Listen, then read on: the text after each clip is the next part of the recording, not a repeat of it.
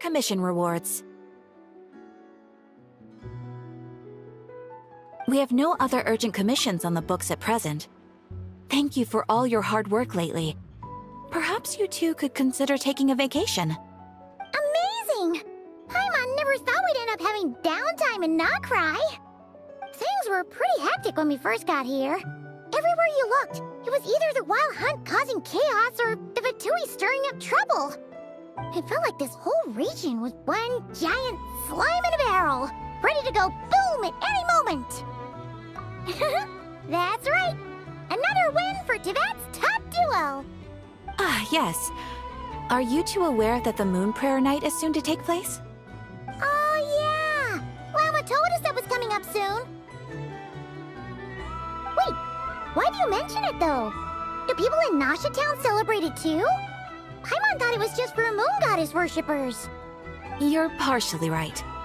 Most people in Nasha Town just see the festival as an opportunity to do business.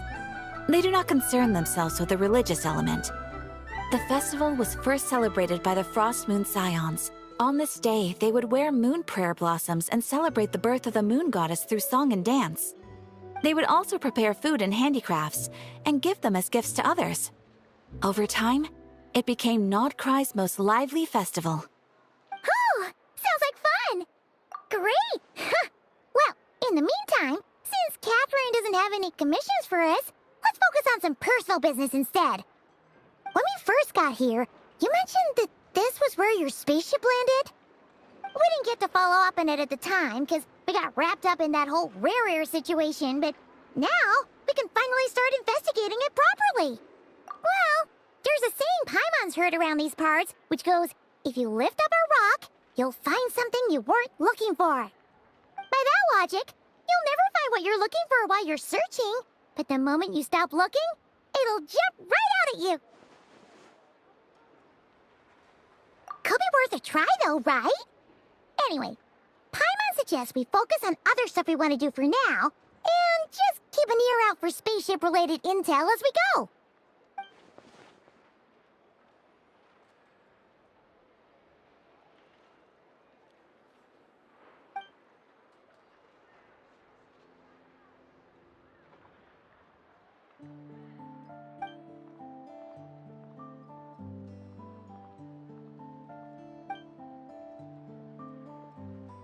What's wrong? You look super serious all of a sudden.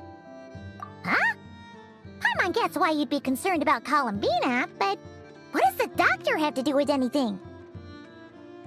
Oh, that's true. And now that you mention it, we're definitely overdue for a showdown with the Fatui. It is weird that he hasn't shown himself this whole time. What could he be up to?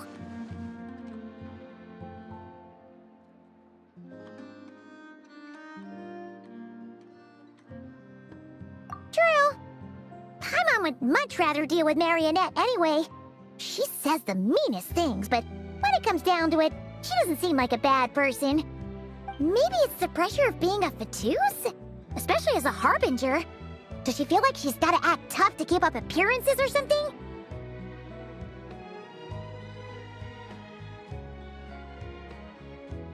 But then, every time we headed out with Rarier, she always wound up having to repair Polonia and her other robots.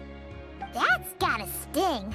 Losing face always hurts more for people who care a lot about their image. She's probably still furious about it. What?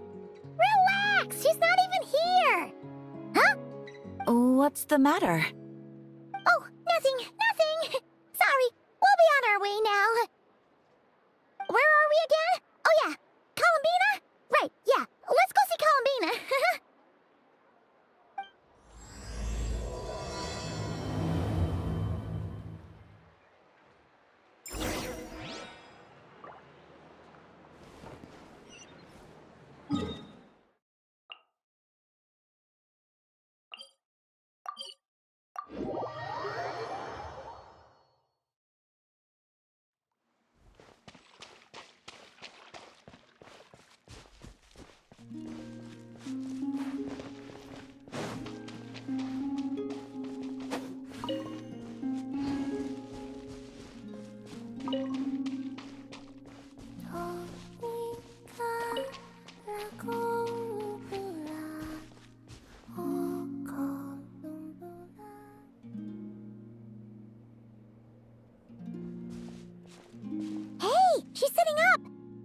Is me sitting here a rare sight? No, we just thought you'd be resting. Perhaps I would have been, were it not for the sudden arrival of some unexpected guests. Not that I consider it a disturbance. After all, you are the only ones who are free to enter.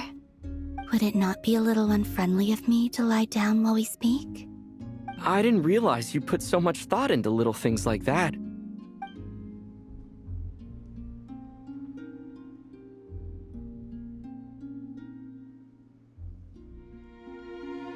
Only sometimes. There have been moments lately where I think about you and your companions. They are warm, mysterious, and cozy memories. Very few of my past memories are anything like that. They say that travelers return home bearing bags full of souvenirs. But my luggage was empty, and I believed it would stay that way. Return home?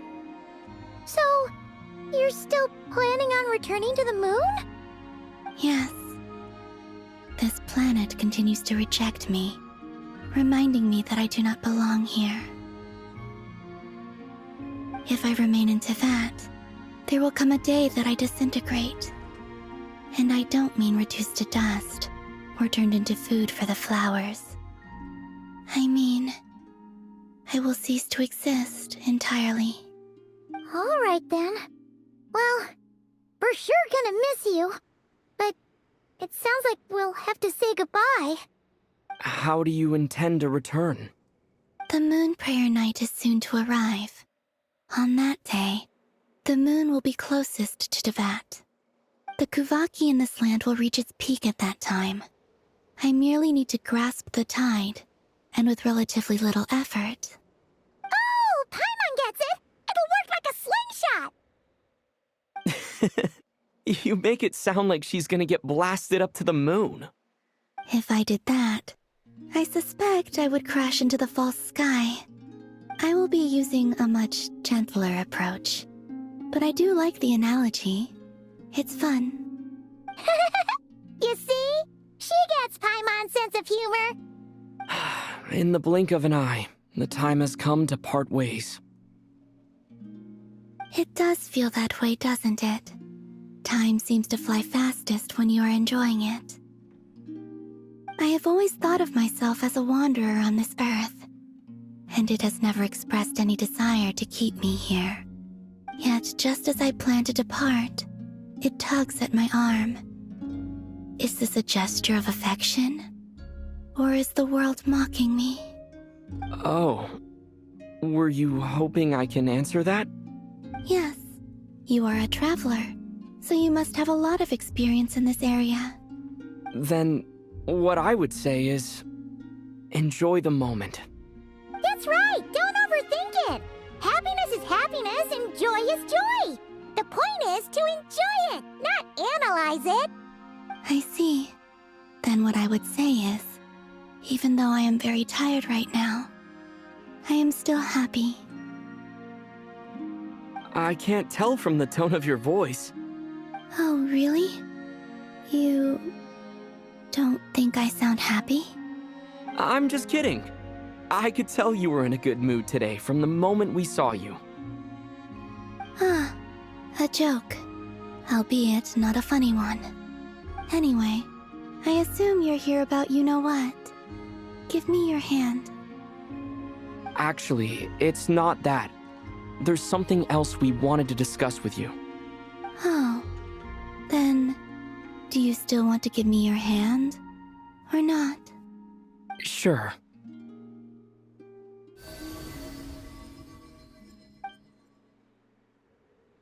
Thank you. So, I've heard that in the moon prayer nights of the past, people here would hold celebrations in the moon goddess's honor. Since you helped so much in our fight against the Rehir of Solnari, I think you deserve a farewell party before you return home. I haven't asked everyone else for their opinions on this yet, but I'd like to invite you to join the upcoming moon prayer night. I've never joined a moon prayer night before. I'm not sure what I would even do. Oh, don't worry about that! We take care of everything! All you'd need to do is show up. Of course, there's no need to force it if you're not feeling strong enough. It's just, this kind of felt like a golden opportunity. But they call me Kutar, and the Fatui have an arrest warrant out for me. I shouldn't appear in public right now.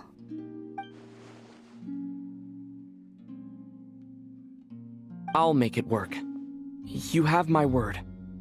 Yeah, we got your back. Well, he does. Paimon's actually not too sure what he's planning. All right, if you're sure.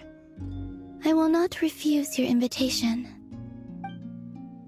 I suppose it wouldn't hurt to pack a few more sights from this world into my suitcase before finally learning what my homeland looks like.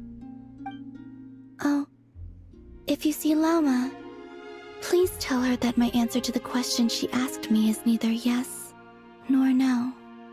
Rather, it is, there is no need. That was kind of cryptic, but sure. Guess it's between the two of you. We'll pass along the message. Bye for now.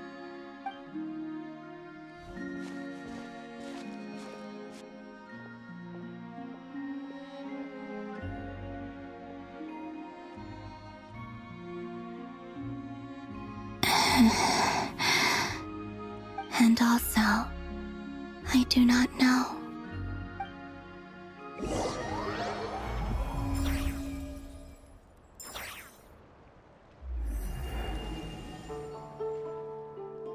Since she's agreed to join the festival, let's go see who else wants to take part.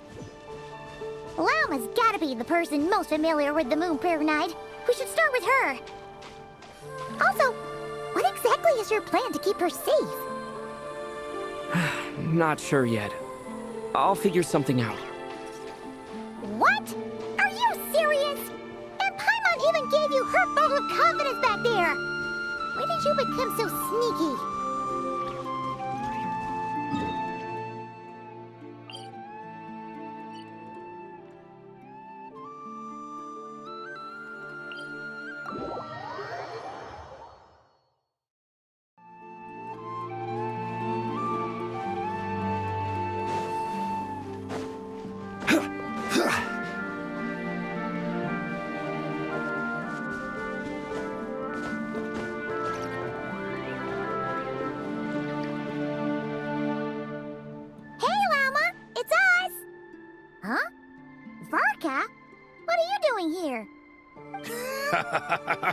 Beats me.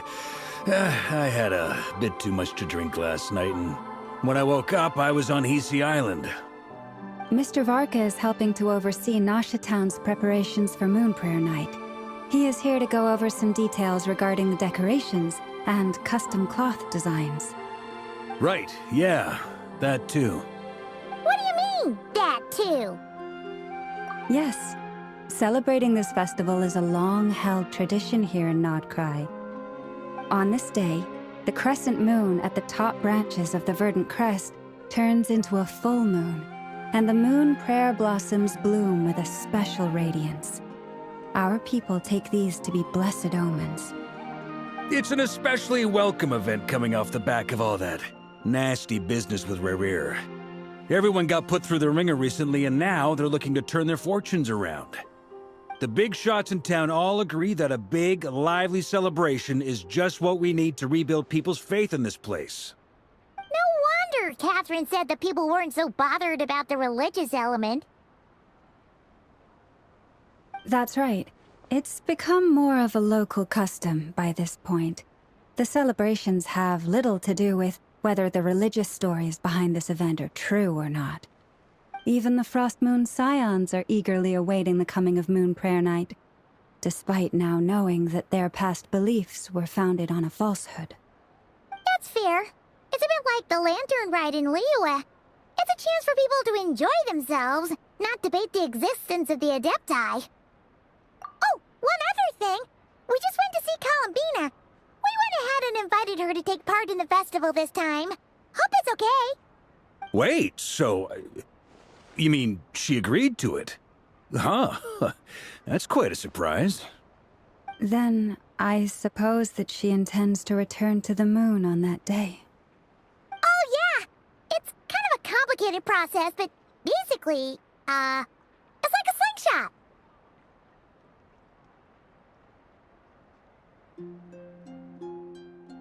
I understand. In truth, I had a feeling that she might make such a decision. Well, if Kuthar has decided to participate in the festival, we should prepare accordingly. Yeah, exactly. She was saying how it could be risky for her to show her face in public. We were wondering if there was any way we could hide her. Unfortunately, the people who carved the statues did an excellent job of capturing her likeness. It will be very challenging to hide a goddess whose face everyone is so familiar with. Darn! We may have bitten off more than we can chew here. Nah, don't sweat the small stuff. We can handle that. Huh? Are you saying you have a plan? Not as such, no, but the most important thing with a festival is to keep the mood light and your spirits up. You can't go preparing for a festival with those long faces. You'll never convince anyone to enjoy themselves. The Mondstatter spirit is strong with this one. As it happens, I agree with Mr. Varka. Let's start by making our appreciation for Kuthar the beating heart of the festive atmosphere. And who knows? Once we get the ball rolling, perhaps everything will just fall into place. Hey! Did you catch that? Llama said the thing! Or close enough, at least.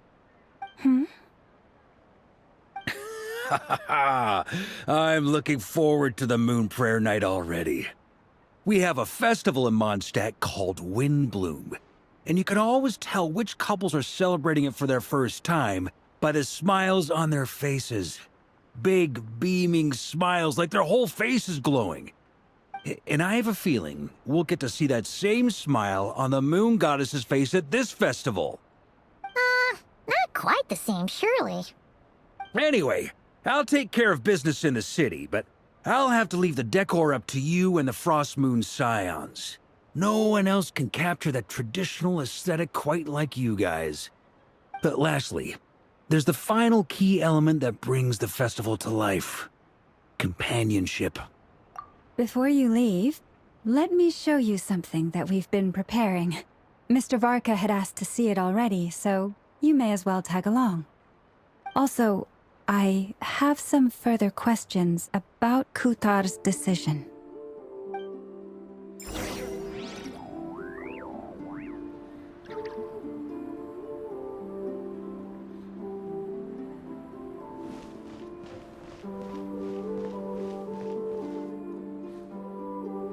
Huh!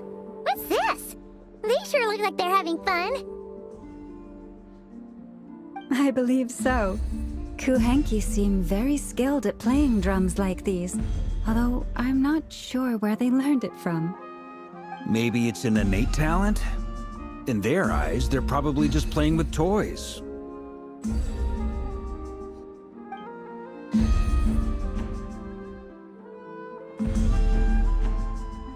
Wanatar! You want to play too? Yeah. She looks more confused than anything. Maybe we can teach her next time if we get the chance.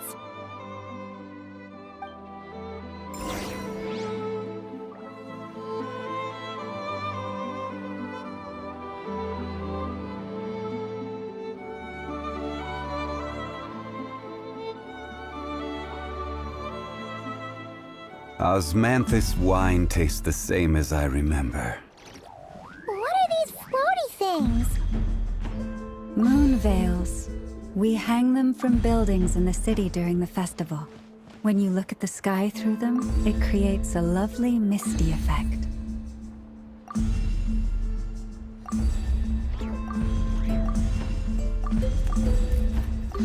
Boats are made for transferring commodities back and forth. And those that come across Lior tend to stay a while. So it is where many things come to settle.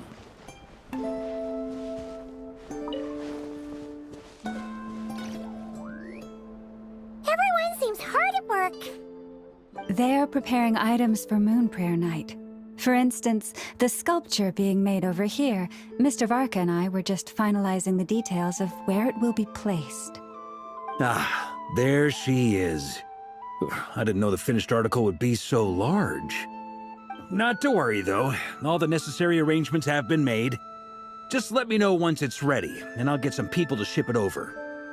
You have my thanks. And over here, we are preparing a very traditional confection. Oh, look at all these colors! It looks great! Can Paimon try one? Of course. I have a feeling you'll like it a lot. You bet! Sweets and treats are Paimon's favorite! If you included those in the Feast of the Moon, I bet Paimon would have joined the Frost Moon Scions by now.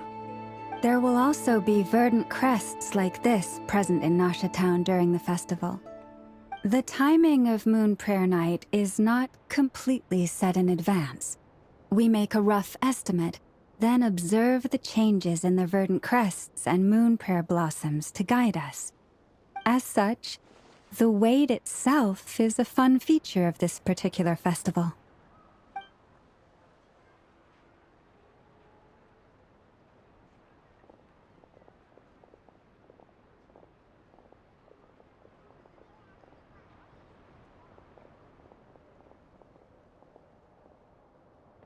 Let's talk here.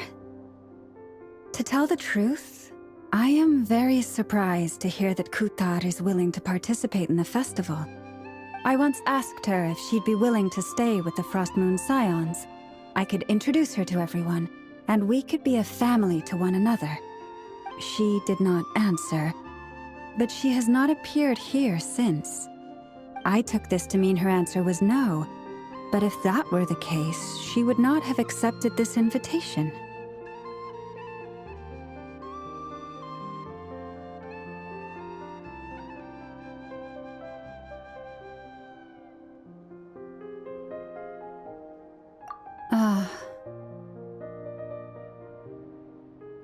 I see. Maybe she is right. Maybe the Frost Moon Scions of today no longer need a moon goddess. But my wish was not for her to come here and be worshipped as a deity. I simply wanted to offer her a place to stay. I'm sure she believes that showing herself here might invite Fatui intervention, and as such she does not wish to cause us trouble. But what really pains me about all this is that this is her birthplace. She ought to belong here, yet no one has been able to grant her shelter. I think I'm qualified to weigh in here. When someone's about to depart on a long trip, what they need is blessings, not burdens. We should wish her the best, not make the journey harder than it already is. Anyway, she's agreed to attend, hasn't she? All we need to do is simply respect her decision. I see your point. Yes, she will soon depart after all. Our job is to leave her with some happy memories. Besides, who's to say her journey to the moon is a one-way trip? It's not like she can't come back and visit if she wants, right? Paimon agrees wholeheartedly. Festivals are all about having fun, so let's keep it simple. All right, I'm gonna head back to Nasha Town soon. Want to come with? I'm guessing you have some other folks to visit there. Sure thing, let's go! Bye for now, Wilma! Thank you all. Goodbye.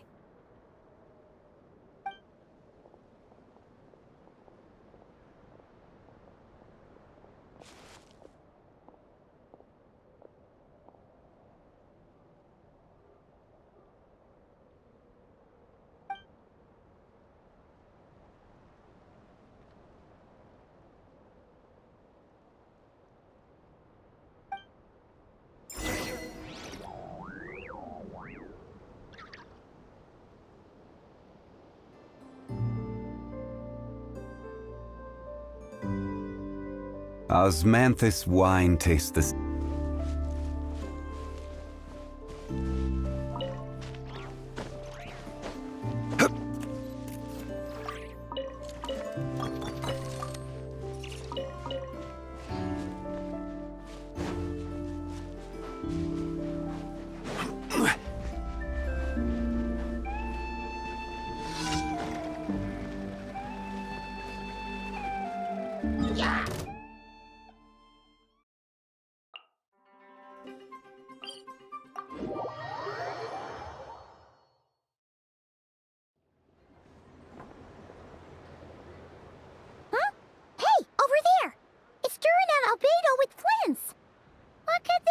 chatting about?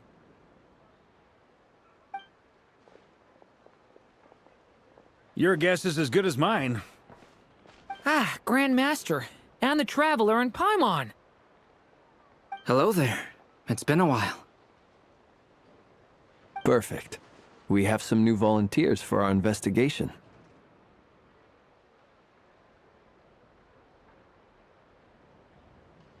Wait, let me guess. The righteous Lightkeepers are finally ready to hunt down the Abyssal Dragon? Haha. Yes, that too. Yeah, right. Oh, wait. Why does everyone keep saying that too? Well, to be precise, the facts match, but not the causality. Wait, so I guessed right? Half right. Don't act so impressed with yourself. Maybe I can explain. We ran into Mr. Flint's north of Nosha Town. At that time, we just noticed a few abyssal creatures out in the wild, but the strange thing was, I didn't detect any traces of abyssal energy on them at all. On closer inspection, we realized that they were not real monsters, but something akin to reflections in the water, or perhaps a mirage. Huh? What do you mean? Like, you could see them but not touch them? Exactly. It was very peculiar. They roared and tried to attack us, but we could not make any physical contact with them. I think I've heard of things like that happening in Nodcry before, but I don't know much about it. Yes, it's a known phenomenon. Mirage-like illusions tend to appear in Nodcry in the run-up to Moonprayer Night. From a distance, they appear quite real. I myself thought that Misters Durin and Albedo were locked in battle with abyssal monsters when I first arrived. But after sharing intel and investigating a little further, we can confirm that these illusions are harmless. There is no great cause for concern.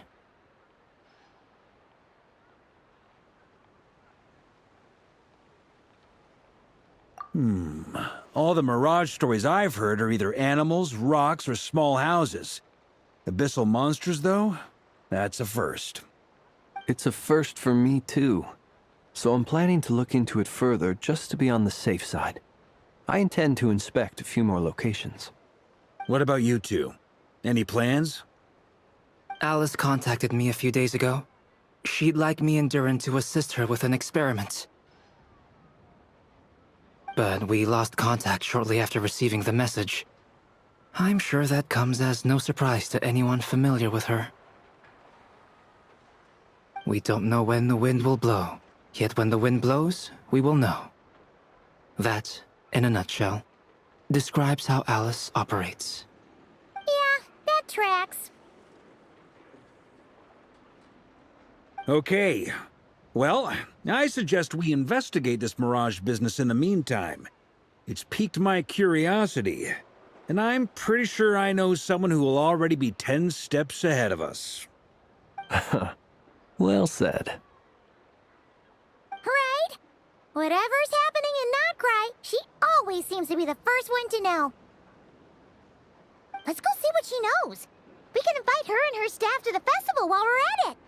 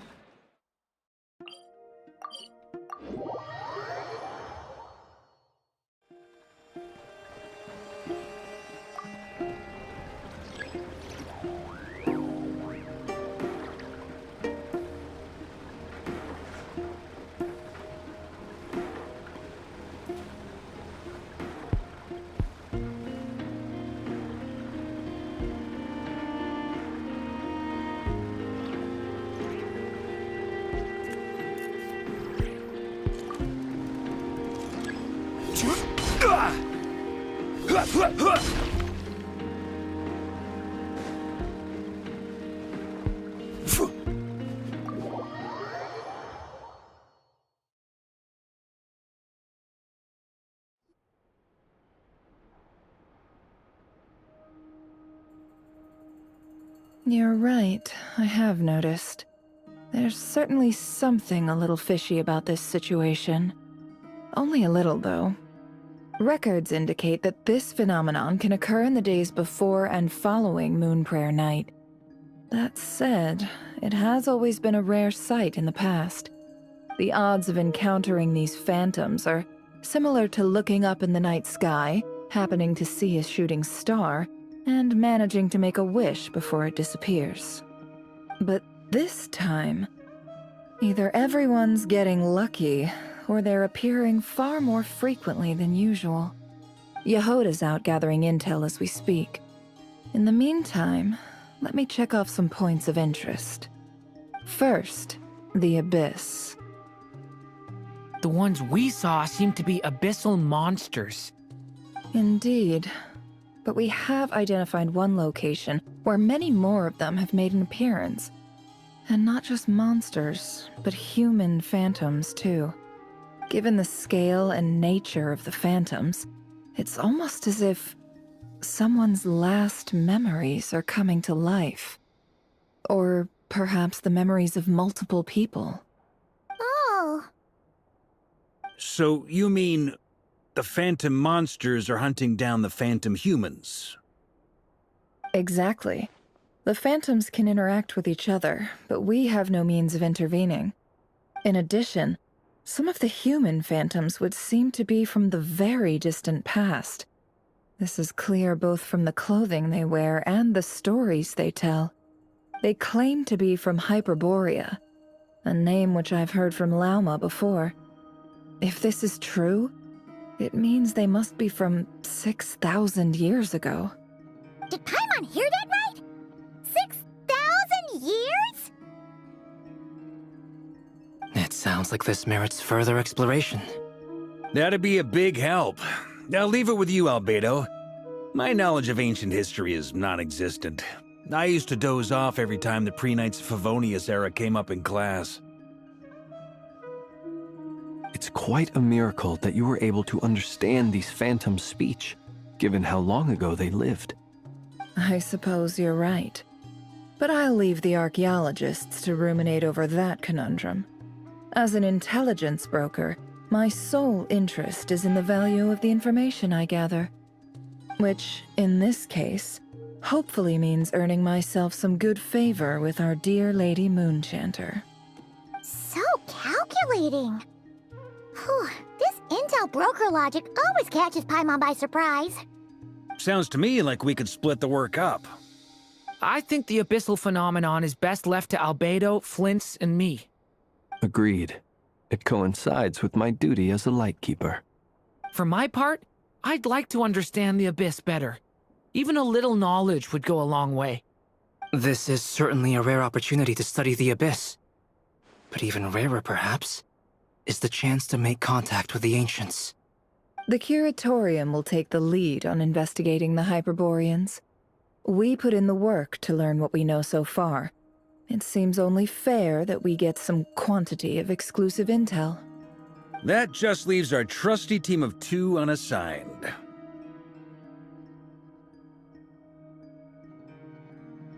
Since you became an honorary knight, of course. This was part of my grand plan all along. Ha ha ha! Oh yeah, by the way, we managed to convince Columbina to come to the Moon Prayer Night celebrations. Would you and Yehoda like to join too? She agreed to that? Huh. Quite an achievement. Never underestimate the traveler, I guess. I'd be happy to join. No point shutting myself inside when the streets are all decked out. I doubt any clients will be visiting during the festival in any case. And Yehoda loves a party, so I'm sure she'll jump at the opportunity. No, no, no, no, no, no, no, no, no, no! Way to contradict me in front of... Wait, no, that's not what I have bad news, boss. So many people. All right, everyone inside, quick!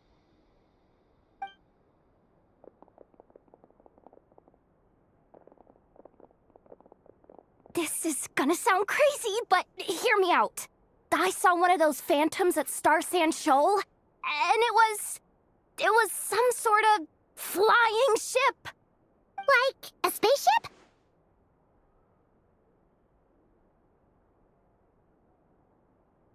That's gotta be the one you came to Tibet in. You said you saw the... Huh? You already know about it? Ugh, I thought I was gonna blow people's minds. Turns out I'm the last to find out. Wait. Back up. You came here in a spaceship? Now my mind is blown! What's it like on the inside? Was it like flying through space? I want to know everything! Yep, exactly. Huge discovery. You're the best. Second best intel broker in the world. After your boss, of course. Wow. Really? Well, I don't know if I'm all that, but...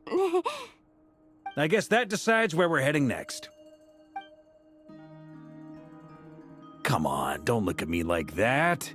I know the spaceship doesn't have anything to do with me, but you don't want to leave me as the only one twiddling my thumbs, do you? Please? Fair enough. You can tag along. In that case, let's meet back here to discuss our findings once we're done. I wish everyone a productive investigation. You too.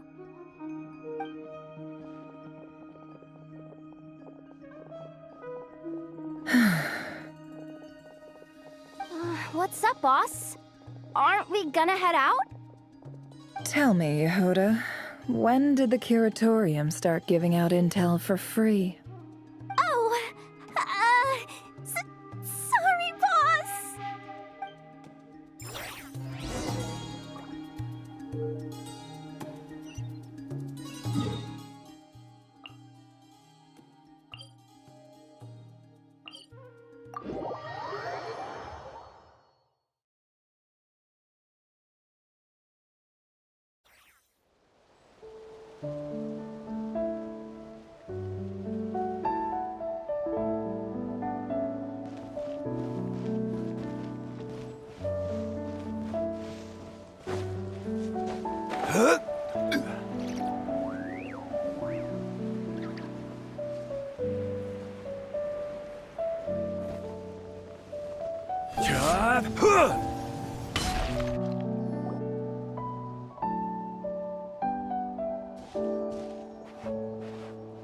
Wow, what do you know? Yehuda was right on the money. This Phantom really is your spaceship. But that's so weird. Why would it show up here? Is it some kind of projection? Or a ghost? Like, maybe it no longer exists, but somehow it left an afterimage? Ah, you're already here. Miss Lauma, what a surprise. I thought you were busy with festival preparations. I was, until one of our people informed me that a strange sight had appeared at Star Sand Shoal. No one's ever seen something quite like this before. I thought I should see it for myself. Same here. Oh, so we heard that these things appear around the festival period. Any idea why that is? Unfortunately not. We have very limited information about them, since they can't be interacted with. And no human phantoms have ever made an appearance before now. The most we've been able to deduce is that these sightings appear to be connected to the increase in Kuvaki energy around this time.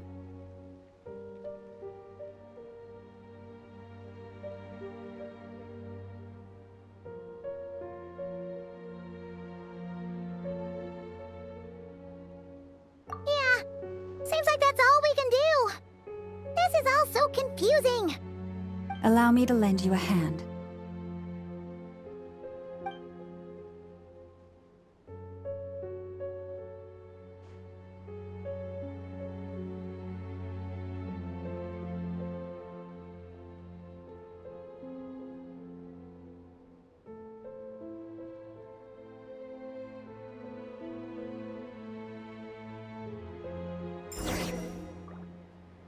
Everyone, our friend here should be able to provide us with some information.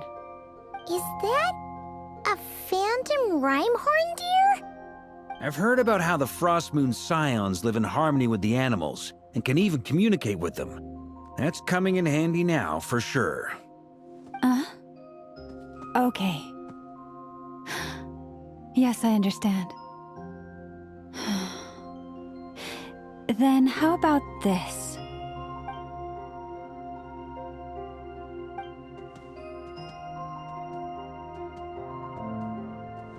Oh, it's leaving. It appears to share our curiosity about this giant spaceship, so I asked it if it wouldn't mind investigating along with some friends. In return, I told it about some nearby spots where the wild fruit grows abundantly. We may live in a different era from these phantoms, but I trust that the terrain, climate, and ecology here are more resistant to the effects of time than some things are. Let's give them a moment and hope for the best.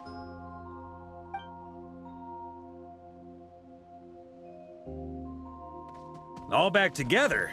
Must have been a lot of fruit. Indeed. Now let me ask them some questions.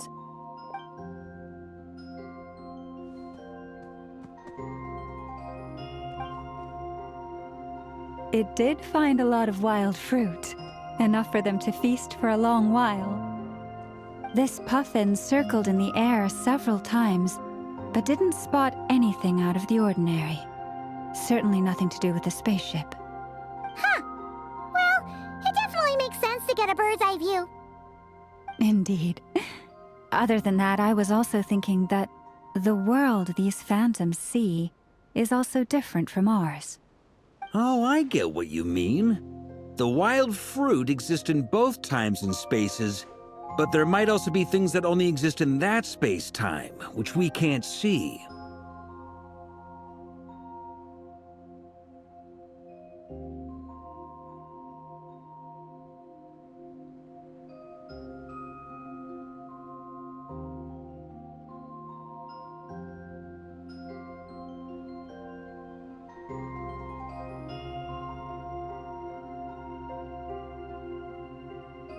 Good point. Great thinking, Llama. Blunthorn rhinos can use kuvaki to shift great rocks, but this one says it couldn't get that ship to budge by even an inch. The sniffer mole tried too, but despite being a skilled digger, it could not get through. They say that the spaceship looks robust and undamaged. It seems completely impervious to any and all attacks. Whatever lies within is well defended from harm. So, just like us humans, there was nothing they could do about this spaceship either. Yes, still, they deserve our thanks. We are grateful for all your efforts, dear friends. Now go, and enjoy your feast. I've noticed some other human phantoms gathered nearby. Come on, let's go talk to them.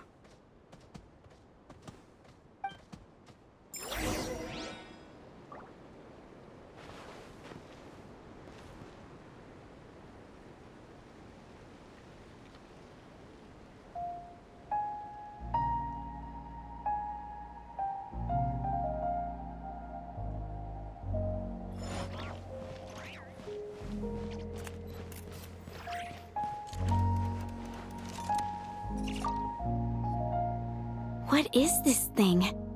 I've never seen it move, and there's no way to get inside. Goodness knows. My grandpa says it's been sitting here at least since his grandpa was still alive. What about his grandpa? Did he say anything to your grandpa's grandpa about it? Huh? I don't know. In all likelihood, it was here back then too. Hard to imagine something this huge could move. Guess that means that as far as they're concerned, this ship's been around a long time.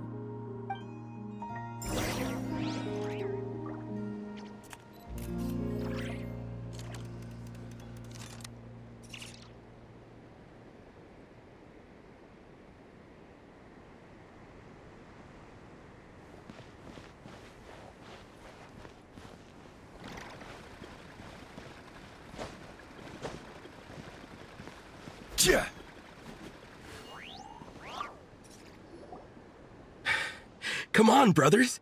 If we can get even a small chunk off of this thing, it's gotta be worth a fortune. Today is the day we strike it rich. Huh? You mean Paimon?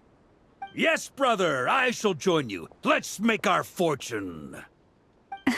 We should go with them. What the? This thing is crazy tough. I can't even scratch it. What's it made of? Sorry, brother. Looks like we'll have to seek our fortunes elsewhere. Enjoying yourself?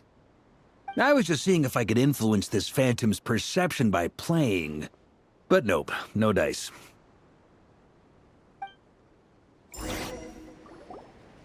I'm sure we're all starting to build up an idea of what's going on here now that we've spoken to some of the people.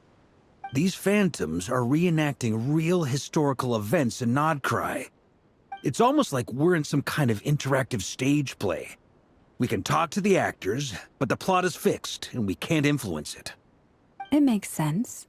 History is set in stone. The objective facts of the past cannot be changed. Paimon totally thought you were just goofing around earlier.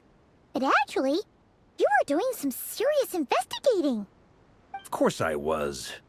Anyway, at this point, I think we're forced to conclude that although the Phantom spaceship is right there in front of us, we aren't going to learn much about it from these people.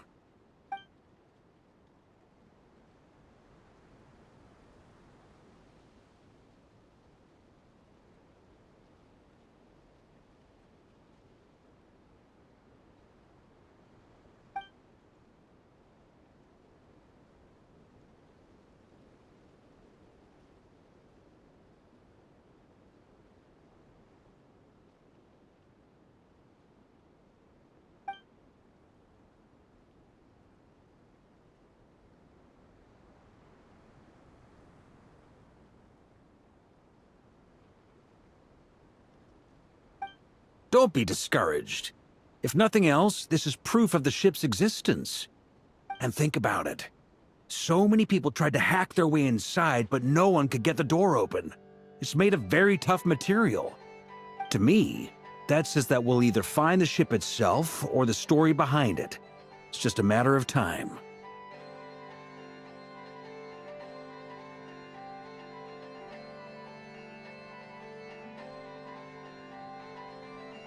Huh.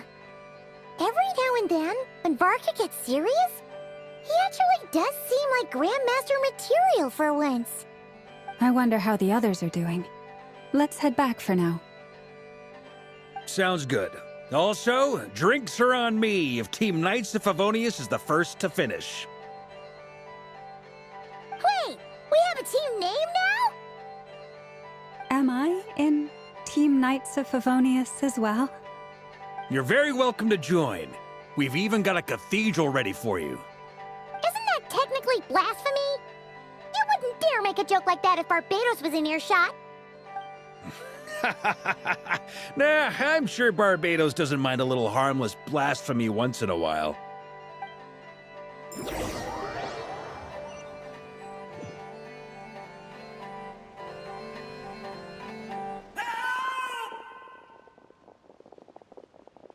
Oh, no! Get away! Oh.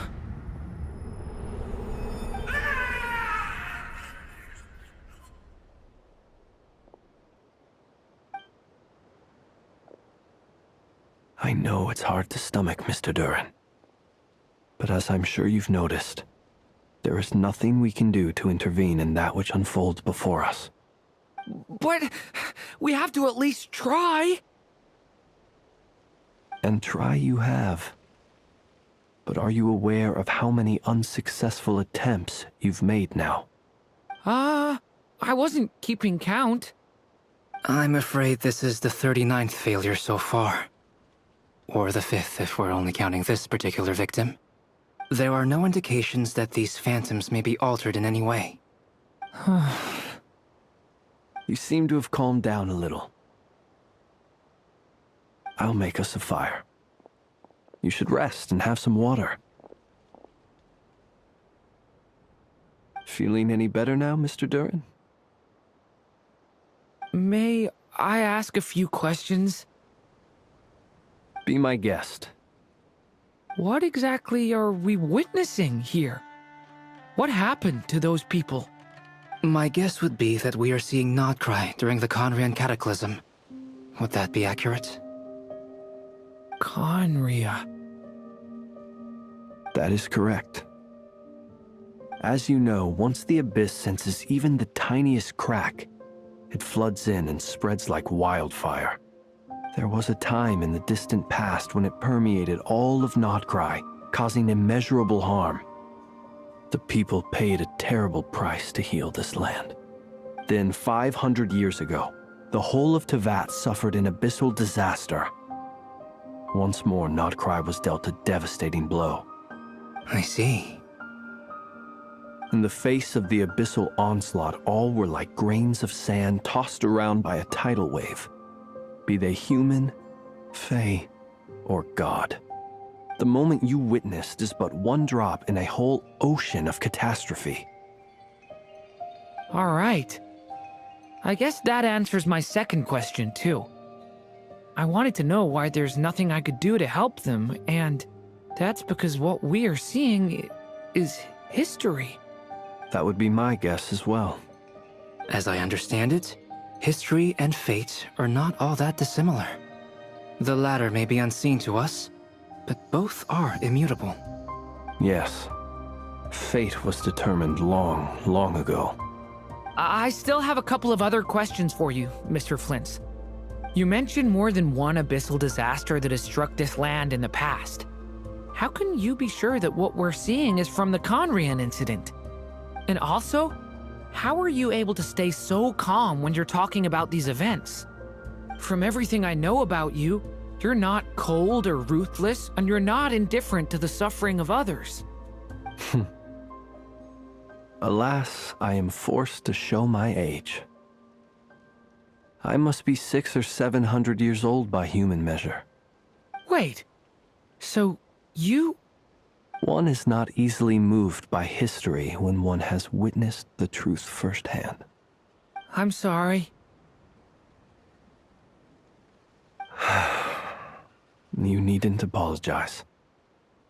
Your passion is a good thing to have.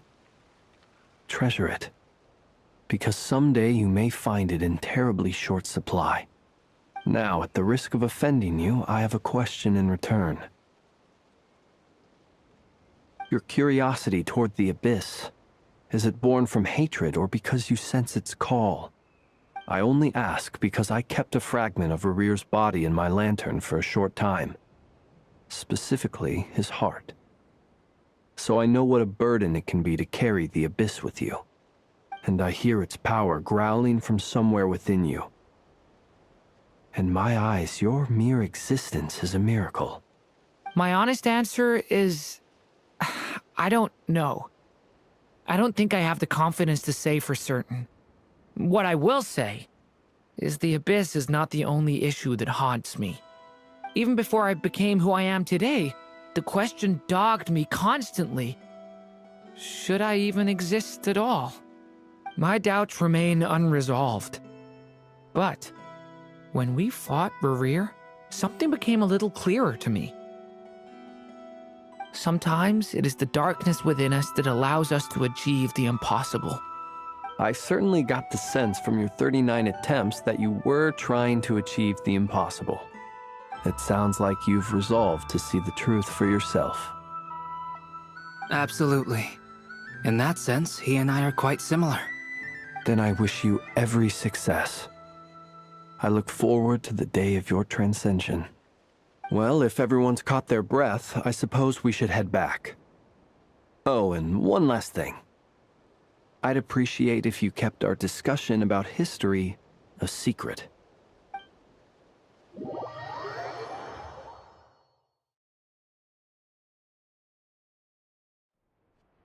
Incredibly, our separate investigations led us all to the same conclusion. Hooray for consensus! Yeah, but we barely learned anything, though. I totally thought this would be the mother lode. Talking with the ancients? I mean, come on! But nope. All we got was useless snippets of conversation. And all this stuff about moons and hyperopia? What a load of baloney. Seems like people back then had a few screws loose. I understand your frustration. We found the same issue. Each phantom only showed a very brief moment in time. There isn't much value to be found in these miscellaneous fragments of a civilization's history, no matter how glorious it may have been. If there's a silver lining, it's that these phantoms are harmless to the present reality. They shouldn't get in the way of the festivities. Paimon agrees. And not just because it's the first thing she understood in this whole conversation. You look disappointed, Nefer. Is something the matter? What do you think? We all worked our tails off, but the only one to gain anything from it was you, Lady Moonjanter. Well, please do share the Hyperborean records with me. I will gladly inscribe them in our people's documents. Oh, duh! Yeah! That was it! Hyperborea! Hyperborea. I'm serious. Only an expert in the Frostmoon Scions and their history can turn these records into valuable research material. The alternative is to let them gather dust on the Curatorium's storage shelves until the pages turn yellow. Nefer, you're wise enough to know that cooperating and sharing the profits is the best course of action here. Well, that goes without saying. Sure, let's do that. Huh? But didn't you say we aren't supposed to give out intel for free? Sorry. Shutting up. Now is not a good time to push Nefer's buttons. Anyway, back to Moon Prayer Night. I'm thinking that we should prepare something a little special, aside from the usual decorations and so on. You mean a parting gift? Can't go wrong with food. Although, does food go bad on the moon? Perhaps a lantern would be a better choice. It might be dark up there. It could prove difficult to light a lantern on the moon. Magical stones might serve that purpose better. What about a clockwork mecha model from Fontaine? I've got a whole bunch at home. I use them for fighting practice in my free time. None of these sound like things she would be even remotely interested in. But we don't interact with her enough to know what she likes. Yeah. It would really save us the guesswork if someone could find out what she's into. Wait, what the? Traveler? They're all looking at you. Great! Haha, problem solved. Now, I need to stop by Dory's. Gonna need her help sourcing a bunch of stuff for the festival. Then let's leave it there for now. We all have our own business to attend to. Traveler, if you find out what Kutar likes, let us know right away.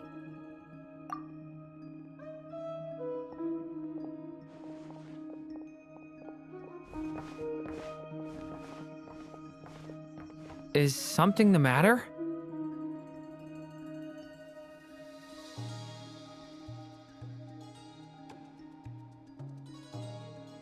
I'm fine.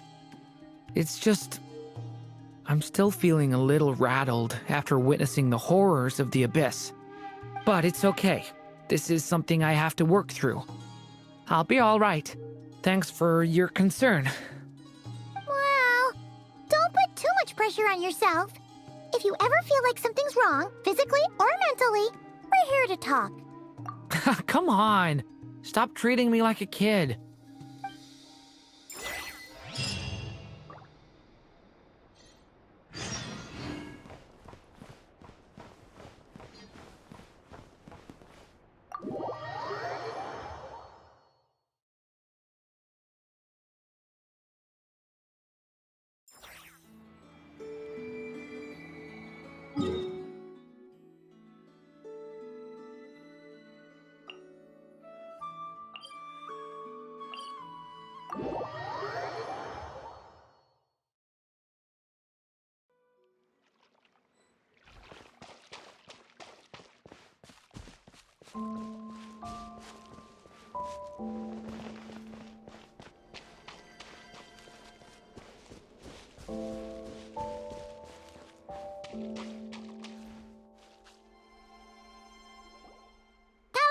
we're back! Huh? She's not here. Weren't there a few Kuhenki here last time, too? Where did they all go? Walkies? For Kuhenki? You're not pets, you know. Oh, well. Looks like we just came at a bad time. Let's try again tomorrow. There's still a few days until Moon Prayer Night, so we're in no rush. Besides, she needs time to rest anyway.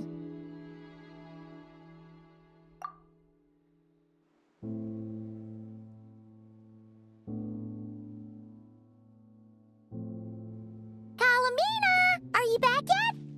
Oh, how strange. Looks like she still isn't here. Right?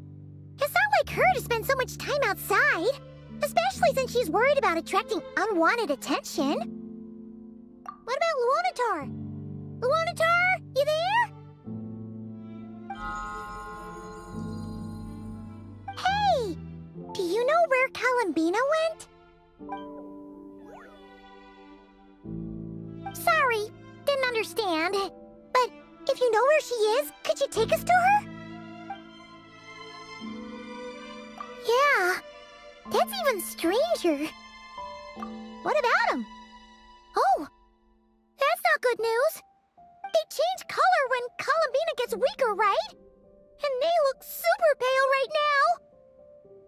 Good idea. She might know what's happening.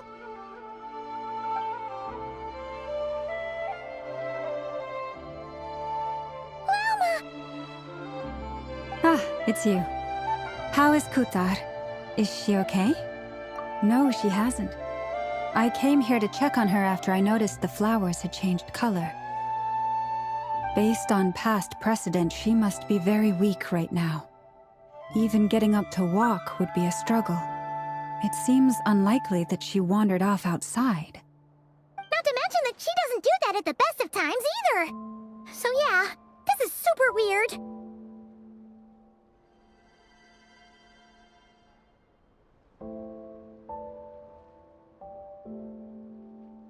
No.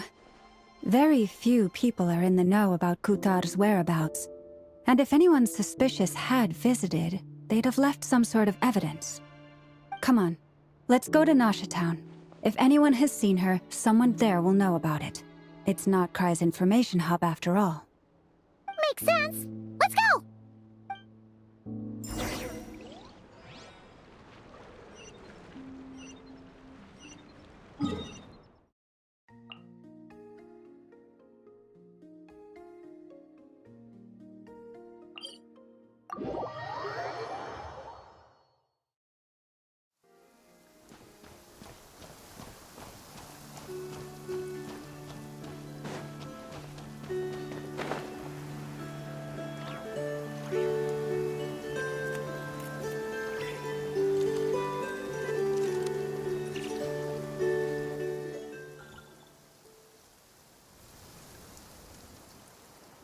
Moment. Is it just Paimon, or is this stall kind of suspicious? It's never been here before, right? No, I don't recognize it. Alas, your free and easy adventure time is over. Now, prepare to face the final boss of Nod Cry. Whoa! Where'd that voice come from? Not sure. But it's definitely hostile. No, no, no, not that way.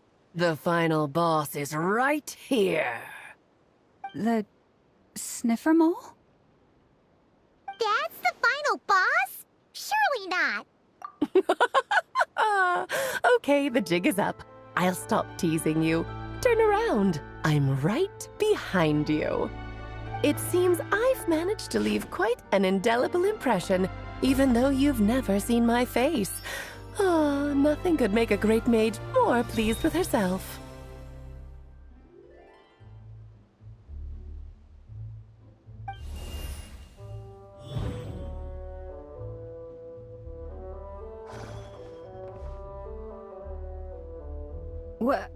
What is going on?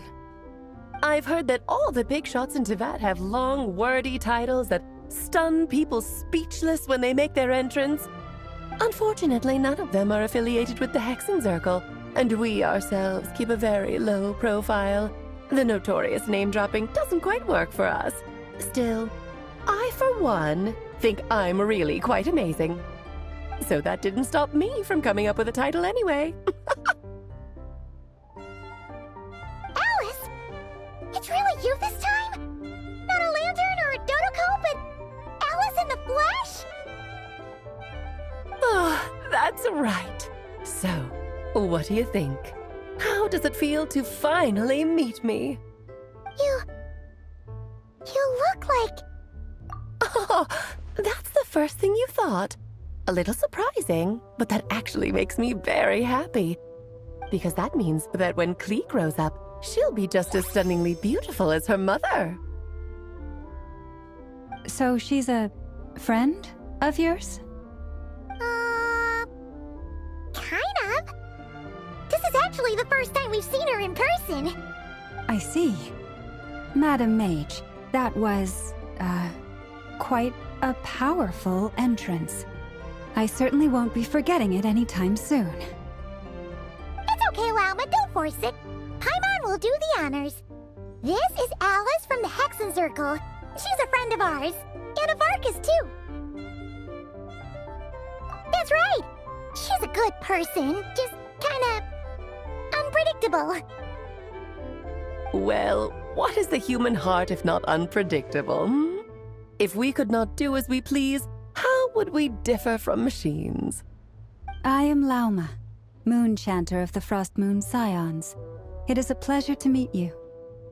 Oh, I know. Before you got here, I spent a good, 15 minutes getting up to speed on Nodcry's present situation.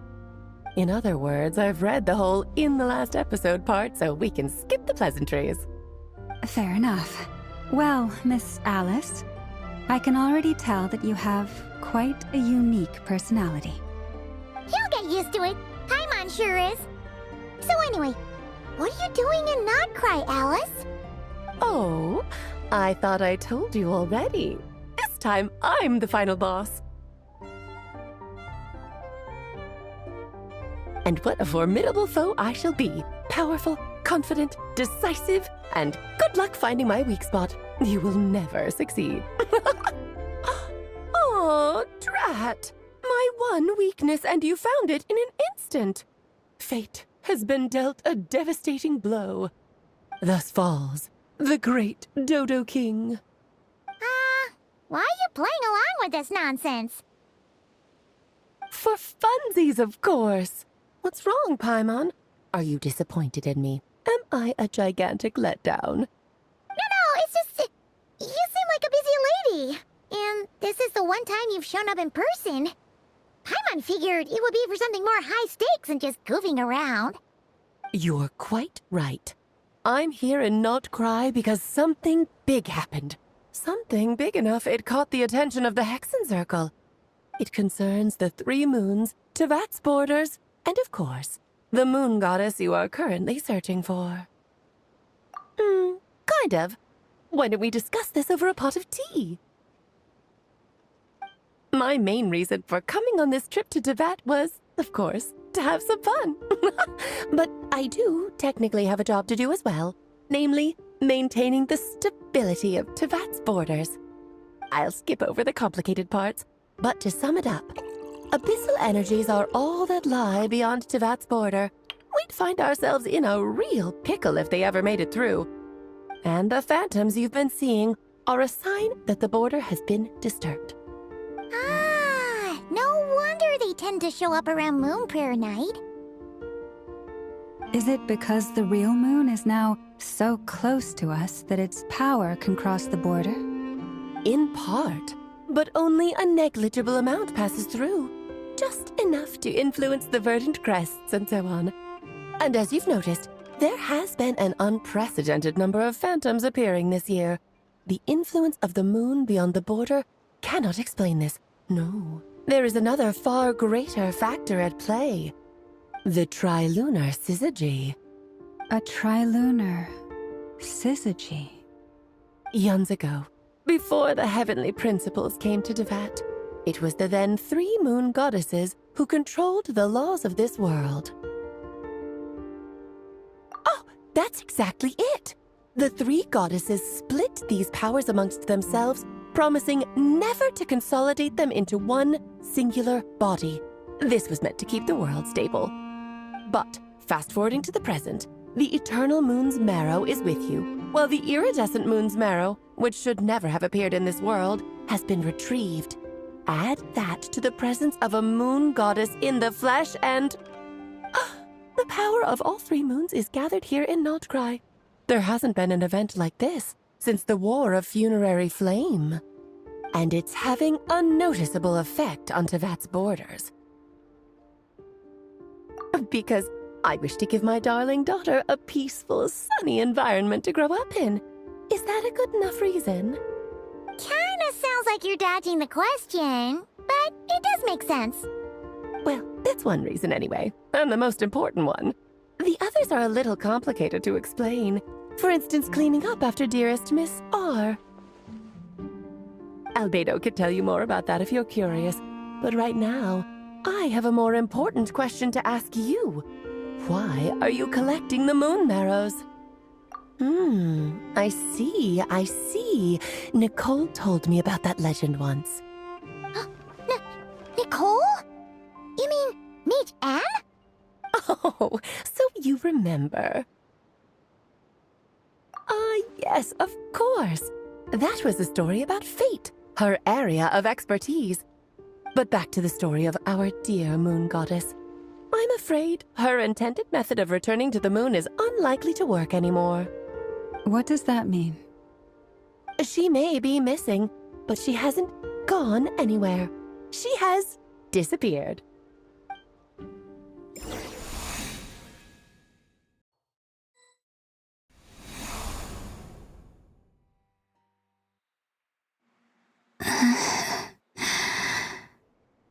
My body is so heavy. Wait, no. It's my mind that's heavy. My arms and legs are as light as a feather. What's happening to me? I feel drowsy, like I've been asleep for too long. Is it daytime or nighttime? Is the moon out? I think I'll go for a walk.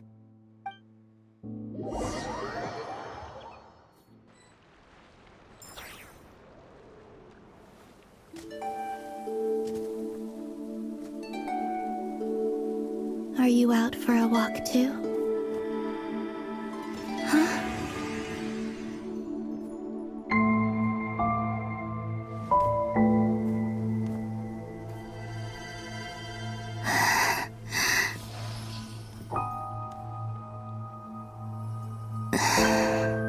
The day has come at last.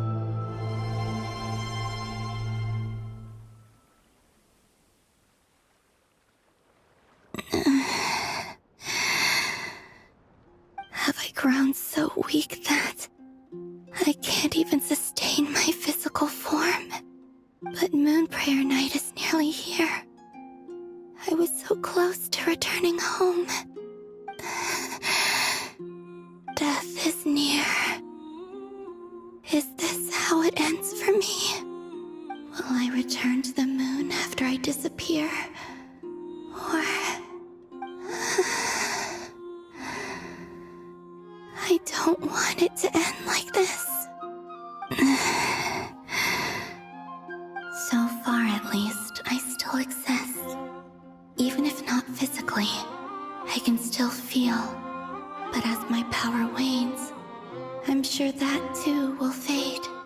I suppose I might take one final look at this world. The world where I was born.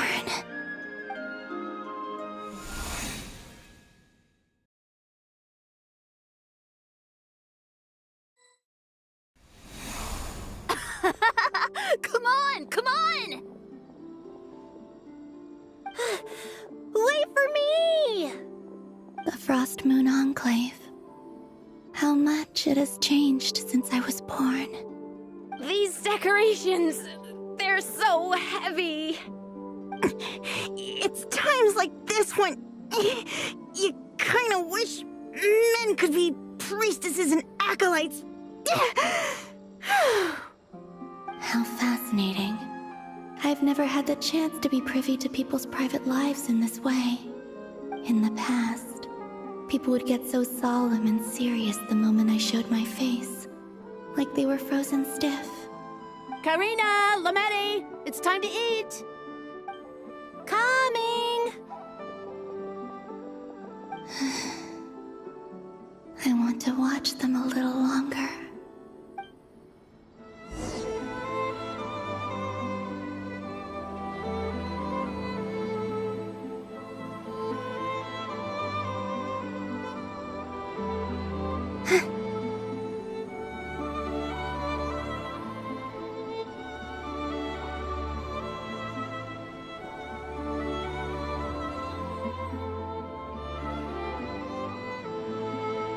So just fill these balloons with air, right?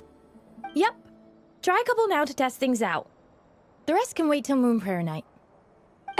Think fast. Rita! Teasing an acolyte of the Frost Moon Scions? Surely that's a punishable offense. Take this!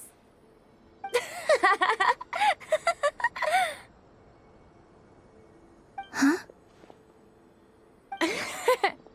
All right, enough horsing around. Lady Lauma gave us a task. We should get back to it. The task is just to check that the balloons don't leak, right? Doesn't matter if we fill them with air or water. Yeah. Okay, you got me there. And you got me there. But still, we can't use all the balloons before the festival even starts. We won't use all of them. And as long as Lady Lauma's trusted acolyte doesn't snitch, this can stay as a little secret between friends. A couple more can't do any harm, right? Oh, you menace. Then, think fast! Is pumping a balloon full of water really so much fun?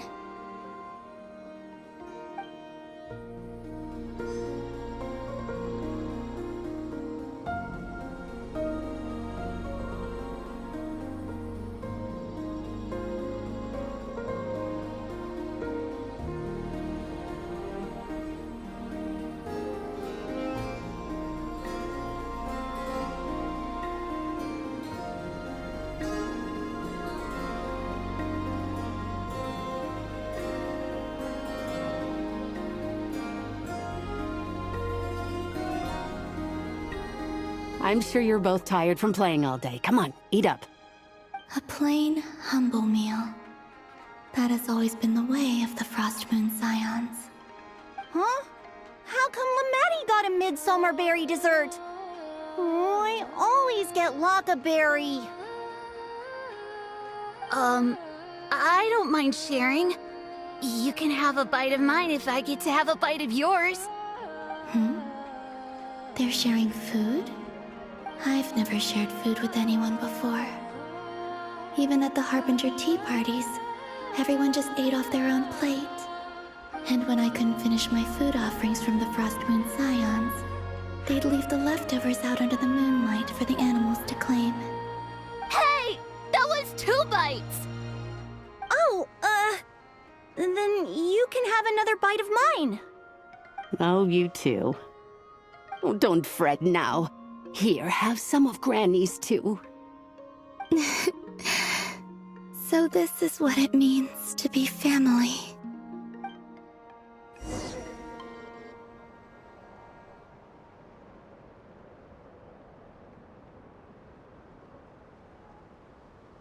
I'm seeing so much that I'd never usually get to see. They'd never act like this when I was around. It's nice, being able to just watch people in peace in these final moments. What a rare opportunity. I think I'll go take a look around Nasha Town, too. Maybe the Traveler will be there.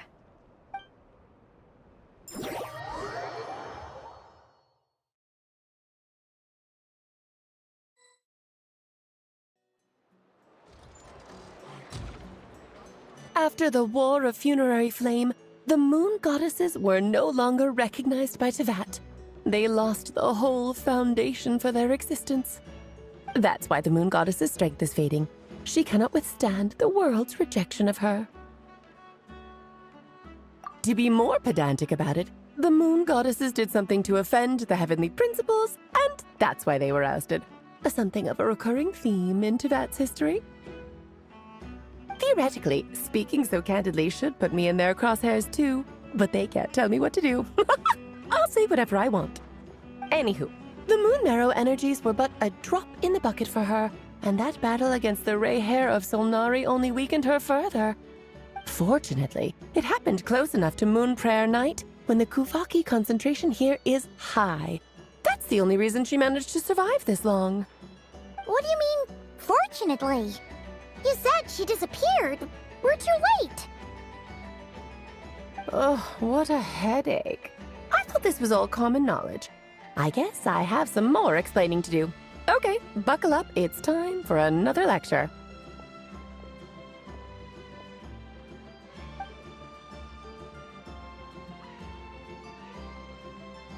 Now, I said earlier that the moon goddesses lost the foundation for their existence.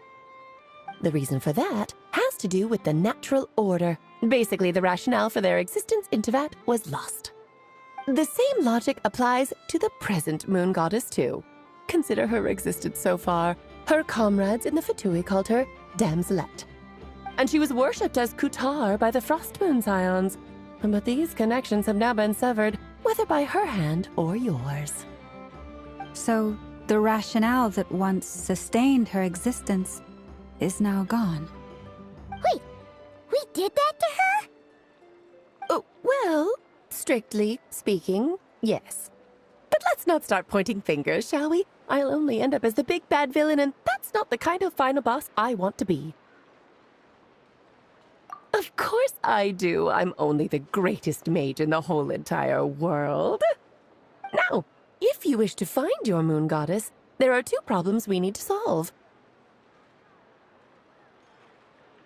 Firstly, we'll need to strengthen the connection between her and Tevat, at least enough to sustain her until Moon Prayer Night. Strengthen her connection? But does that mean I'll have to rally all the Frost Moon faithful behind this? I'm afraid a bygone faith and a former home won't be of any help to her now. Do you know her name? Her name? Yes. Names are very important things. A name is a fundamental concept that anchors one's entire existence. Then your first job is to find it. As a moon goddess, I'm sure she must have a name she identifies with. Neither Columbina nor Kutar is her true name, and she's never really accepted either of them. So, finding out her real name is enough to sustain her existence?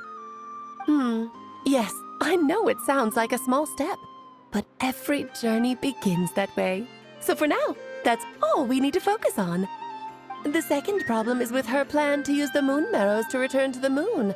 Unfortunately, piercing through the false sky will take an enormous amount of power. Given her current condition, she won't be able to provide anywhere near enough power, even if she recovers her physical form. But no need to fret. Nicole's the expert in this field, and I'm sure she'll figure something out. Wait, Mage N is going to help us out too? That means we've got 2 Hexencircle mages on the case. This is turning into a pretty big deal. Actually, this is more of a side quest for me. Like you said, I'm a busy lady, so I can't stay for too long. I'll have to return to Tevat's border soon.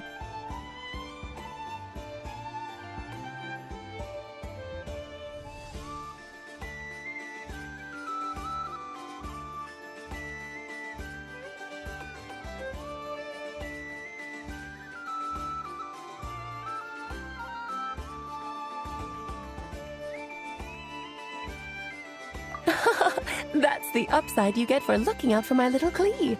Hopefully that will incentivize you to carry on keeping her company in the future. Anyway, jokes aside, you'd better get moving. It will take quite a miracle for the moon goddess's consciousness to hold out till moon prayer night. Oh, I suppose I might as well tell you where Nicole is before I leave. Off you go now.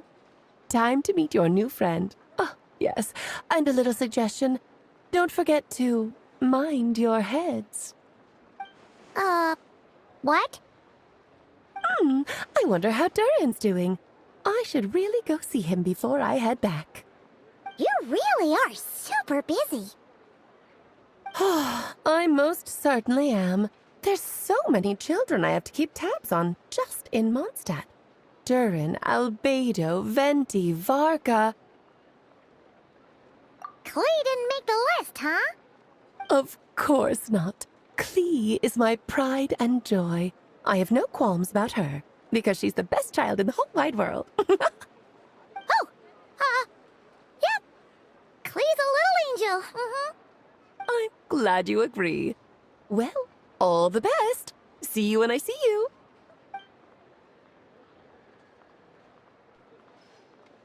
She left in a hurry.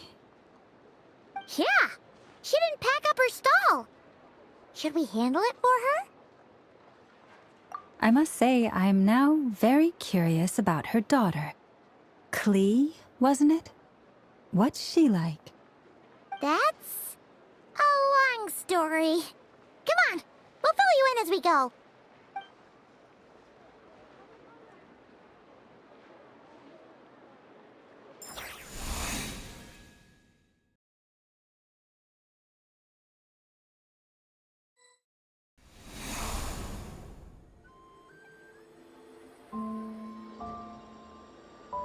What a lively place.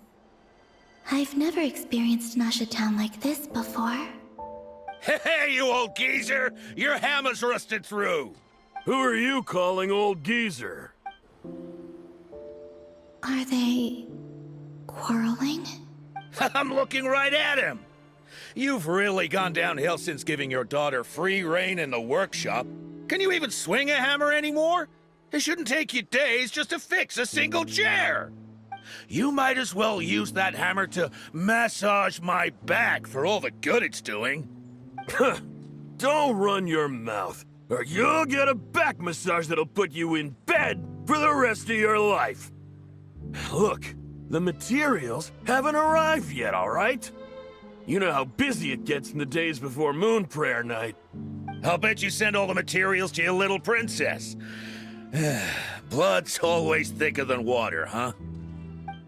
All right, you've made your point, Uncle Kusky. As soon as the materials arrive, fixing your chair will be the #1 priority.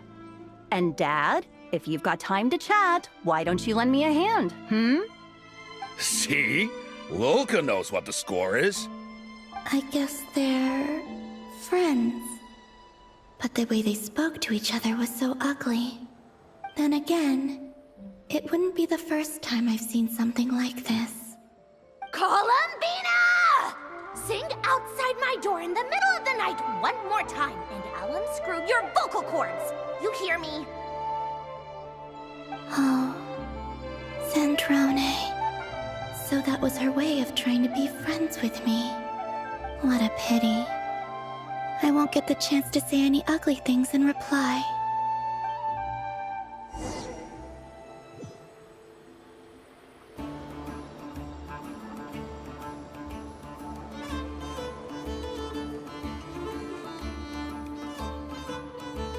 Hey, have you decided what to give her for moon prayer night? I sure have. She's gonna get the surprise of her life when she's least expecting it. Then I'll whip out the ring and pop the question. The surprise of her life. What a fun turn of phrase. Cool, I get the picture. You can spare me the gushy details. Ooh, looks like we have a customer. Hello there, ma'am. Would you like some moon prayer night candy? Huh? Is he talking to me? Can he see me? Here you go.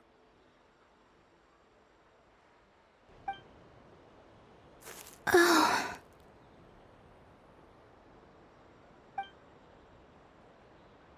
Come back anytime. Right. Now, where were we?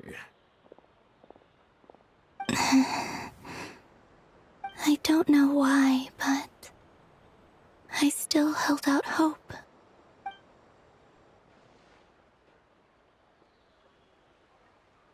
The most important thing right now is to find that mage. This name thing seems super important too, but where do we even start looking? I'd better go pay the Fatui a visit.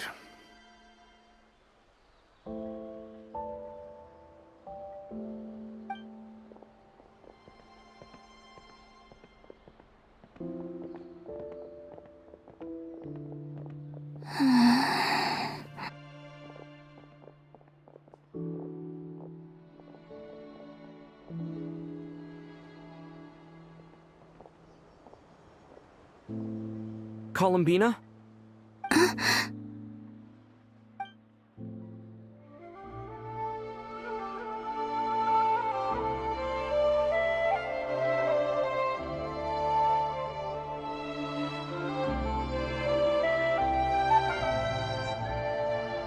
Traveler? Let's go! This is no time to be spacing out!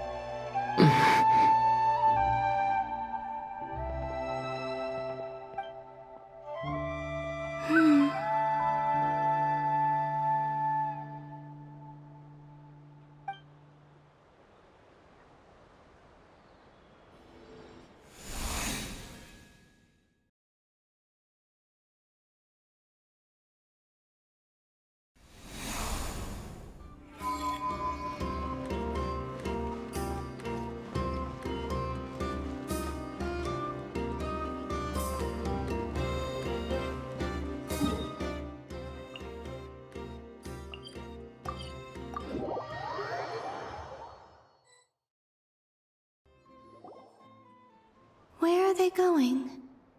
They mentioned a mage and... a name? So, Mr. Varka, are you acquainted with this Nicole? Or should I call her Mage N? Ah, not really. We've never met, though she has come up in conversation. From what I've gathered, Alice kinda took Nicole under her wing. Taught her how to speak in a more ladylike fashion, that kind of thing. Huh. Hard to imagine Alice as an etiquette coach. Yeah, Alice is a larger-than-life personality, I'll give you that. But then again, that's why she's able to draw such an eclectic mix of people into her inner circle. If I remember correctly, being an interesting person is actually one of her main entry requirements. So, if you ever wanted to join the Hexenzirkel, I'm sure you'd both be eligible to apply. Hey! Don't go around making promises on Alice's behalf! I wouldn't dare. I'm just trying to paint a picture of the Hexenzirkel for you. Okay, sure. Anyway, since none of us have ever met Nicole, how are we supposed to find her? We can't just go up to every woman in sight and ask, "Hey, are you Nicole?" Maybe something she's wearing will give it away? Like, a windbloom pinned to her chest or something. Wait a minute. Alice never said Nicole was from Mondstadt. Oh, true.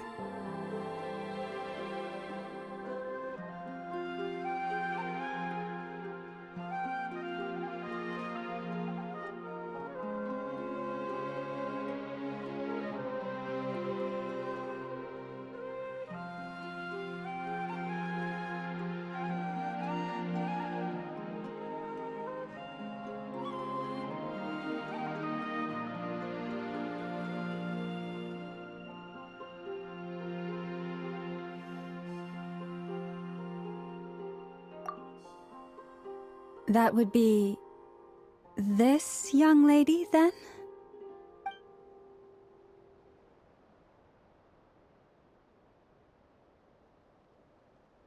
Hey there! Sorry to disturb you, but... are you Miss Nicole? Varka, Knight of Boreas of the Knights of Favonius. Alice might have mentioned me before. Mm-mm. Ah! Have we got the wrong person? Sorry. Well, this is awkward. awkward. When I shook my head, I meant, no, Alice hasn't mentioned you before. Huh? Where is this voice coming from? My apologies. For certain reasons, I am unable to speak. This is the only way I can communicate with you. It might take some getting used to, but I hope you can understand. Hey, it's fine. I'm more shocked by the fact that Alice never speaks about me. I mean, As for you two, we have crossed paths twice before, but it is nonetheless a pleasure to finally meet you. It's really you! Thanks for all your guidance in the past! You're quite welcome. This time, things are different. We have reached the unwritten pages of the story. You might say that we stand at the crossroads of fate. Now then, allow me to formally introduce myself. My name is... No, stop! Alice! I can't believe it! I had a whole speech prepared. I'd agonized over every single word.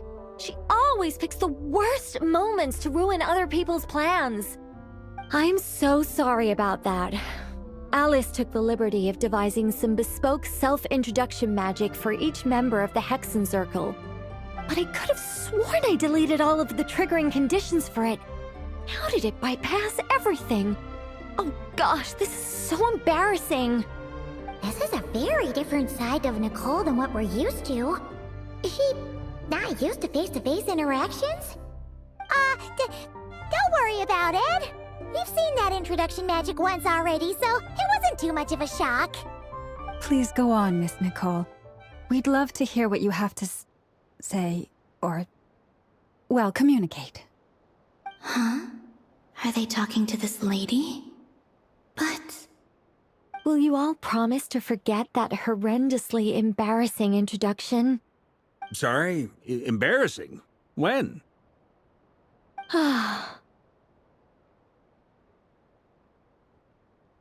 Yes, my name is Nicole, and I am one of a very few angels who have retained both their preferred form and their power. The Traveler and Paimon should be no strangers to this concept.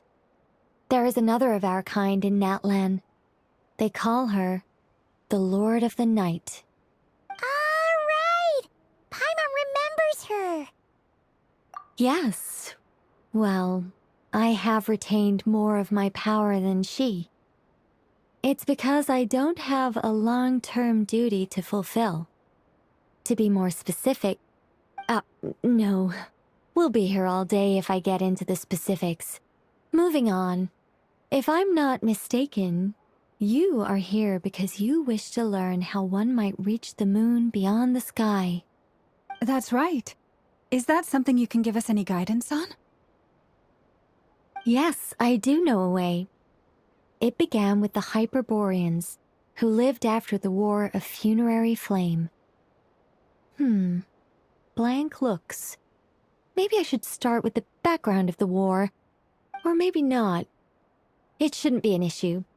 I'll fill in the gaps for you when we have more time. Anyway, after that war ended, the three moons retreated to beyond the false sky. The Hyperboreans were humans I once aided.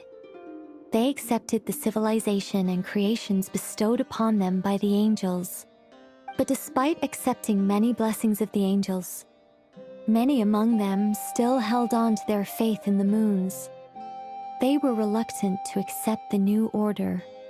Even after the War of Funerary Flame, they sought to contact the moon goddesses beyond the sky and receive their guidance. But all three had passed away by that point.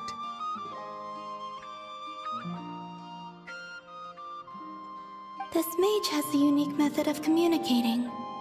Is she talking about the moons? Yes, but they did not know. And so, still they prayed for the moon goddess's mercy. After building titanic structures that consumed vast amounts of Kuvaki, at last they glimpsed the moons and heard their voices. But of course, they were gravely disappointed. For it was then that they realized the 3 moon goddesses were dead. Oh, that's such a sad story. It is. Humanity was in a very sorry state at that time. The angels who had once aided them were gone, and the war of funerary flames had left them homeless and destitute. Just a second, I gotta ask. How relevant is all this history to the task at hand? Well, I mean, it's... Okay, it seems we've drifted into irrelevant narrative waters. It's been a while since I've had the chance to speak inside someone's head. As soon as I got started, I lost control and the words just flowed out like a waterfall. What I'm trying to say is... Right, yes, that's it. The relevant part is the ritual created by the Hyperboreans. The fact that they bypassed the false sky and saw the true moons implies that they successfully built a connection between Tevat and the outside world. Which means, with enough Kuvaki and a sufficiently stable connection, it should be feasible to send one person over the border. Okay, so they built some kind of portal? Oh, yes. A portal. Yes. Is something wrong? You sound disappointed. I just didn't expect you to summarize it so well. It turns out I could have said all that in one word, if only I'd managed to think of it. No, please, it's fine. This is invaluable knowledge. I'll be sure to record and preserve everything in writing. Oh, really? Well, in that case, I suppose I could backtrack and add some more detail. I did gloss over a few things so far. Whoa, whoa, whoa, time out. Let's summarize what we've got first. The Hyperboreans were the last ones to use this method, right? So we somehow need to find whatever structure they built and make sure there's enough Kuvaki to power it up. Luckily, we have the moon marrow of both the eternal and iridescent moons, so we're all good for Kuvaki. Which means the key issue we need to focus on is finding the place. Am I right so far? Yes. Although I expect the structure is long gone by now. That said, what if we could take advantage of the phantoms to travel back to a time when it still existed? Well, travel back isn't quite accurate. It's more like we'd be creating a handshake between 2 points in space-time. We wouldn't even have to pick a time when it still existed. It could just be a time when it still appeared in phantom form via projection, or we could project our own phantoms, fold them together, and... You look lost. Was that too hard to follow? Yeah, things got a little, technical there. Paimon's brain is reaching capacity. All right. Let me think about how to put this more simply. Okay, got it. Over the next few days, I'll search for phantoms that we can use. Once I find one that meets the criteria, I'll let you know and we'll regroup. By completing certain rituals, specific individuals will be able to enter the phantom and make it to the Hyperborean structure. If everything checks out, and it looks feasible, we'll just need to wait for Moon Prayer Night, and we can send the moon goddess back home. I'm really skimping on the detail here. Is this making any sense at all? I think so. For now, we'll just wait to hear from you. Yes. Basically, yes. Great. Counting on you. In the meantime, we'll focus on finding the moon goddess's name. My name? Are they looking for a way to stop me from disappearing? Excuse me, Miss... Go on, Miss Nicole. this conversation was a little all over the place. I didn't catch your name. I am Lauma, of the Frost Moon Scions. Ah, I did wonder. I noticed that you listened very intently when I spoke about Hyperborea and the moon's history. If you'd be interested, I'd love to visit you this evening and go through it again in greater detail. Also, if you were serious about making a record, it would be too risky to simply write down the raw details as is. I would suggest some tweaks. Maybe rewrite the stories as fairy tales or fables, perhaps even prayers. Anyway, we can cross that bridge when we come to it. So, see you later then? Oh, and no need to prepare anything. Just a cup of tea will do. See ya! She seems friendly. It's just... It's so nice to find someone who's actually willing to listen. I've been dying for a chance to finally go through all this systematically from start to finish. Any longer and I'd probably start forgetting it.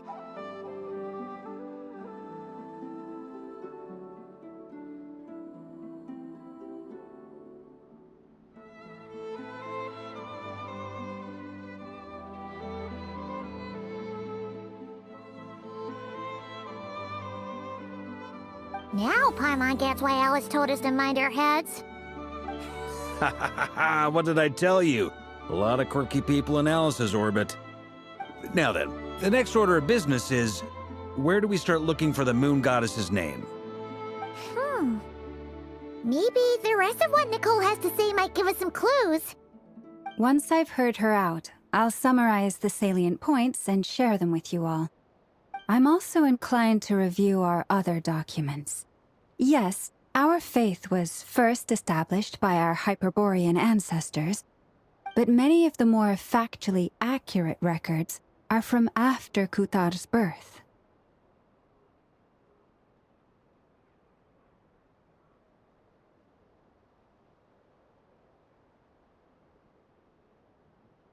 Sounds like we're gonna follow Columbina's journey through Devat, huh?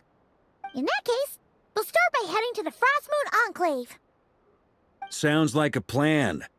Take this with you. I'll see about getting in touch with the Fatui.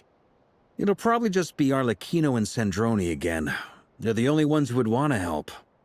Thank you, Mr. Varka. Ha ha ha ha ha! Don't mention it. Honestly, I'm more comfortable dealing with the Fatui than prying into the details of a young lady's childhood. Catch you later. I should follow them, just in case there's some way that I can help.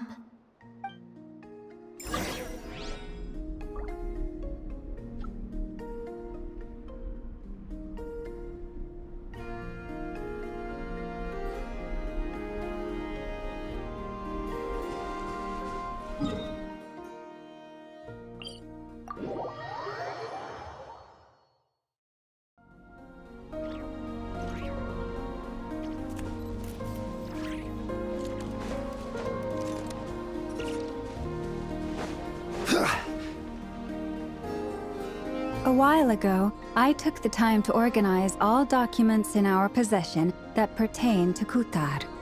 What you see here is the material I consider reliable. You're saying there's unreliable material too? Yes. Most of the information we have was transmitted through an oral tradition. Inevitably, some of her stories were mythologized and deified over the years through countless retellings. That's why I organized them into reliable and unreliable. There's no sense seeking answers in history unless we can ensure the veracity of the historical record. Makes sense. All right, let's take a look through.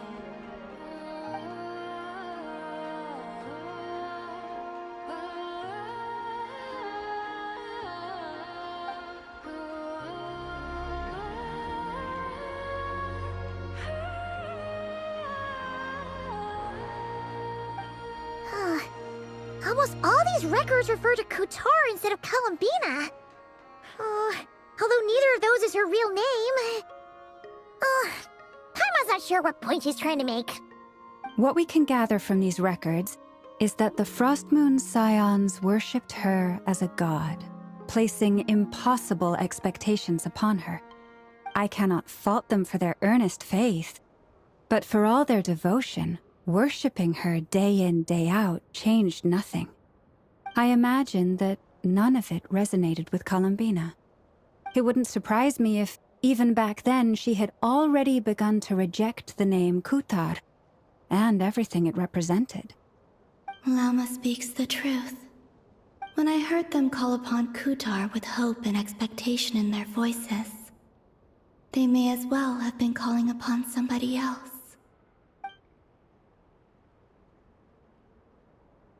Well, that's a bit complicated. I looked at the level of detail, perceived authenticity, prose style, and how realistic their portrayal of Kutar seemed to be. Amongst the Frostmoon Scions of today, only I know of her existence, and I alone have spoken to her face to face. As such, I know that there are certain things she simply would never do. That being said, I have sensed some changes in her lately. Changes? Me? Oh, seems like this is getting us nowhere. Oh, for what it's worth, why don't we check the unreliable sources too? Sure. Give me a moment.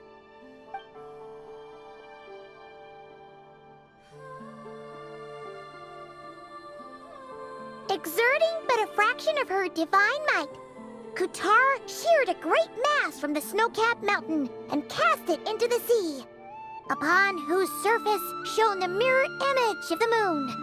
Thus was formed the island of Hisi. Yeah, right.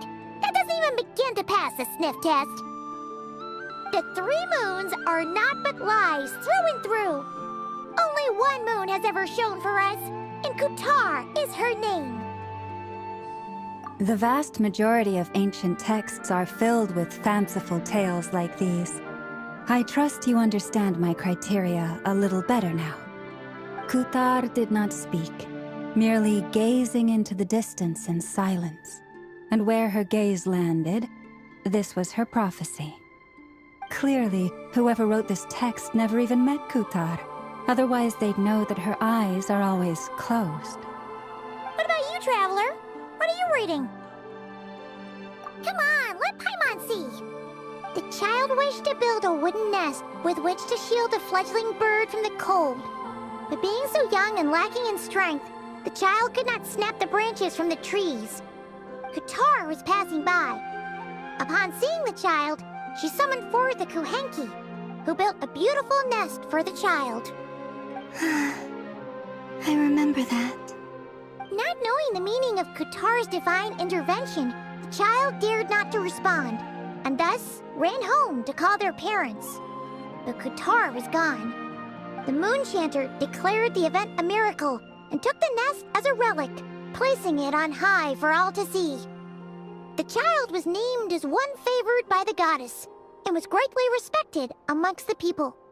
Yet, no further miracles were bestowed, and this matter was forgotten in but a few years. Huh. Any thoughts after reading that? Yeah. Columbina probably just wanted to join the kid in making nests. Ah. I'd originally considered this a fabrication, because Kutar did not perform any similar actions in subsequent records. But now that I think about it, it does seem like something Columbina would do. It's just that... She didn't know how other people would interpret her actions. She was probably worried about making things difficult for people. And so, she gradually stopped joining in. Yes. Oh, that's so sad.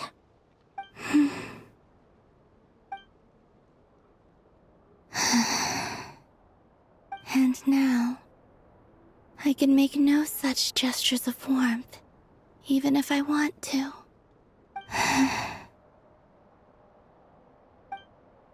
Still no name. That's a bit of a shame. But we did learn some interesting stories. That's gotta count for something. Barca said he was gonna set up a meeting with Arlecchino and Centrone, right? Let's go back to Nasha Town and see how he's doing.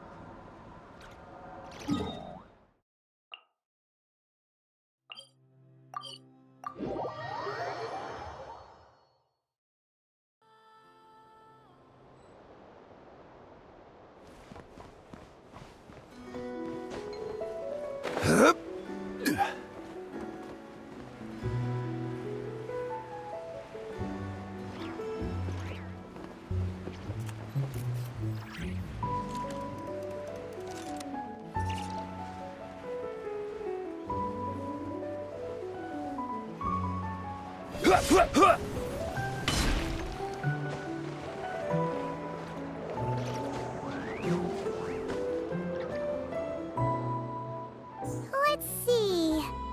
There's Varka. Oh, and it's Durin and Albedo too. Yeah, this is pretty much the same place we bumped into each other last time. I convinced them to stick around a little longer. We were all waiting on people, so I figured having a little company would help pass the time. Ah, so you've been waiting for us? Does this mean that you've already arranged things with the Fatui? Sure does. Now you're back, we can go meet up with them together. How'd your investigation of the Frost Moon Enclave go? Well, we didn't find out Columbina's true name. But apart from that, it went pretty well.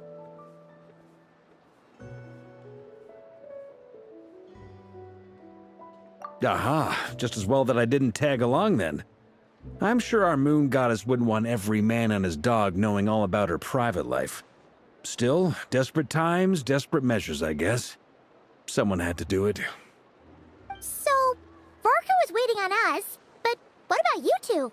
Are you waiting for Alice? Oh, no. We already met with her. We discussed that experiment I mentioned to you last time.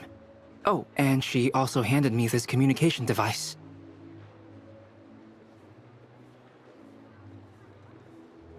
That's right. I understand she informed you about the relationship between the phantom phenomena and Tevat's borders, yes?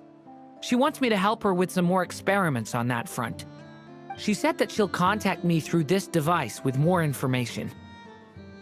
Ah, I see. Following instructions and making observations. Pretty common research method. Takes me right back to Albedo's lab. Wait, then who exactly are you meeting? Someone you know.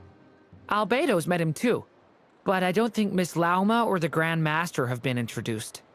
Introductions are overrated, especially in cases like this. It's you! So, it's not like the Academia has prohibitions against going abroad. Also, I applied for leave. I've been writing to Hat Guy since obtaining a human form. I've already brought him up to speed on everything that's been going on in Nodcry. Hat Guy? Turns out, I actually have heard that name before. Oh? Then why did you react the same way I did? I only knew the name, not the fella. But since we're all here, let's do some introductions for what it's worth. I'm Varka, Grand Master of the Knights of Favonius. Lauma, Moon Chanter of the Frost Moon Scions. And I'm a Driosh from the Vahumana Darshan of the Sumero Academia. Hat Guy. Good to see you again, Mr. Guy. I believe we last saw each other on the boat ride here.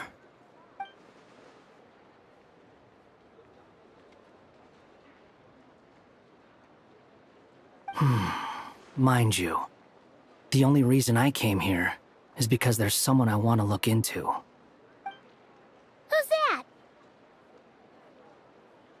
The Doctor, also known as Dottore, second of the Fatui Harbingers. From the tone of your voice, it sounds like there is bad blood between you. I was reviewing our archives and noticed that a lot of information about him was missing. Left a bad taste in my mouth. That's all there is to it. Dottore, or Zondique, as he was then known, once studied at the academia, but he got kicked out before he could graduate. So the Harbinger's #2 man is a college dropout? Ah, how embarrassing for them. Last we heard, he was planning something. We actually heard that a few times before, even coming to Notcry, but we haven't seen a trace of him since we got here. He only appears when something interests him. For all we know, he might have left already.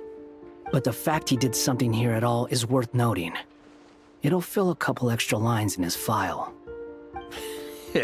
Why does it sound less like a file you're writing and more like a criminal record? Anyway, we were just about to meet 2 of the other Harbingers. Want to come along? You might learn a thing or two about him there. Sure. Even though they're Harbingers, well, they're old acquaintances of ours, so, you know, when you talk to them, try to be... I got it. The Frostmoon Scion's relations with the Fatui remain tense. Forgive me if I do not attend. In that case, we'll continue assisting Miss Alice with her experiments. Good stuff. Everyone's having a fruitful time. All right, we better get going. I'll lead the way.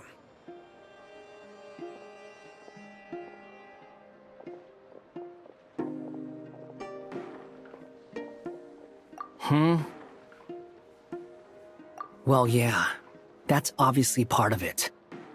But I'm not the only one who has a score to settle with him. Neither you, nor Lesser Lord Kusanali, nor I want to see him meddling with things again. What's the hurry? Don't worry.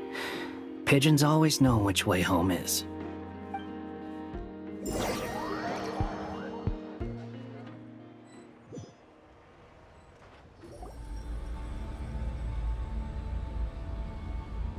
You made it.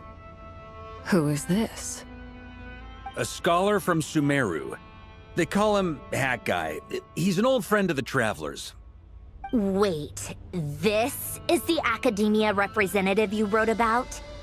He doesn't exactly look the part. I believe this will prove my identity. You'll notice it bears the seal of the Sanctuary of Surasthana. Well, what do you know? So it does. All right then. My mistake. It's fine.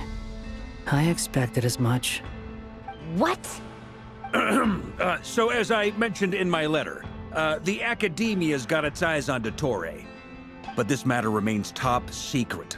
Apart from those assisting in the investigation, the fewer people who know, the better. If anyone asks, I'm here in Notcry to pursue my personal academic interests. Gotta say, Varka, you did pretty well to keep all this under wraps for so long. Sounds like you got in touch with the Academia about this way back. You flatter me.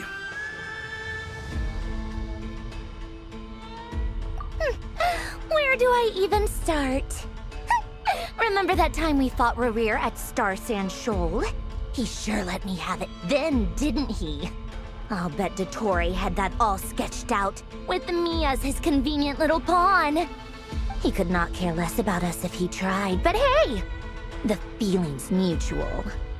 Does Dottore really strike you as the sort who values his relationships with his colleagues? Fair point. Definitely not. Which is why I always keep my guard up whenever he starts making suspicious moves. To that extent, our motivations align.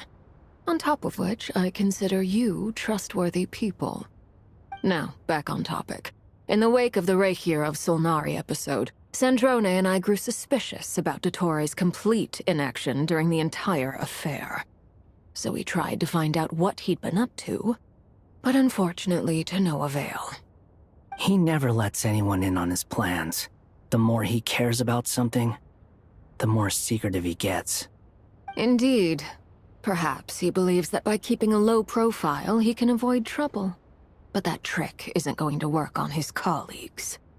Yeah, I mean, he's been researching the ancient moon's remnants. And he's been trying to get his paws on the moon marrows. Only an idiot would believe he doesn't have something more planned. With this in mind, I returned to Snezhnaya and relayed my thoughts to Her Majesty the Tsaritsa, entreating her to have him recalled. That's pretty direct. Did the Tsaritsa agree? Yes. I made it abundantly clear that the Fatui's business in Nodcry is almost concluded, and we do not need 3 harbingers in this territory. Her Majesty concurred. Accordingly, Dottore has returned at her orders. I imagine he is continuing with experiments, which no one besides he would ever have any interest in. Common sense might mean nothing to him, but he's not stupid. He knows that no good can come from opposing the Tsaritsa. Smarts alone won't get him all the way. He needs the Rooster's resources and Regrator's Mora, both of which the Tsaritsa can strip from him by waggling a finger. But doesn't he have a track record of publicly following orders while going against them in private? He probably has it down to a fine art by now. Wouldn't put it past him. We worked together on a research project once. Only briefly, but it was enough to show me that we're fundamentally different people. He has no interest in doing things methodically, stage by stage. His thoughts jump all over the place, and the moment his curiosity is satisfied, or he gets the results he wants, he disappears. The only similarity we share is that, once we set our minds on doing something, we will see it done, whatever it takes. Well, we definitely saw some of that in your battle with Rerir. You got so competitive. Ugh, do not remind me. Then I believe we all concur. Dottore will not simply give up. Fantastic. Now this is turning into a whole day of unpleasant memories. Ugh. Are you talking about the moon marrow stuff? He also strikes me as the kind of person to disregard experimental regulations, ruin all the equipment, and go way over budget. Then leave the first person he can find to deal with the fallout. Exactly. This one time, he was running some high-temperature experiment and the substance exploded. But does he care? No. He orders his subordinates to open the device so he can observe the results, which causes the gas inside to leak out. That gas was poisonous! If I hadn't been there, who knows how many people might have died. And after all that, he left, while I was still cleaning up after his mess. What a waste of time, he said. Waste of time? The nerve! He wasted my time! You've been bottling that up for a while, huh? Hat guy, I must say, you seem awfully familiar with internal Fatui affairs. Especially when it comes to Dottore. Thank you, Lady Harbingers, for providing such valuable information. I have no other questions for now, so I'll be on my way. Wait, what? You're just gonna leave? You're welcome to join if you want. Ugh. Just when Paimon thought he'd finally mellowed out. He makes quite the impression. I'll say. I've met tons of headstrong people, but not many of them would join me in bad-mouthing Dottore. Anyway, back to the main agenda. Barca, you said that Columbina has gone missing? Or rather, disappeared. Yeah. We're working on building a connection between her and this world. The simplest method is to find out her real name. I've actually asked her that question before, but she said she didn't know. Considering our relationship, I doubt she was lying to me. As far as I recall, she was never dispatched by Her Majesty to claim a gnosis or anything like that. The Tsaritsa's plans had long contained a place specifically for her. I always thought that was weird. What could she do that the rest of us couldn't? Knowing what we do now, it's probably something related to Kavaki, right? More than likely. When she first arrived, Columbina would often go to Her Majesty and ask when she could start the task assigned to her. But Her Majesty always gave the same reply. The time has not yet come. So she spent her days in Snezhnaya doing basically nothing. The Tsaritsa has summoned a beautiful blind maiden to be a harbinger, giving her the third seat by virtue only of her enchanting voice. It was a dumb and stupid rumor, but the reality of the situation made it hard to refute. And what happened after that? I imagine she stopped caring. She no longer seemed to care why she had been recruited, and Her Majesty never gave her any missions, so she just continued to sing in the flower garden. For my part, I was busy. So busy, in fact, that watching someone be that idol had me fuming. But still, I got the sense that she had long been used to a life of other people claiming she was needed when she wasn't. I just felt that having a place to stay would cost me something eventually. And so I waited quietly for the day that I would have to pay the price. And on the other end of that spectrum, you had me. Someone once told me that I had the lousiest work and the toughest luck. That's a good way of putting it. I forget who said it, but those words have always stuck with me.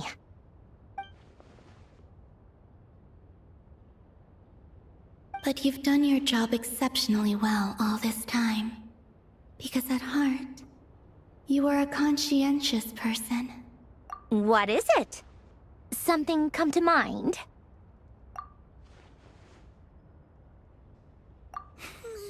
That makes sense. Nothing screams you are needed like your name shouted from across the town. Well, good luck with it. But if you ask me, Columbina is still the most shoutable name. I'm just so used to it now, after all the arguments we've had. I can't be bothered trying to remember another name for her. Nor I. Sandrone. Harlequino.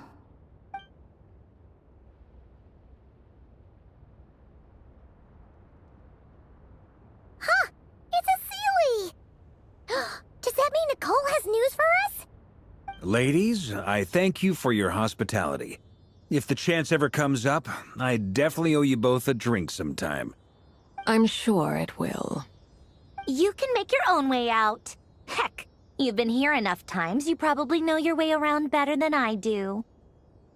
Okay, time to do what adventurers do best. Follow that Sealy!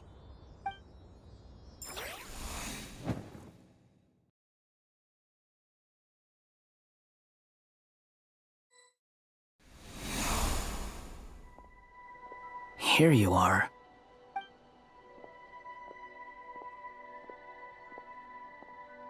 Oh, hat guy. How come you're back so soon? Did things go all right with the Fatui? Fine. Dotori's been summoned home by the Tsaritsa. Couldn't get much more than that. How about you? Any progress with the investigation? Unfortunately not. We've tried everything. Different phantoms, different locations, different points in history. But the results were the same each time. Abyssal monsters roaming the land. People crying out in despair, with no hope of being rescued. Every time I see it, I can't help but think, is this what it was like in Mondstadt when Dragonspine Durin attacked? And if I fail in the task I've been given, will I create yet another tragedy? That's just meaningless speculation. When we encountered similar phenomena previously, I tried to interfere with those illusions, using sounds and lights to guide them. However, we could not change their fates. At most, we were able to extend their existences. The events of the past are like fate that has been written into Irminsul. There isn't a living thing in Tevat that can escape its past. But Miss Alice instructed us to try to find ways to change the outcome that these phantoms face. It's an impossible task. Can't you just refuse? Since she asked us to do this, I feel like it can't truly be impossible. Or if it is, well, mages can make the impossible possible. I could not have been born as Durin otherwise. But you also said that your past 39 attempts were fruitless. That's true. But you're still going. Yes.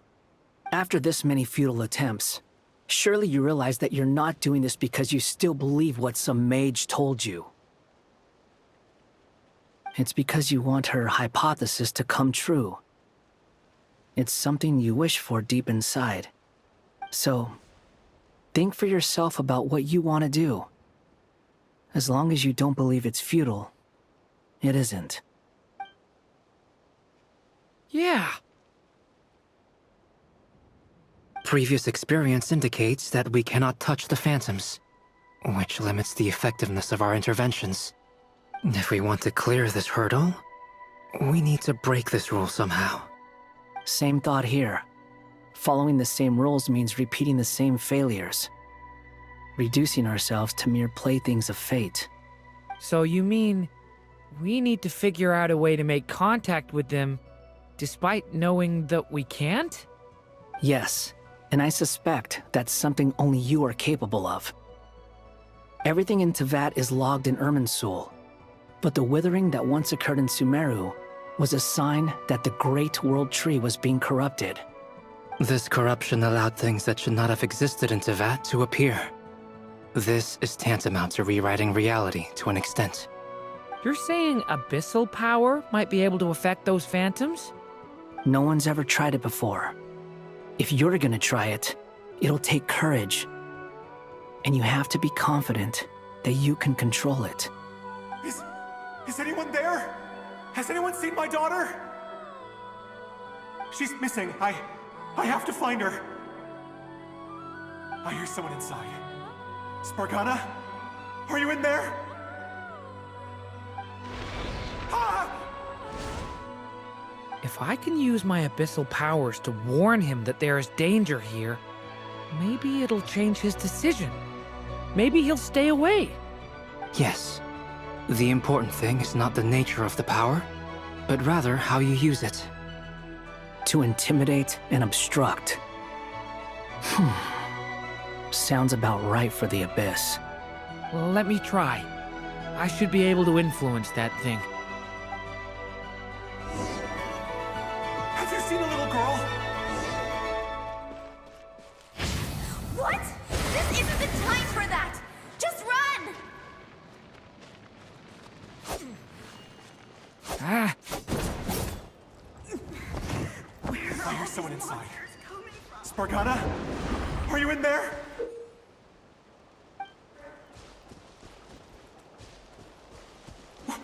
What is this? I don't want to die! It's dangerous. I should get out of here.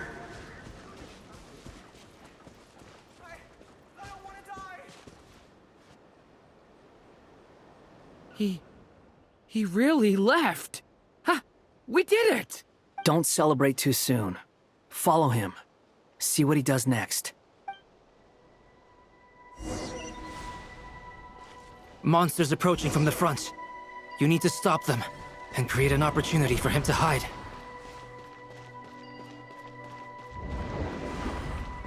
No! There's monsters ahead!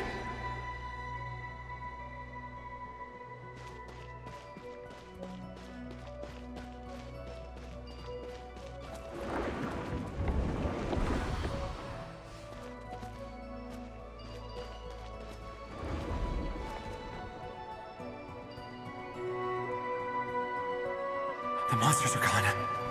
Is it safe now?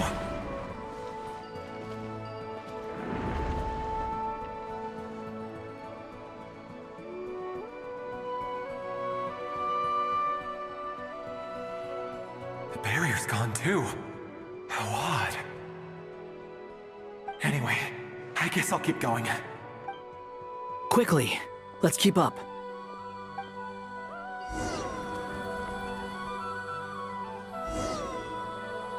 Wait, there was someone else here? Don't go any further. We've got anti-monster traps laid out everywhere. But my daughter must just be up ahead. I have to go. This way's blocked.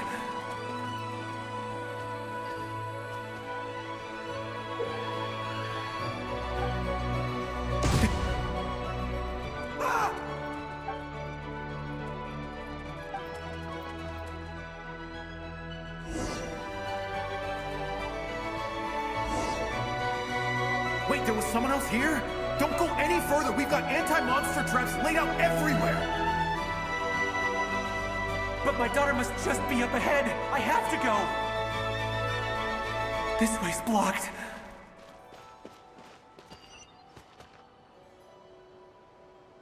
We might be able to use the explosives over there, but we need to take care not to hurt him.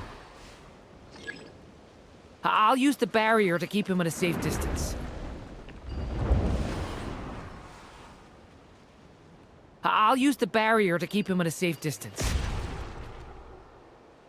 This barrier seems to be helping me somehow.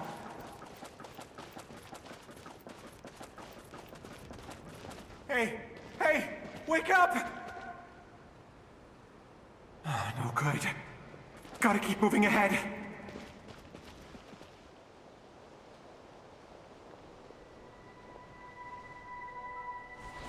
So many monsters!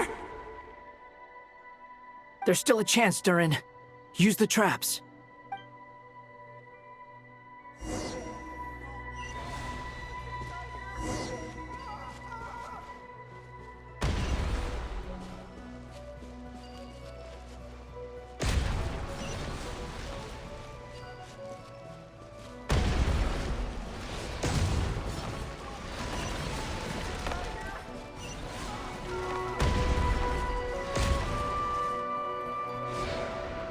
Help me!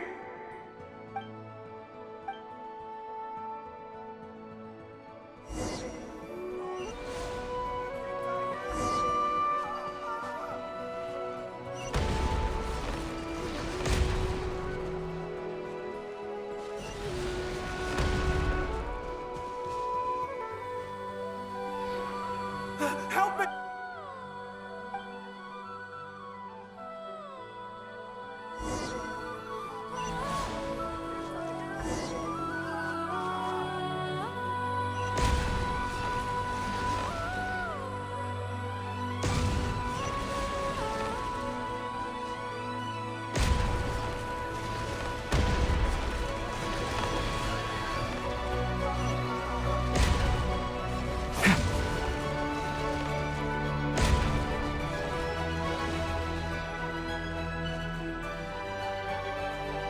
This is a new development. I've never seen this happen before.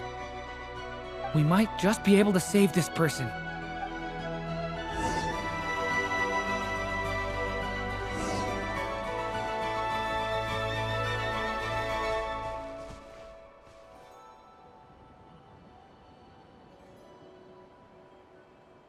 Hello there. Have you seen my daughter? Spargana's her name. She's carrying a large backpack. Get out while you still can, you fool. You won't find any survivors here. But I can't just leave her here. She must be so scared right now. Sorry. Wish I could help, but I haven't seen her. You'll just have to keep looking. Okay, thank you. If I do find her, I'll get her to shelter and come back for you.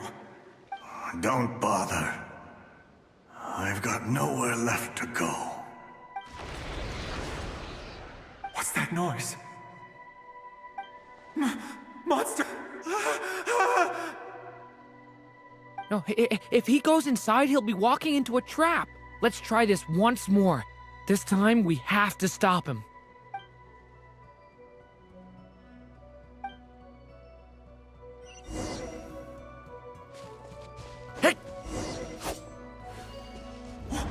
Why? How will I know where Spargana's gone like this? You know what? I'll trust this strange barrier. It's gotten me this far after all.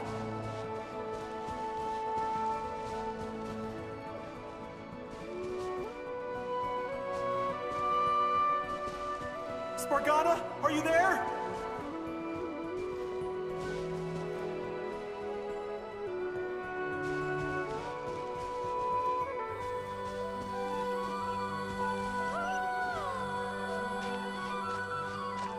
What? What's this? Hey! Let us out!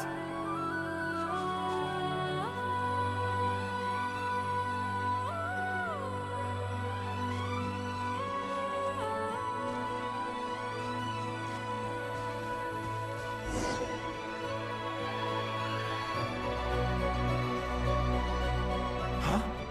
That looks like one of my daughter's books!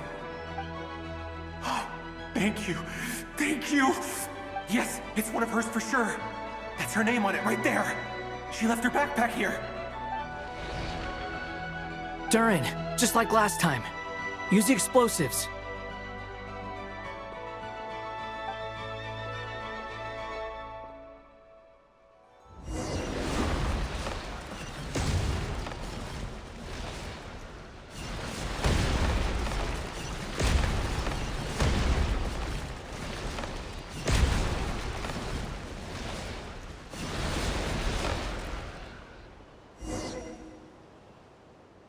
It won't work. There's not enough left. If he makes it in, he'll die. But then, this clue could be the key to him finding his daughter. It might not be the only one. Better he misses that clue than loses his life. I guess so.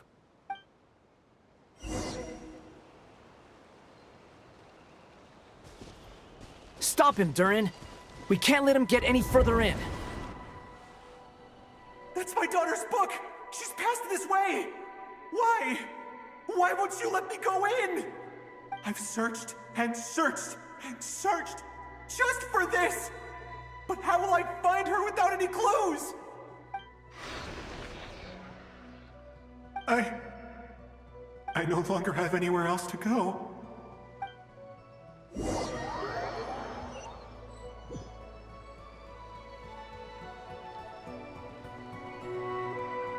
I'm sorry. I'm so sorry. He refuses to go anywhere else. Whether he opens this door or not, all that awaits him now is death. We couldn't change his fate. Albedo? Hat Guy? Let's try one more time. I don't know how we're gonna do this, but I don't want to give up either.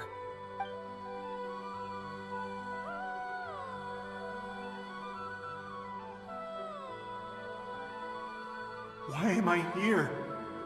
What's going on? All these scenes running through my head. Where are they from? Huh? What's going on? His reactions have changed. How many times have I... What's happening to me? Huh? Wait. Who are you? You can see us now? I feel like I always could, but that I only just realized you were there. I'm sorry, I don't know how to describe what I'm feeling. But you were the ones guiding me using that marked barrier, right?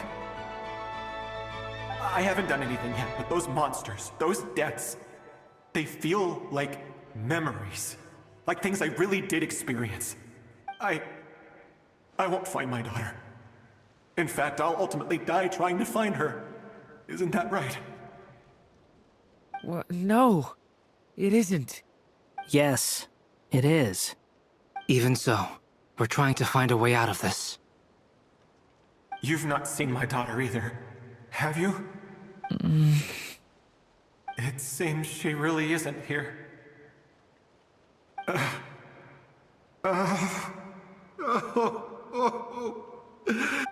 I'm sorry we couldn't help you. I'm just... tired. Maybe this is destiny. Maybe it doesn't matter how hard I search. How long do I have left? Experience says 15 to 20 minutes. 15 to 20. Thank you for all your help. Let's rest a while. You look exhausted too. Now's not the time for you to start pitying us. It's not pity. I'm just realizing that I've only got 10 or so minutes left. You know?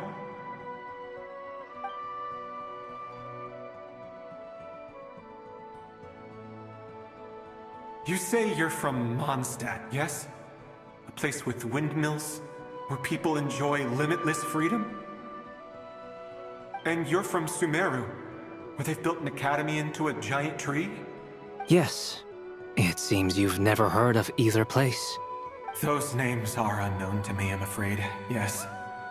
Have you heard of Hyperborea? I have, but I heard that it was destroyed in the distant past. I see.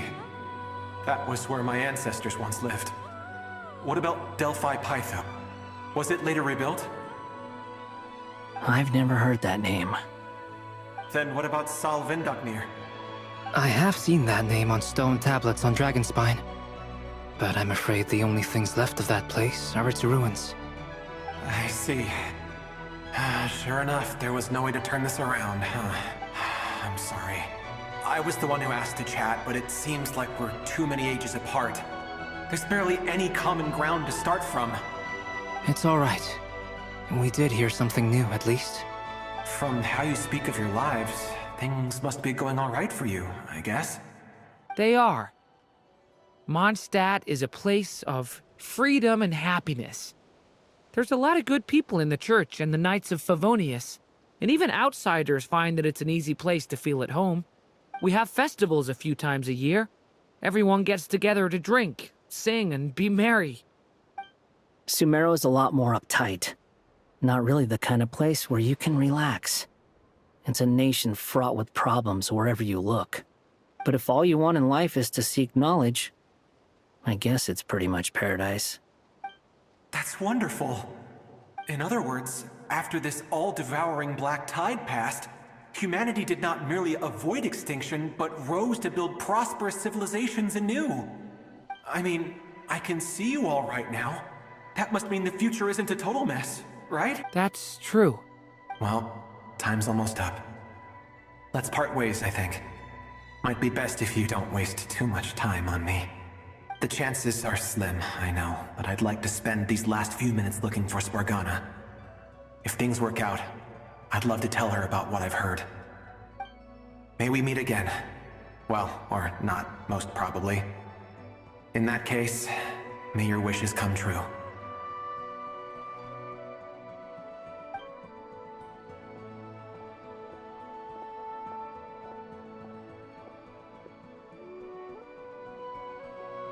He's gone.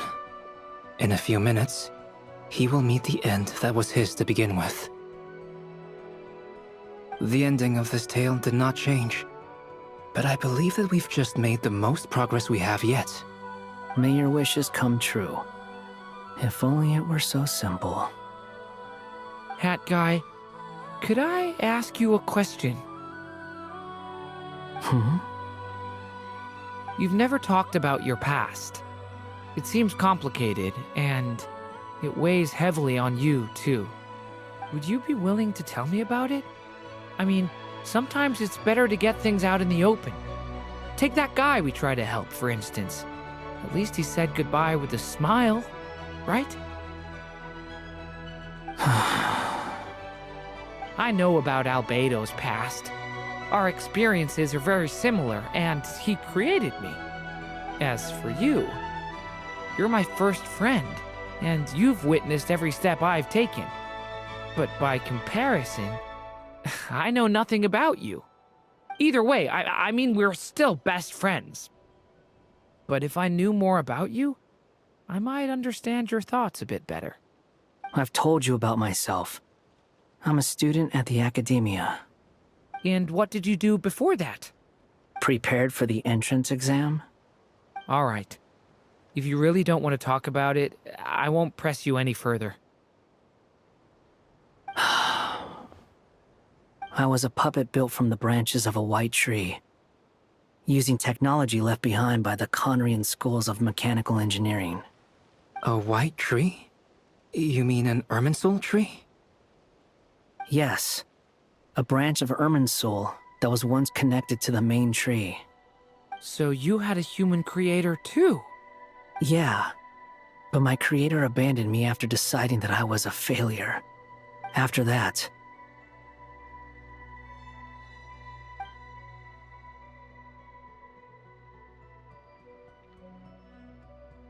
Durin. Resisting the influence of the Abyss, suppressing the urge to destroy, trying to do the right thing. None of these things are easy. But no matter how hard they are, trying to rewrite past wrongs is far harder. You asked me if you would create a new tragedy if you failed. I told you there was no point speculating about that. But the real answer is, yes, you absolutely will. That guy. But at least you've got people here to help steer you away from the wrong path. So, just keep aiming towards the light. I will. I promise. All right, break time's over. Hello? Durin speaking. Hello, friends, it's me. What have you been up to, I'm detecting some unmistakable fluctuations here at the border. The amplitude isn't particularly high, but they're completely different signals from the ones before, and the scale is comparable to those I've detected previously. Alice, we were unable to save that person. However, he appears to have retained a portion of the memories gained through that cycle, and was able to hold a conversation with us. I see. Well, that is rather odd indeed. It definitely merits further attention. Could I trouble you to keep trying the same approach? I need to gather some more data. Counting on you. I should probably have Nicole come and check this out as well.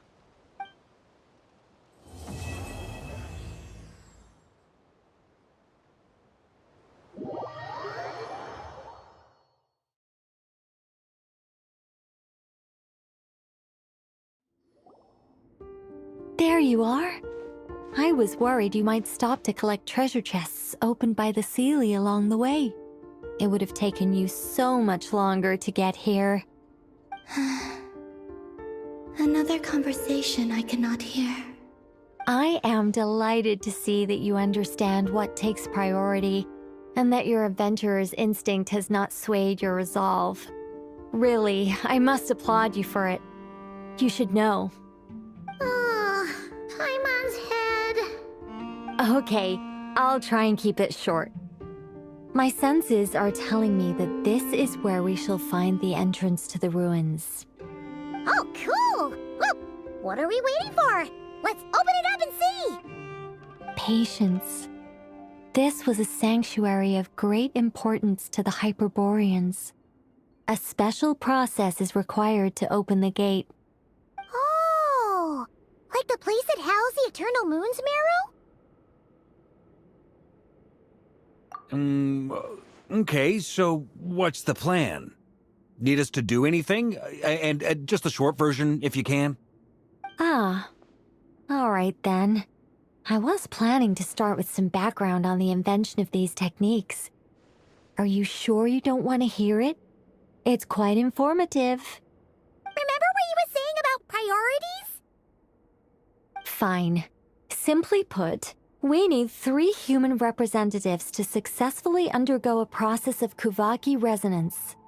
Think of it as a test from the 3 moon goddesses to see if the entrants are qualified, with the most recognizable qualification being Kuvaki. Pretty sure Lauma would ace that test. Oh, wait. But we need 3 people. I also have no doubt that the Moon Chanter would be qualified. But we would need 2 other people with the same constitution. Therefore, the most feasible method is not so much to follow the rules, but to figure out how the test functions and find a workaround. I've done some research, and it turns out the mechanism is rather crude. We'll simply need humans to stand before it who have sufficient Kuvaki energy within them. I'm with you so far. How do we get the Kuvaki in them? The easiest way would be transfusion. Take some Kuvaki from Nodkrai's soil, put it into the bloodstream, and get it circulating in the body. So we're going to cheat on the test? Precisely. There are other methods, but this is the simplest one. Cheating the system is much easier than trying to hide from it. Huh? Ah! Sorry?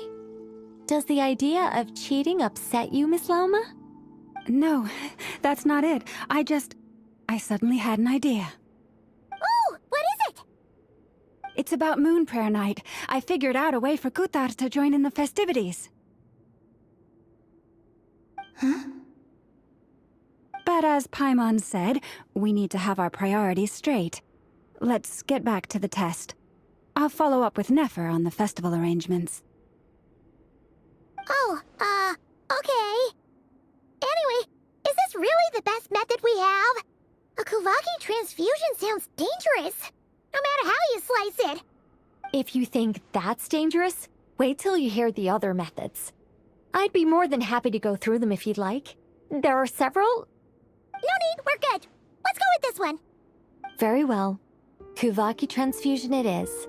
Now, I should mention that the risks can be greater or lower depending on individual compatibility. It would be rash to simply infuse the Kuvaki and hope for the best. If the body rejects it, the reaction can be quite severe. The symptoms are similar to another condition that some people living here suffer from, known as congenital Kuvaki sensitivity. So, before we execute our plan, I will perform a simple test of my own to see who is compatible and who is not. Once that is done, we will have to complete the resonance process as rapidly as possible. The participants must remain stationary while the Kuvaki circulates and bonds with them, and they mustn't eat or drink anything. What? No eating or drinking? That's some hardcore fasting. They'll all be monks by the time they're through. 3 days. Oh, that's so long! And we still need to find 2 more people who are not just compatible, but also willing to volunteer. Fasting? What are they talking about?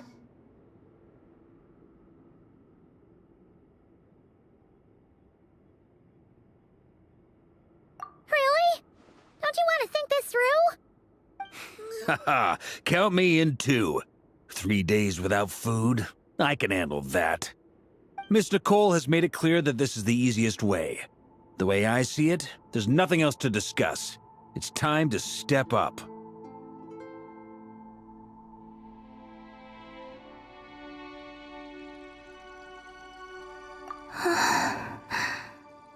Yeah, you're right. In that case, Paimon volunteers to be Captain of Logistics. She'll keep the fires lit and grab some spare clothes to keep you comfortable.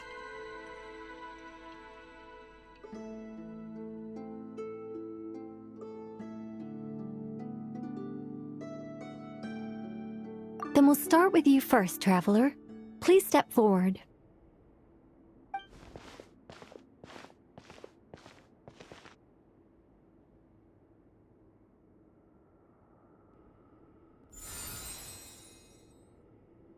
How's it going? Do you feel anything? How about now?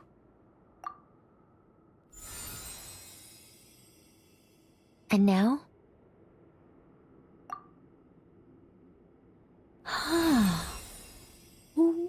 What about now? You guys, it's not a competition, you know. All right, I'm officially impressed. Even as a descender, you can withstand far more than I imagined. It's like I summoned a giant stone titan to arm wrestle you, and your arm hasn't even moved an inch. In my last attempt, I infused 5 times the amount of Kuvaki required. Yes, safe to say, compatibility won't be an issue for you. You're eligible to join. You're next, Mr. Varka. Sure, here goes nothing. All right, I'll start where we left off. 5 times the required Kuvaki dose. Whoa, whoa, whoa, hey, wait a minute. How's it going? No, not great. I kind of want to puke. Feels like I've been drinking too much. A few bottles of wine, then a big stein of Dark Horse, with some hard liquor from Liyue mixed in. You think this is funny? I just lost to a young lady in an arm wrestling contest. I'm never gonna live that down. My apologies. I'll lower the concentration and try again. Oh. How's it going now? I'm not as dizzy as last time, but I can still feel it pulsing around. In that case, you wouldn't be an ideal choice, Mr. Varka. Let's try someone else. Okay. Let's go ask some of our other friends then.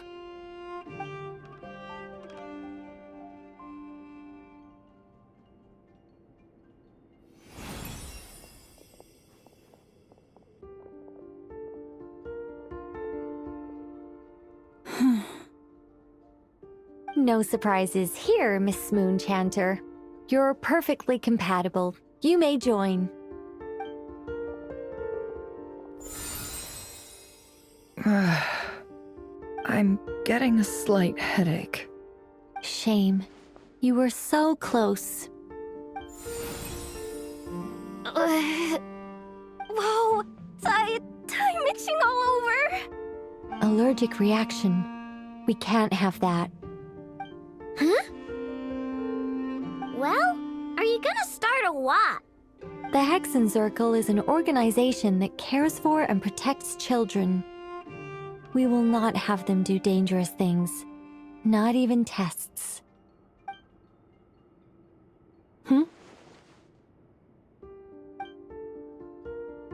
Is something the matter? The candidates have to be human. I guess that rules me out too. Huh. Everyone except the Moonchanter got beaten. Guess I don't need to feel so bad after all. I mean, looks like this isn't gonna be as easy as we thought. Perhaps I could ask for volunteers among the Frost Moon Scions. I'll see about talking to some trusted Lightkeeper colleagues. Itlua springs to mind. In fact, I think we had some former Frost Moon Scions join our ranks recently. Can you give me the scientific explanation for how the test works? I can probably make some kind of test bot. Then we can just zip through Nasha Town, going up to people and pressing a button to check their status. Wouldn't that be way easier? No. Wow! No elaboration for once. How about I contact the Knights of Favonia's garrison in the Wave Chaser plane? Shame that Lohan's already left. That guy's even tougher than I am. Strange. The moon goddess is clearly revered by many people.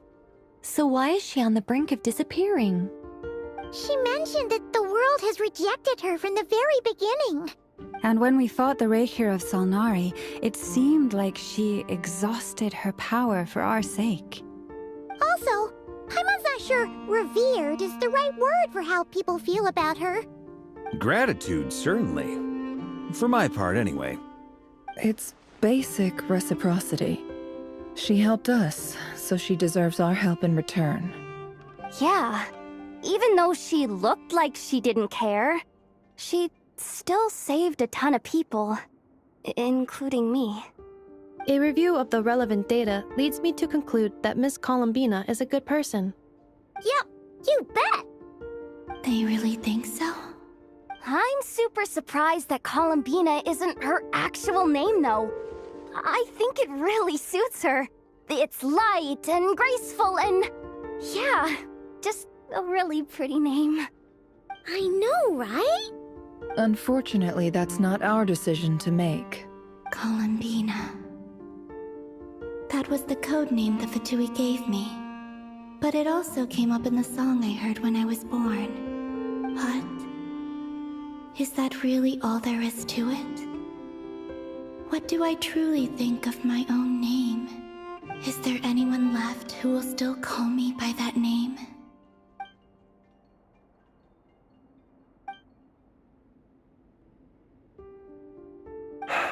Moonprayer Night is getting closer by the day. We're running out of time. We need to look for other candidates. Then allow me to try. Huh? What are you doing here? You contacted your friends via the Adventurers Guild. Sandrone has been keeping an eye out for something like that, so she informed me. Since I have the ability to accommodate a moon marrow, I should prove to be a suitable candidate. Arlecchino. When can we begin? I see. We can begin right away.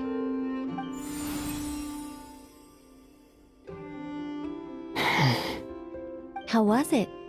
Did you feel any discomfort? Not at all.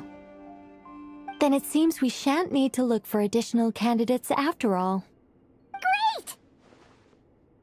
Cool. All right, like Paimon said, the rest of us can take turns making sure the three of them stay warm and comfy. Then, my job is to take care of the caretakers. I will ensure everyone receives food and accommodation. I'm ready as well.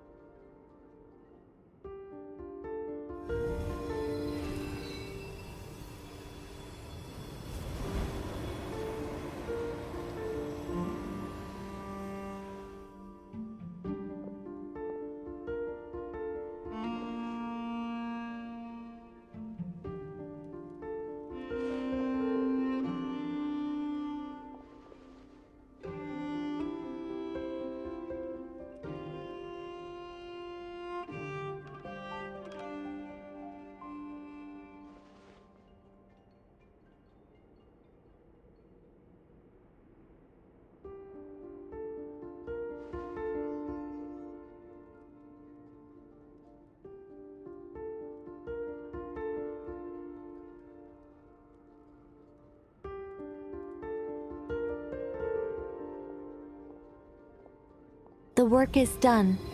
The sacred scroll shut. The stars grow dim, the people silent. The white sun sets, the silver moon rises. O path to the temple, appear now before us.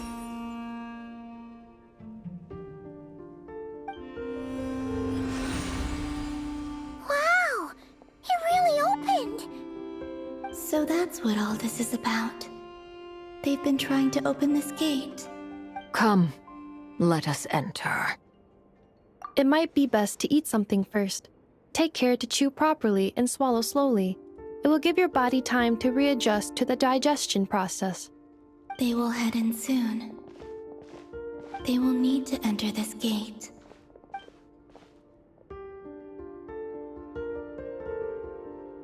Huh?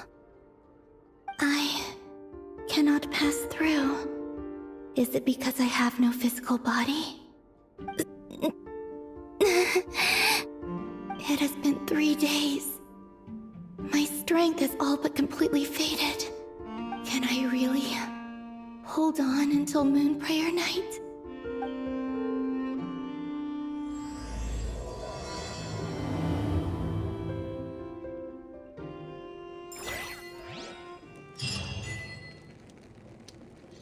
I have confirmed that you are all in good health. With that, my work is now complete.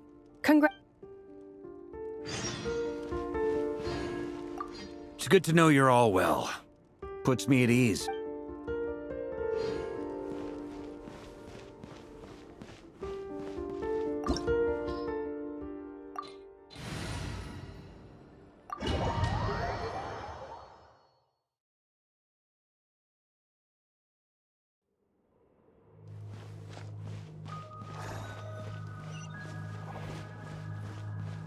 Yeah.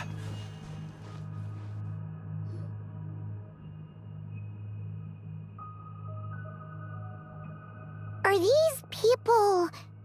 Judging by their clothes, they appear to be phantom Hyperboreans from the distant past. That could mean they have some clues about the moon goddess's name, right?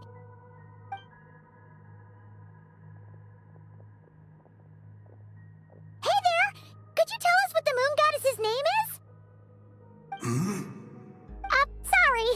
probably a weird question, huh? How do we explain this? The moons are long gone, and their goddesses are dead. Their names no longer mean anything. When a new moon goddess is born, we will surely know her name. We have used every last resource at our disposal.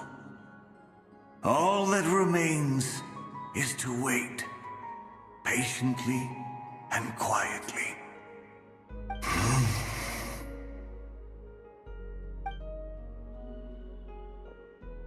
Were the people of the past all this devout? It looks like this phantom doesn't intend to converse with us any further. Surely the new moon goddess he speaks of must be Columbina. Alas, Kutar's birth came long after the age in which he lived. But, maybe if we find a phantom from a... True. Keep an eye out. We should be able to tell which era they're from by the clothes they wear. Yeah! You've been pretty talkative this whole time. What changed? Oh, nothing. I'm fine. You all make good points. When the Hyperboreans speak of moon goddesses, they mean the three from truly ancient times. I can't imagine they would know anything about our current moon goddess. There once was a time when the moon goddesses blessed them greatly and protected them from harm. So, when the war between the gods and dragons plunged the world into chaos, it seems they looked once more to the moons for help, praying for a new goddess to be born. Yeah, that checks out. Let's continue on. Who knows what else we may discover?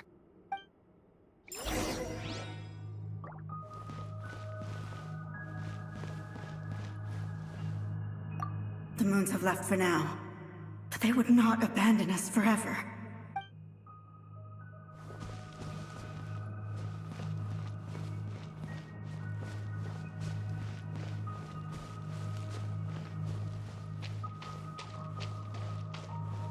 There's a door blocking this path!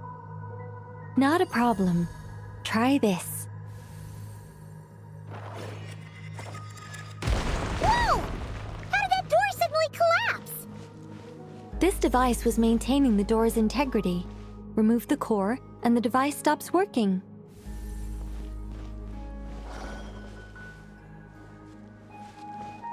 Is this our destination? Impressive.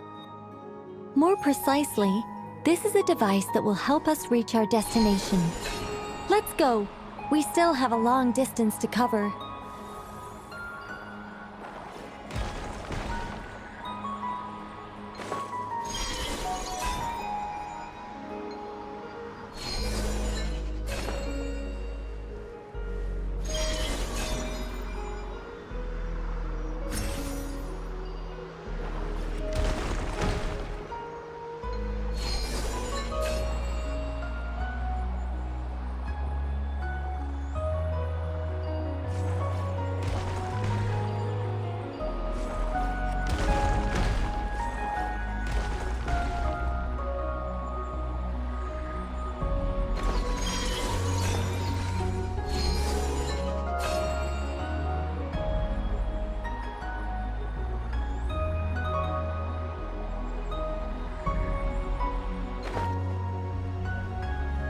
The way ahead is blocked by broken rocks! Let's try that device again. Remember the door from earlier?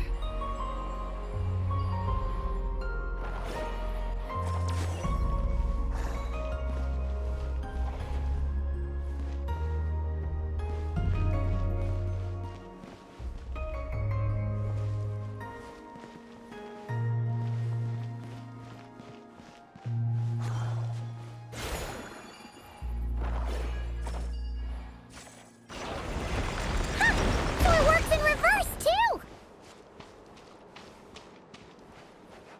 The humans we see are all phantoms, but the monsters are real. What a fascinating place. There'll be plenty of time to admire it later!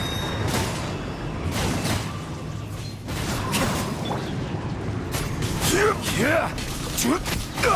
Solidify! The wind knows me.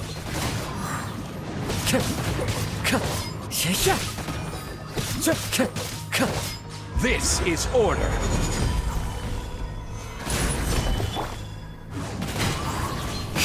As one with wind and cloud, one with nature.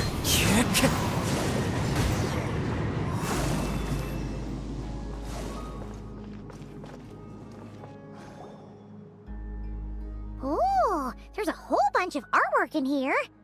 Seems pretty old. Let me see. To understand these murals requires some knowledge of the history surrounding the War of Funerary Flame. I shared a little of this with Lauma before.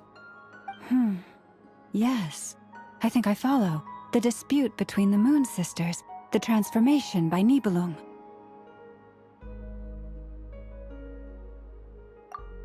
Oh no, it's no trouble. I'd be delighted to share the tale again. Alright then. Tevat's 3 moons and their goddesses were brought into being by the will of Nibelung, the then ruler of Tevat. But when the heavenly principles came, they changed the world completely, down to its very foundations. The moon goddesses were nowhere near strong enough to challenge this entity. But the heavenly principles did not view them as heretical entities that had to be removed. Essentially, the 3 moons existed to keep this planet alive and operational, which did not directly conflict with the heavenly principles' aims. Nevertheless, the inherent precariousness of this arrangement would soon be revealed. Nibelung returned. Yes. He did, and thus began the War of Funerary Flame, a battle for dominance between Nibelung and the heavenly principles. Discord would soon emerge between the 3 Moon Sisters. One would voice the opinion that they should follow Nibelung, for it was he who first hung the moons in the sky. Another would argue that taking sides in the conflict would only bring the world closer to ruin. There was no telling where it would lead, especially since their creator had returned, bearing the perilous power of the abyss. Nibelung would eventually discover their disloyalty. He had all 3 imprisoned before transforming the moons into weapons with which to fight against the heavenly principles. What? Weapons? Yes. The very moons that had once defended the planet became instruments of death and destruction, striking terror into the hearts of all living things. And although the heavenly principles and the 3 Moon Sisters had once been at peace, it now seemed that the moons posed an unacceptable threat to Tevat. It is possible that the heavenly principles did not know of the goddess's imprisonment. If so, the weaponization of the moons would surely have been viewed as an intentional breach of the peace agreement. Regardless of who knew what, when, the heavenly principles shattered 2 moons and flung the other beyond the skies. Whether the goddesses managed to escape Nibelung's captivity after his fall, nobody knows. But this much is certain. From that day on, the moons no longer belonged to Tevat. The rejection slowly drained their power until eventually they passed away. So that's the full story. You say the moon ceased belonging to Tevat from then on. Why then would Columbina be born here? That is perhaps due to the lingering connection between the Frost Moon, which was not shattered, and this world.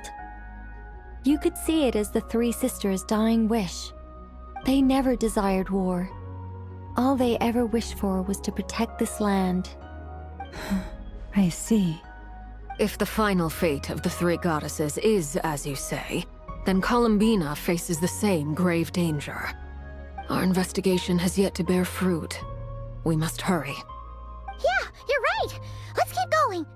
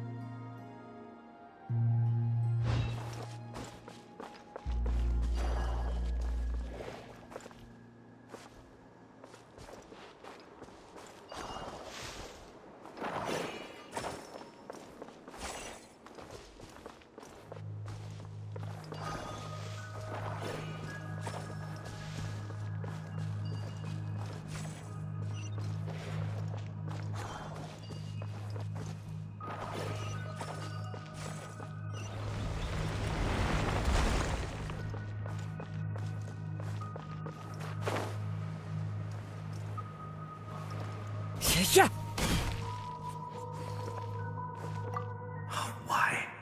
Why do the creators of this world no longer show mercy upon their people? Remember his words. We must change our fate with our own hands.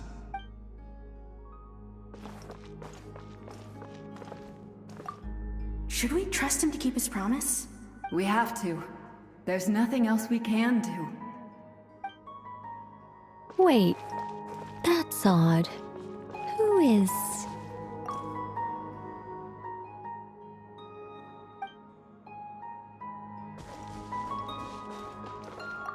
Should we trust him to keep his promise? We have to. There's nothing else we can do. Is something wrong? No, not really. It's just that over 30 possibilities emerged in my head, so I can't be sure who he is. It's been too long. My memory isn't as sharp as it once was. Okay. 30! Wow! Impressive!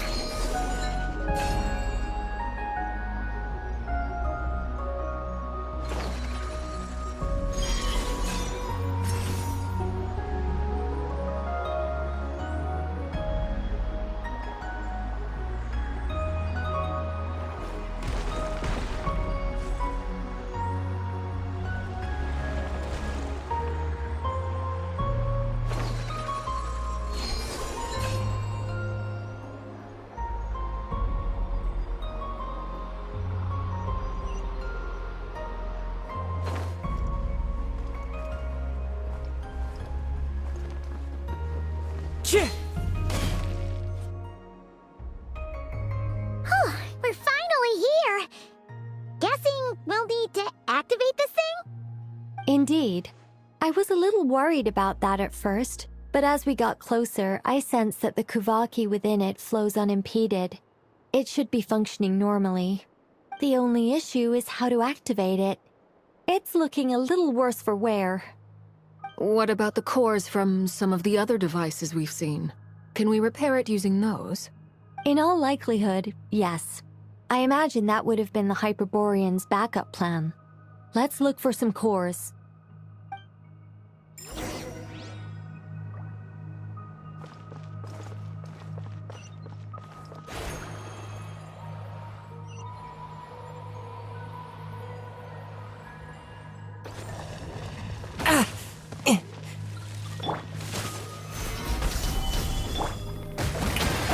Let the world come alive! Let the mighty be humbled! Settle down!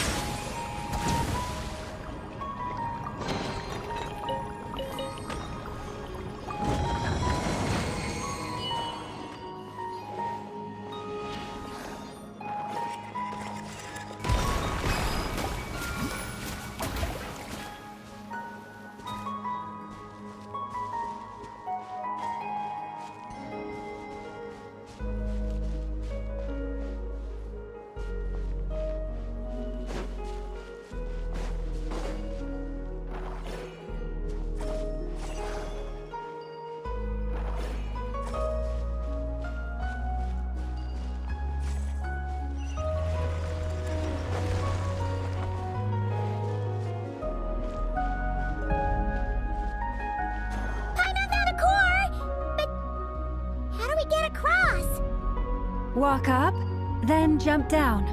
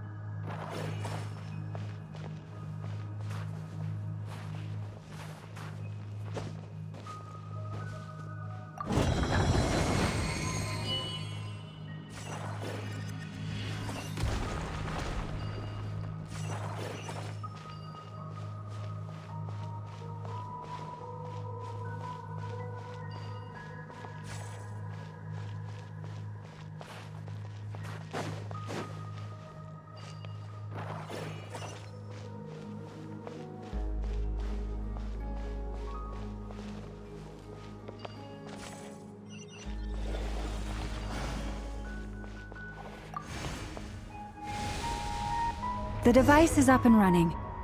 It's hard to believe that the ancients were capable of constructing such things. Paimon sees our destination! It's right up ahead! Yes, let's go.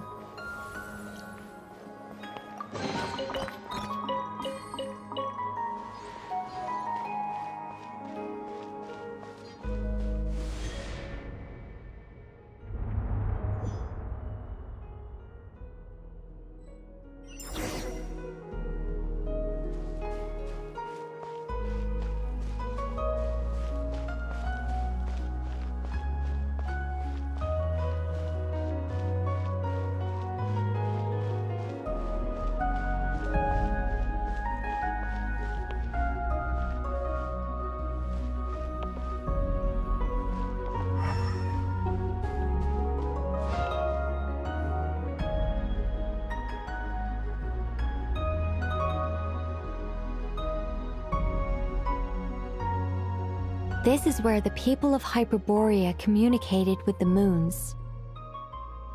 We need only place the moon marrow upon this platform on Moon Prayer Night, and we shall be able to open a portal to the moon and send our moon goddess back home.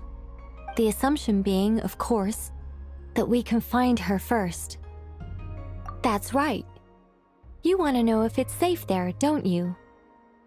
And yet, she has no choice but to return. You know this. Oh, that's not the only issue here. This is the end of the line, right? We've explored everything we can. And despite looking at historical artwork and talking to people from Hyperborean times, we're still no closer to learning Columbina's name. If it's not too much trouble, could you tell me exactly what Alice said to you about finding her name? Oh, sure. What she said was... Then your first job is to find it. As a moon goddess, I'm sure she must have a name she identifies with. Neither Columbina nor Kutar is her true name, and she's never really accepted either of them. Is it not also possible that she has never had a true name? Not at any point in history? That would be a hard pill to swallow. But at this point, we may have to accept... No one knows how she came into being, and she certainly doesn't have parents in any sense that we're aware of. Perhaps she was never granted a name at all. But does that mean there's no way to get Columbina back? She's just gonna disappear and there's nothing we can do about it? Huh? Wait, why all this pessimism? Was it the way I phrased this question? You all seem to be taking this in completely the wrong way.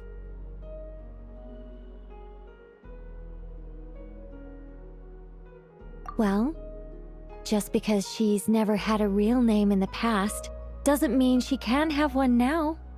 What? Think about what Alice said again. She never once said that you'd have to find a new name, did she? Are you saying what I think you're saying? Yes. Names are anchors that connect us to the world. If she doesn't have one already, then all we have to do is create one, no? It's like... yes. Traveler, when you first arrived in Teyvat, do you think you would have turned around if someone behind you shouted, "Hey, Tumaini!"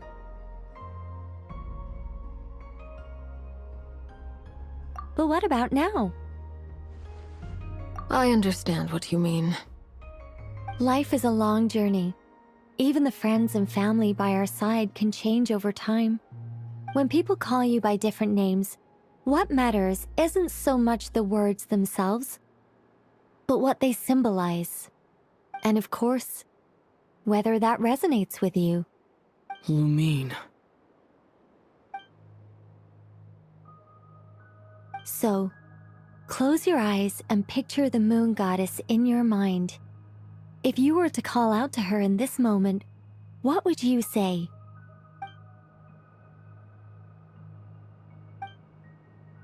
Columbina. Columbina. Paimon will I'll call her Columbina too. Well, she has long forsaken everything that Kuthar represents. I think from now on I should call her Columbina too. Well, it sounds to me like you found your answer. Are you sure? Is it really that simple? We haven't found her this whole time, and not for lack of trying. For a journey like this, the process is every bit as important as the outcome. Had you not searched far and wide, rejecting every other answer you were offered? How could you have come to an answer you felt was finally correct? Oh, it all makes sense now. This has Alice's fingerprints all over it. Are you suggesting that Mage knew from the start that Columbina never had a real name to begin with? I can't say for sure. But I can definitely imagine her chuckling in satisfaction somewhere right now, saying, "Ah, what fun." Llama! Your antlers! You should hurry. The festive moon has begun to rise. Do not worry, for when you called the name Columbina just now, I could sense that the power within was enough to summon back the moon goddess. The power within what? The name? Yes. So, the thing is... What's wrong now? This is so annoying. I really want to explain how that whole thing works. Starting from the founding principles of Tevat and... Oh, I could talk about this for hours. But... Deep breaths, Nicole. Deep breaths. You're an angel. A sober, sensible, solemn angel who has her priorities straight. Okay then. Sorry for asking. Clearly a bad call on Paimon's part. Anyway, you all need to hurry. Last thing, remember how it felt when you called out that name. Then it is agreed. By the name Columbina, we shall find her. Then we'll throw her the best Moon Pair Night party ever! And at last, we will send her home.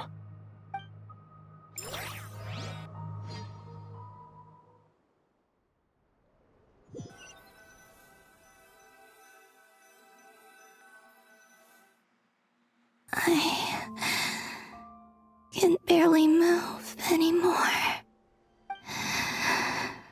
My consciousness is fading away. Have they come back out? I'd love to see them one more time.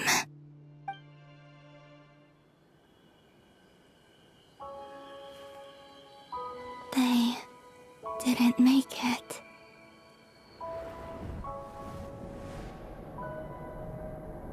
Could you tell me your name? My name is... Columbina!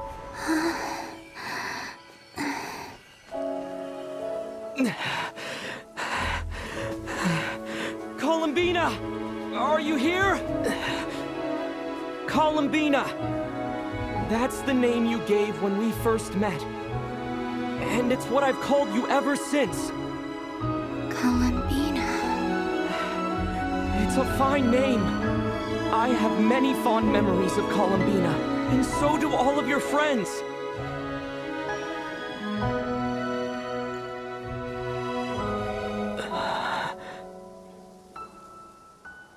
If you like this name...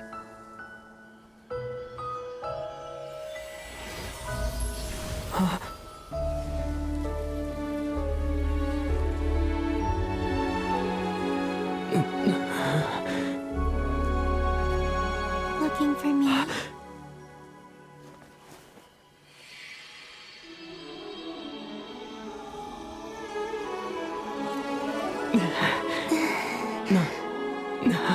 I like it.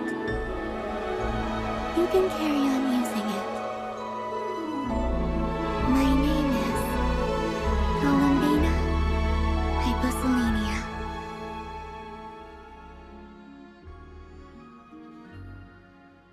Columbina hyposelenia. That's a wonderful name. I never thought that Columbina would become my real name. But after I met you and my other friends, the things that this name stood for slowly began to change. It went from being a Fatui code name to something my friends call me.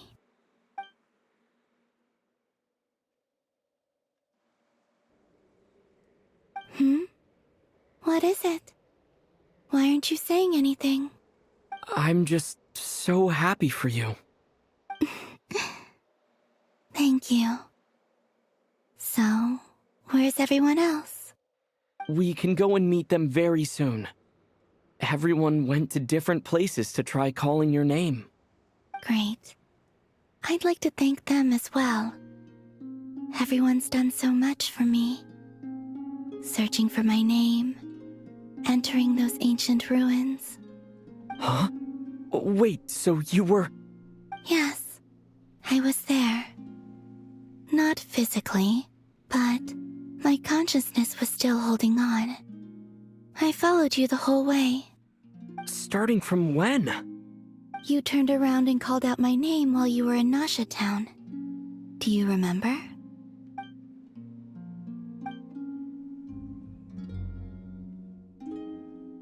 Let's go. We don't want to keep them waiting. Sure. In that case, come with me. But... Hmm? Before that, could you call my name one more time? Sure.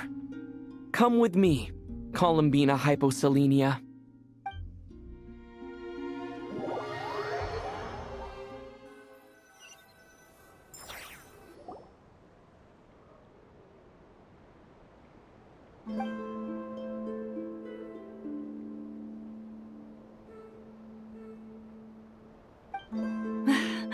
Columbina! Oh, this truly is wonderful. Llama, I can't breathe. Ha ha! Just in time for Moon Prayer Night. It's good to have you back, Miss Columbina. Yeah, we were worried sick. Thank you, my friends. With your help, I now have a name that belongs to me. Columbina hyposelenia. Where's the second half from? You added it yourself? That's right. It means... Born beneath the moon. Yes. And by extension, it can also mean born beneath this world. A fine name. Now, as much as it pains me to interrupt this beautiful reunion, I feel obliged to remind you that the Moon Prayer Night celebrations in Nasha Town have already begun. Don't you want to enjoy the festivities? There's so much to see and do. And some of the ambient lighting and entertainments were sponsored by the kind souls in the Hexen Circle. Nicole? Why'd you turn into Dodoko? So you're Miss Nicole. Thank you for helping us, and for helping me find my name. It's nice to finally hear your voice. You're quite welcome. Guiding lost people to hidden treasure is what we Seelie do. And if you ask me, spiritual treasures are far more precious than material ones. Chests are all well and good, but this was what it's all about. Ah, so satisfying. Anyway, I had to go help Alice. It seems like she ran into some trouble. That's why I couldn't be here in person. But don't worry, we're with you in spirit. We'll be celebrating right along with you. Keep an eye out for the Hexen Circle's festive stalls in Nasha Town. I think you'll like what we came up with. Alice said she even managed to rope B in this time. The Frost Moon Scions have also prepared various attractions. I believe Aino, Ineffa, and their crew are setting things up as we speak. On that note, Nefer, about that request I made. It's all in hand. Yehoda is on site to ensure that everything goes off without a hitch. Wonderful. In that case, Traveler? Huh? Come on, Columbina. It's time to celebrate the best Moon Prayer Night ever.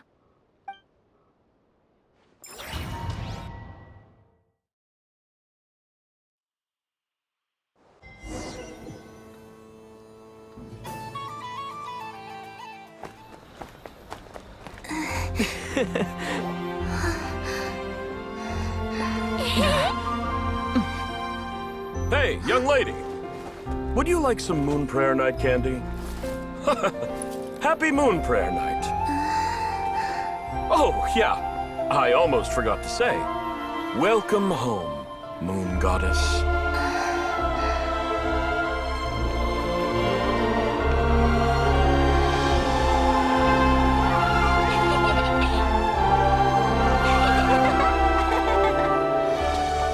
Welcome home, Moon Goddess. Welcome home, Moon Goddess. Welcome home, Moon Goddess.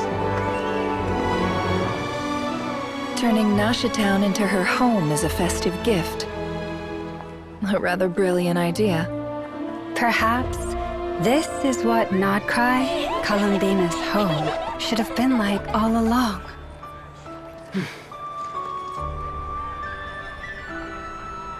Thank you for the gift. I like it a lot.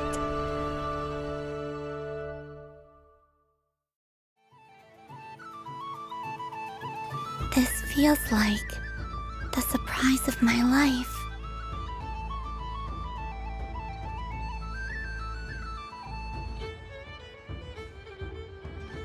I do. I never imagined I'd ever get to enjoy Moon Prayer Night with everyone so freely.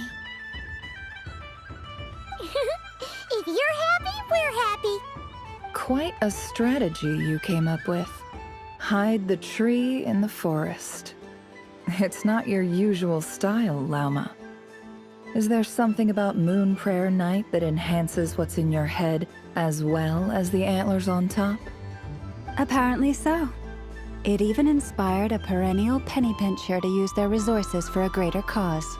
It truly is a magical festival.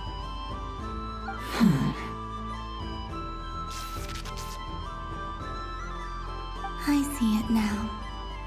This bickering is actually a sign of a strong relationship. Huh? What's everyone doing here? Oh! Miss Columbina, you're back! Yes, I'm fine now. Thanks for your concern. How's your progress with Alice's assignment? Very well indeed. I've never heard her sound so excited.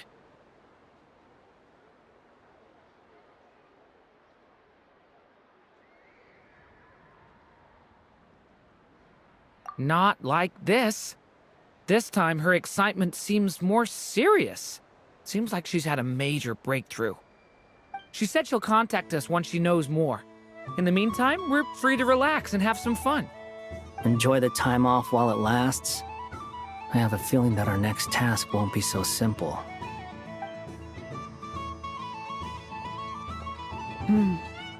I should go. I still have a few things to attend to at the Frost Moon Scion stall. And I think I'll take a look around. With any luck, this once-in-a-year festival will come with once-in-a-year opportunities. Hold up a second. Where's Varka? I believe he made a beeline for the flagship the moment he entered Nasha Town. Ah, that's Mondstadters for you. They know what they want when festivals roll around. Goodbye for now, Columbina. I hope you have a wonderful night. I will.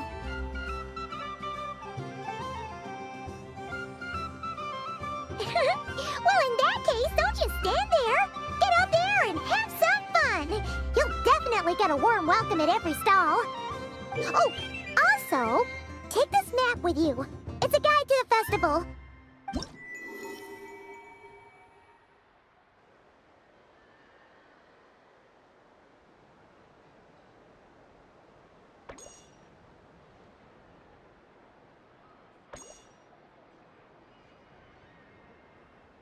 The Frost Moon Scion stall is over here. Lauma's invited a whole bunch of cute animals to celebrate too. Over there is the Hexencircle section.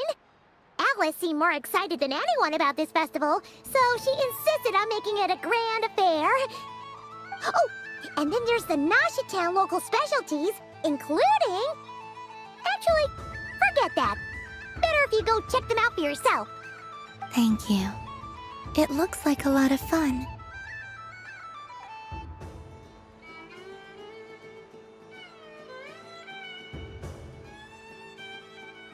You're not coming with me? We'll be around.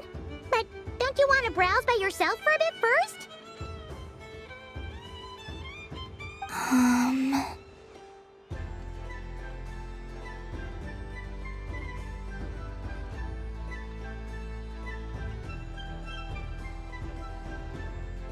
Yep. If you find something you like and want to try it out together, just give us a shout. We'll be right with you. Otherwise, just relax and enjoy yourself. There's so much on offer, so try to experience as much as you can. And don't forget to stuff yourself with all the delicious festival food. All right then. Off I go. Where should I go first?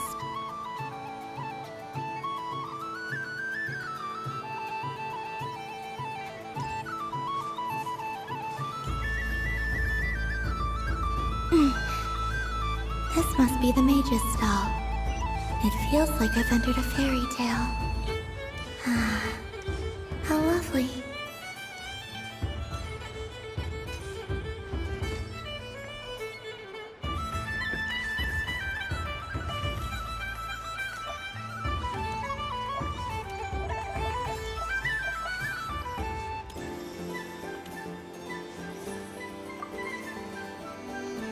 Welcome home, Moon Goddess.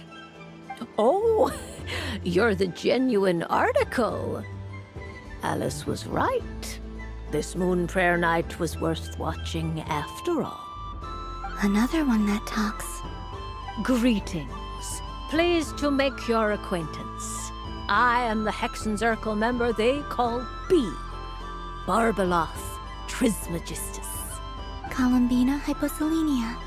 Pleased to meet you too. Hyposelenia.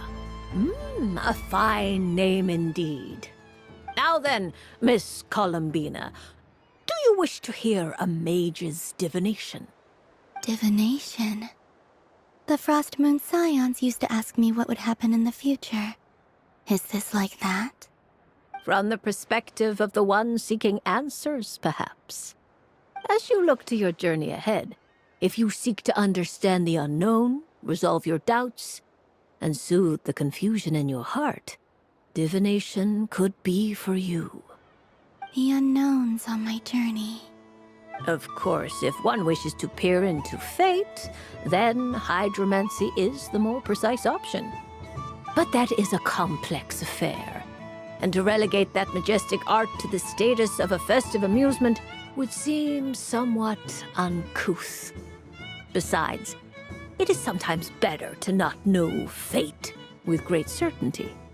Hence, I shall use the suitably festive Luna Arcana to tell your fortune instead. It is more popular with the youth in any case. Lunar Arcana. Indeed. Unlike hydromancy, this will only display possibilities and trends. People like to think of themselves as creatures of agency and free will. Peering too far and too clearly into the future is detrimental to both body and soul. I'd like to give it a try. Of course you may. Come then, take a seat, Miss Columbina. Before we begin, are there any specific questions you would like to ask? Let's stick to general possibilities and trends, like you suggested. Ah, very well. Then I shall use the basic Lunar Arcana deck. Now, try to relax. Cast your mind upon the things you have experienced and the things you are soon to experience. I will shuffle the deck. Would you like to cut the cards yourself? You do it. No problem. Now then, to make things easier for the seeker, that is to say, you, I shall decipher the cards from your perspective.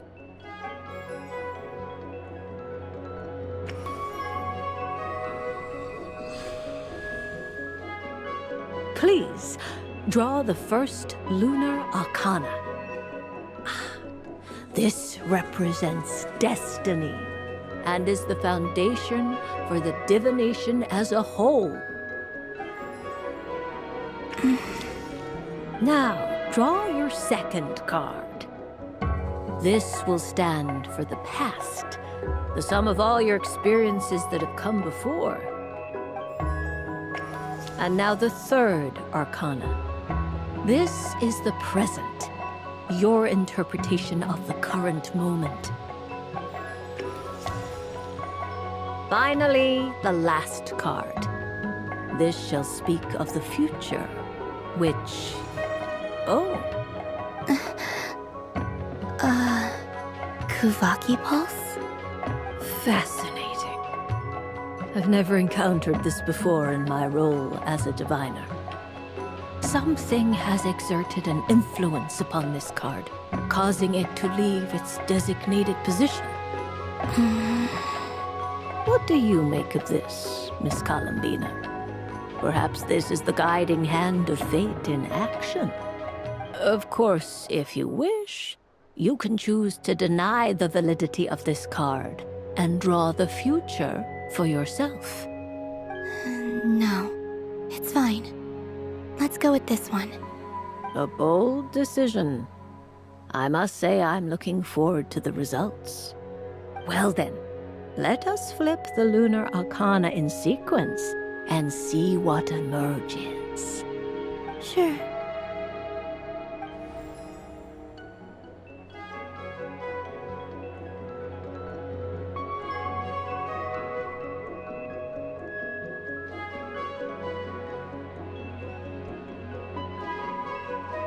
First, destiny.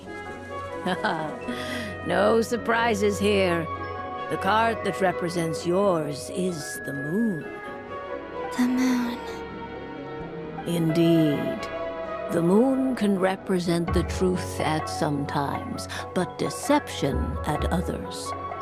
False peace, destructive calamity, and the world-changing power that lies within. When the moon is placed on the destiny tile, it indicates that your destiny is not what it may appear on the surface. Instead, it may yet have a hidden side. It symbolizes a journey through the fog, fraught with uncertainty and deception, where one must face inner challenges head-on. I don't understand. Patience, my dear. This is but the first card, which serves as a basis for the interpretations that follow. Our divination will only grow clearer from here on out. Now then, flip the second card, the one that speaks for the past.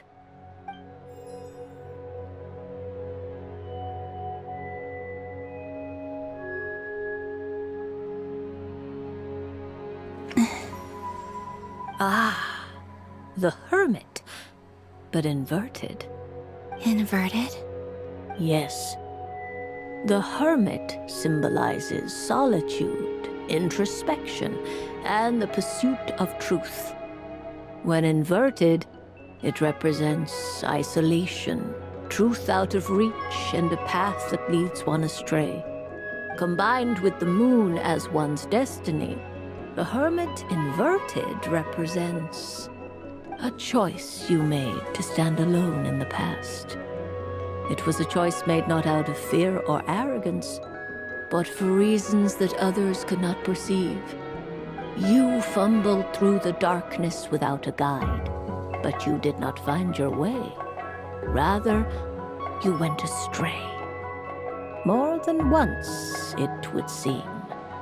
Is this about how I became Kutar despite not wishing to become a god? And how I joined the Fatui because I yearned for a place to belong? I suspect only you know the answer to this question. All is not lost. The past is in the past, and so it shall remain. Shall we look into the present now? Oh my. The Lovers. One of the most interesting lunar arcana. What does this one mean?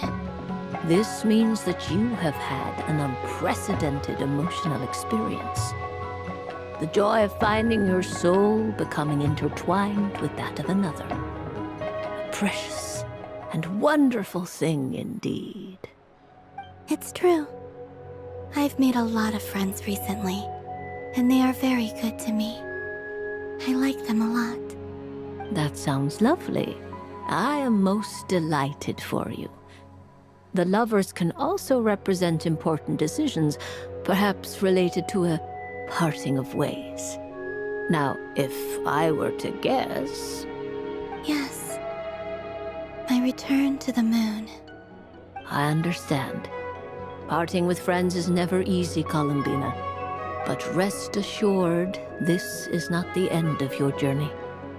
There is always another story waiting to be told. The future always lies ahead. The future.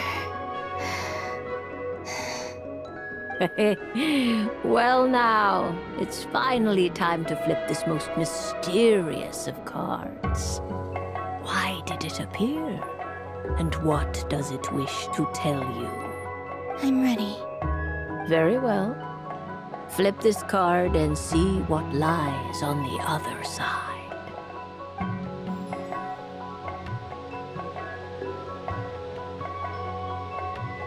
Oh. Miss Barbeloth? What is it? This card is death. That doesn't sound very good. It depends on how we interpret it. It is true that it can represent an agonizing death, a complete and utter end, but at the same time, it can also represent rebirth.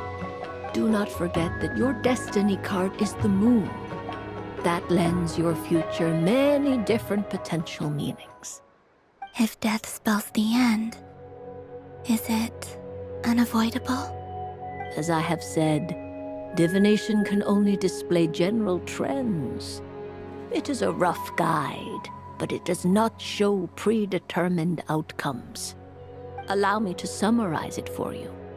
In the past, you may have lost your way, but now you have gained new connections and new strength. You now face an important decision, one that may bring about a great change in what is yet to be. This change might, in turn, be the end of all things, or their beginning. But remember, everything is subject to change because of the moon present in your destiny. You must see the truth clearly and face your innermost thoughts. The truth. My innermost thoughts. Thank you, Miss Barbeloth. Don't mention it. Some people dislike divinations, for fear of glimpsing an ending to their story that they wish was not so. But I can see that you're different. The result of this divination will not sway your decision. This is a rare quality, and one that diviners always hope to see in the seeker. We are here merely to guide, not to exert undue influence. I understand. Go then and illuminate your future, Miss Columbina. The moonlight that shines from you now is most captivating.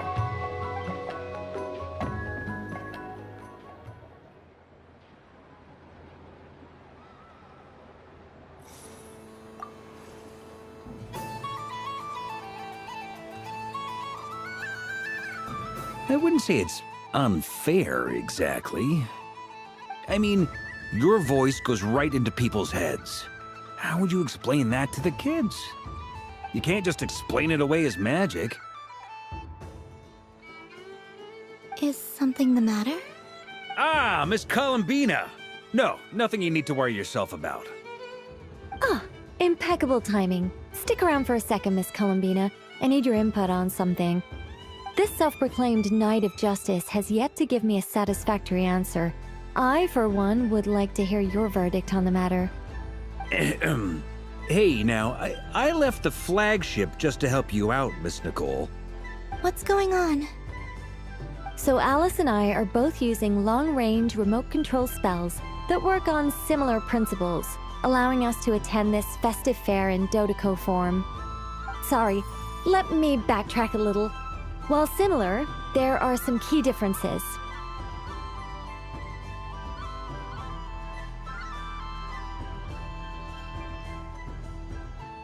Alice, being a great mage, wanted her Dodeco to reflect something of her own charm and mystique. So she adjusted the way its tail moves when it spins around. An entirely gratuitous move, in my opinion. I hardly see how anyone is going to notice that. If anything, I'd say that anyone who stares intently enough at a Dodeco's tail to notice such a small detail is someone we ought to be highly concerned about. I only say this to emphasize that my question has nothing to do with tails. Now that we're clear on that, why is Alice's Dodeco permitted to interact directly with the children celebrating Moon Prayer Night, while mine is not? Your voice speaks directly into people's minds. See? Exactly what I said.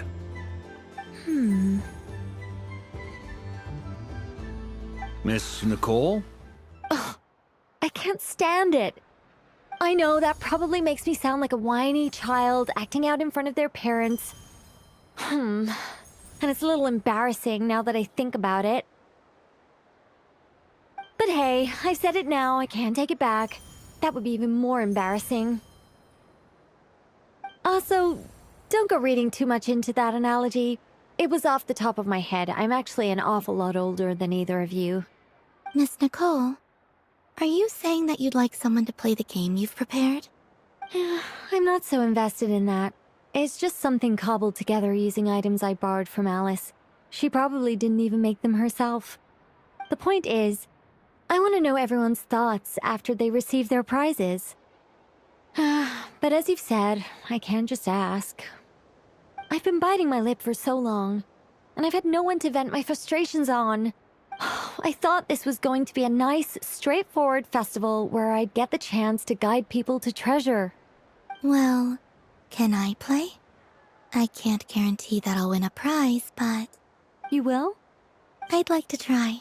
Then what are we waiting for? Let the game begin! It's like they forgot I was ever here. Ha!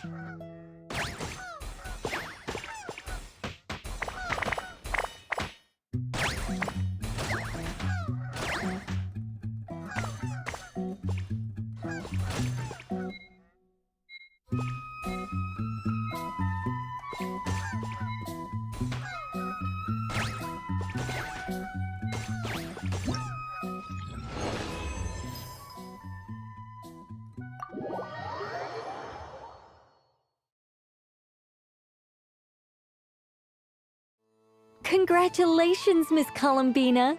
With your great wisdom, you have overcome every obstacle in your path and conquered the great challenge posed to you by fate. Fate? Well, something to that effect.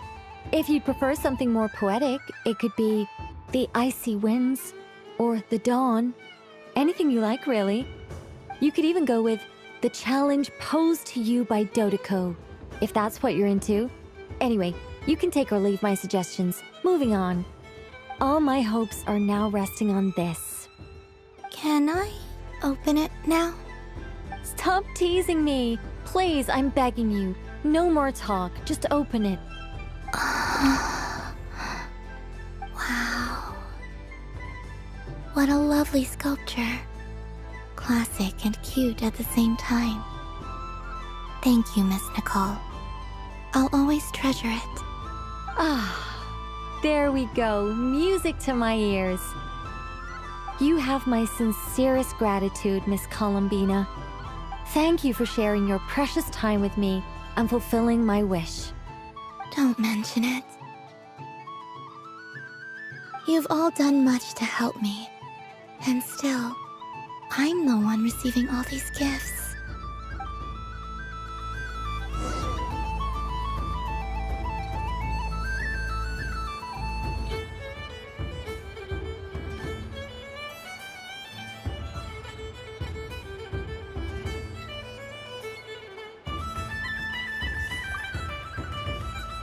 A soft and furry creature that bounces and jumps.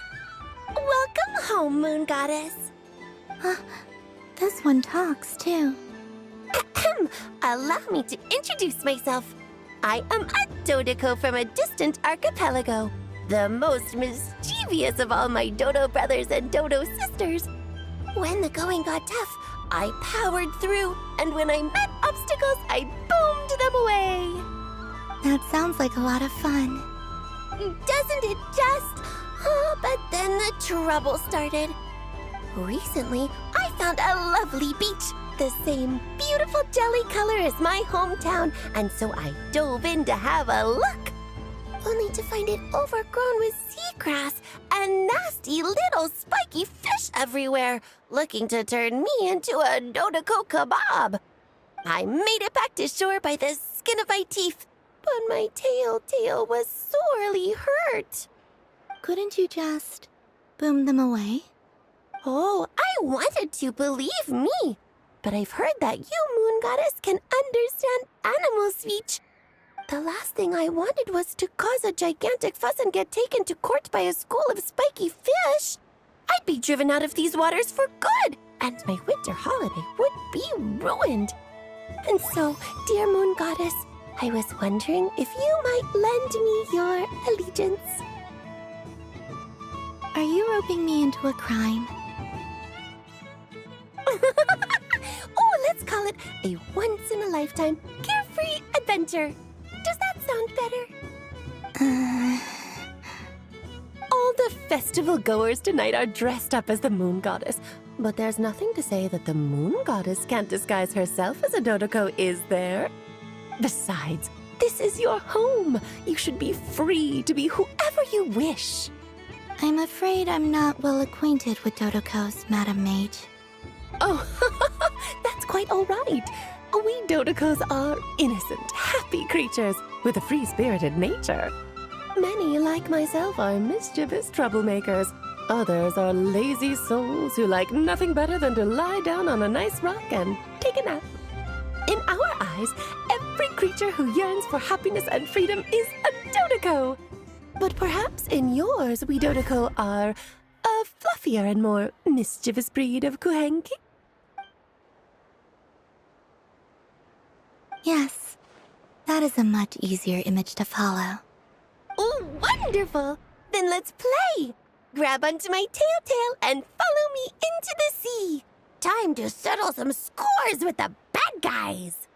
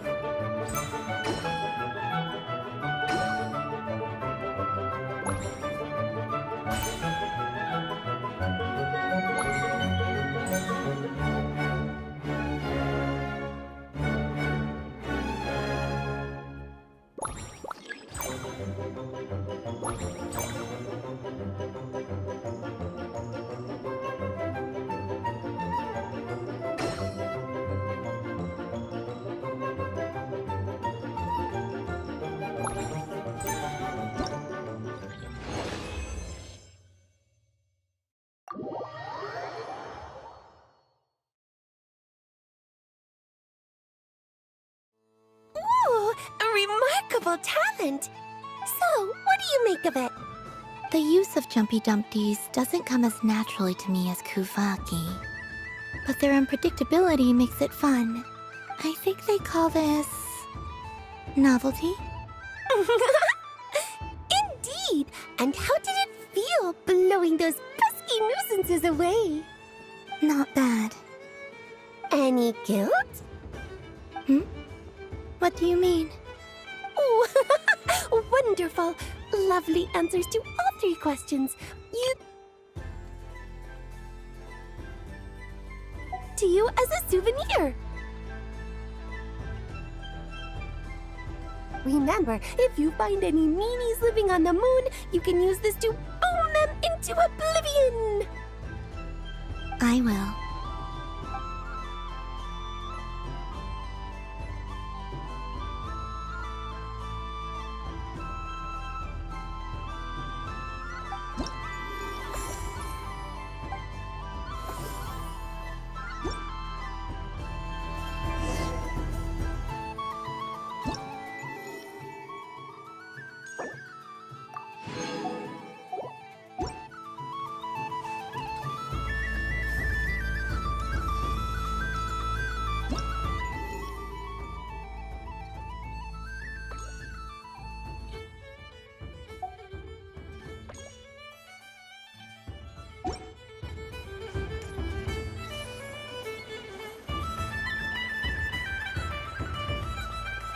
Dodoko's Whirligig! Come check out Dodoko's Whirligig! Ah, welcome home, Moon Goddess. Might I ask what this is? Ah, it's a very special amusement sponsored by the great mage herself. Ride on a soft and furry Dodoko and embark on an unforgettable adventure. I say that, but I'm just following a script here. Who is this mage, anyway? And what the heck is a Dodoko? I'd like to ride. No problem. But, are you by yourself? Is that not okay? Oh, no, it's fine. It's just that each Dodoko can accommodate 2 passengers. Would you like to bring a friend along? My friends... That should do it. Now, we just need to get everyone else to draw something on it, too. But we gotta keep it a secret from Columbina. Traveler?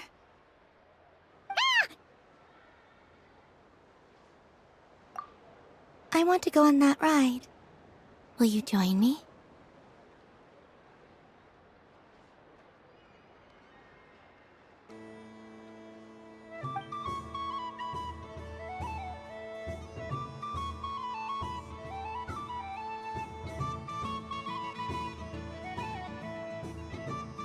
Let's go then. Don't worry. Paimon will do the rounds. You go have fun.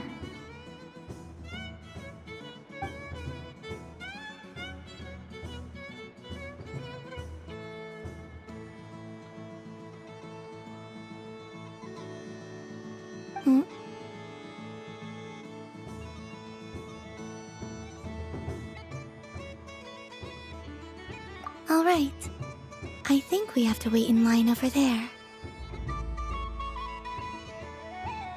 Please take your seats. For safety reasons, you mustn't try to leave the ride before it comes to a complete stop.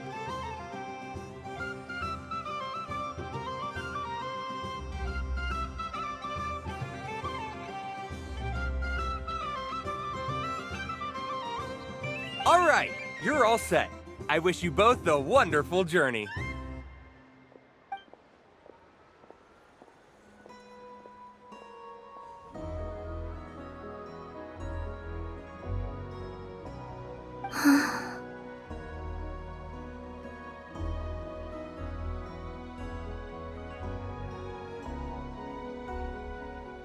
Not bad.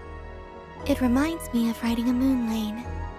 Sometimes, the Kuhenki circle around me like this, playing their beautiful melodies.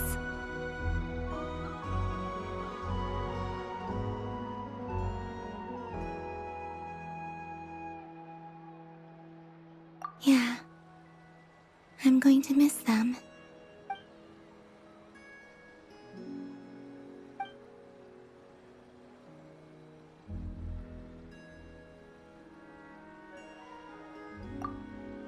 It does. I've felt scared in the past, too. But this is a little different. You know something? I got to see a lot of fascinating things during my disappearance. I saw how the Frost Moon Scions act around their families. So different than how they used to act in my presence. And I also saw how they interact with their friends. It made me curious at first. Why do people act so sincere when they're worshipping gods, but save their truest, warmest feelings for each other? Slowly, I came to realize that I know. I knew it the moment you started calling out my name. What I fear now is the end. I fear losing all the...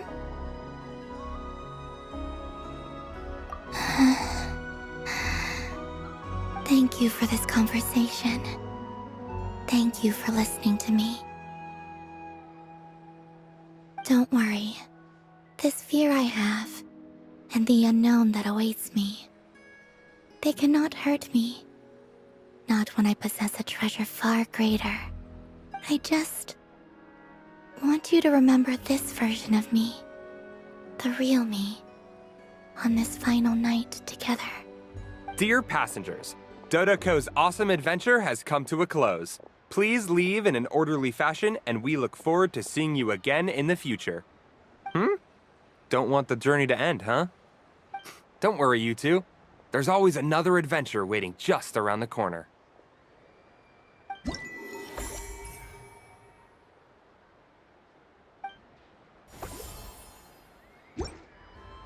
So this is the Frost Moon Scions area. It feels very familiar. But everyone looks much happier than usual. There are so many attractions here. Since I rarely get out, I might as well make them... Moon Prayer Candy! Beautiful, tasty Moon Prayer Candy! Buy a whole box, share it with your friends and family! Candy? To share? I wondered what flavors everyone would like. Welcome home, Moon Goddess. Fancy a box of Moon Prayer Candy? Sure. I knew you would. Now, what flavor would you like? I'm not sure. What flavors do you have? Is this for yourself or as a gift? A gift for my friends. Ah, I see. In that case, I'd recommend apple, lockaberry, or midsummerberry. Those are the most popular. Do you have nocturnal blossom flavor? Huh. I've seen couples give those as gifts before, but I did not know they were edible. No? Okay then. Moonfall silver? You did say this was for friends, right?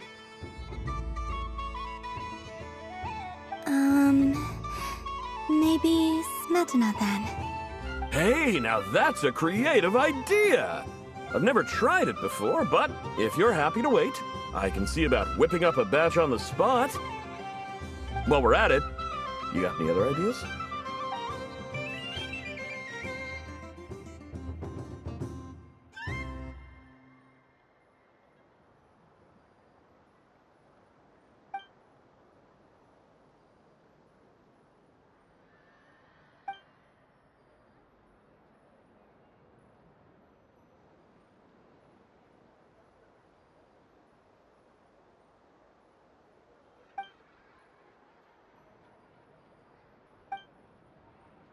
Here you go. Every flavor you asked for is in there.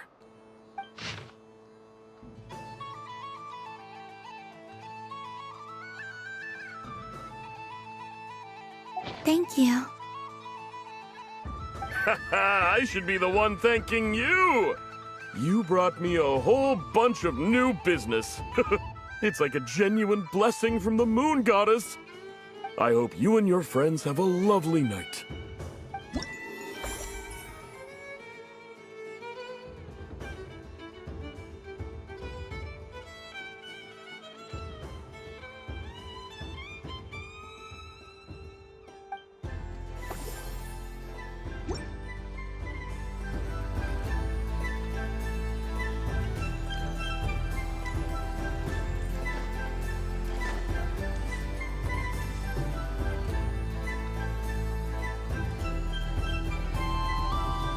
Well, well, look who it is. I heard someone went and disappeared on us the moment we let her out of our sight. They looked all over for you. Frankly, I didn't think you'd be back for Moon Prayer Night. Were you worried about me, Sandrone? You would like that, wouldn't you? Do you even hear what you're saying? It seems to me like you disguised yourself with festive headgear, just so that you could come see me on Moon Prayer Night and make sure I'm okay. You didn't even bring Polonia with you. You? I thought you couldn't see. I cannot. But I sense the confusion of those around us rippling through the Kuvaki currents.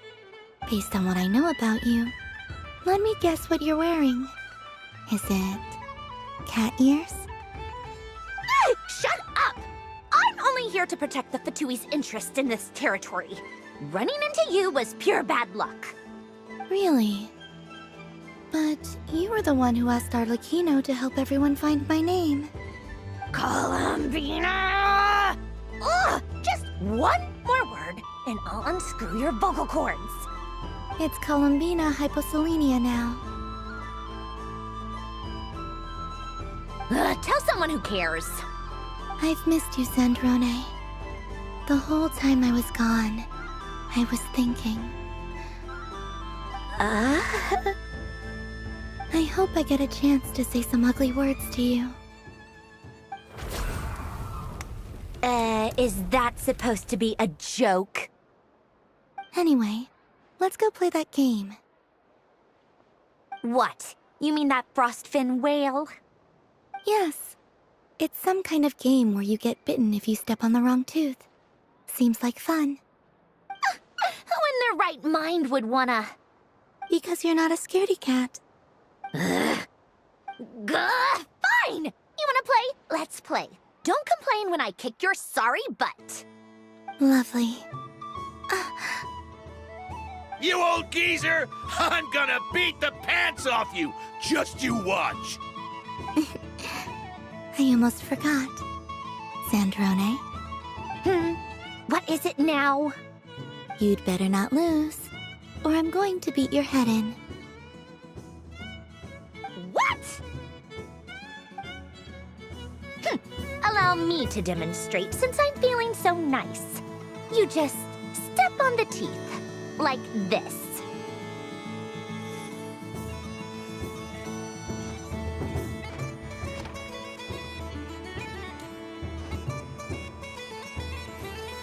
Which should I pick? Your turn, Sandrone.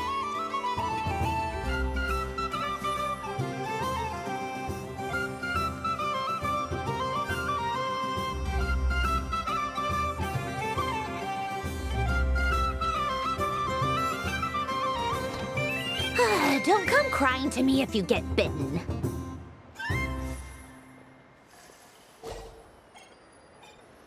There are less and less teeth remaining.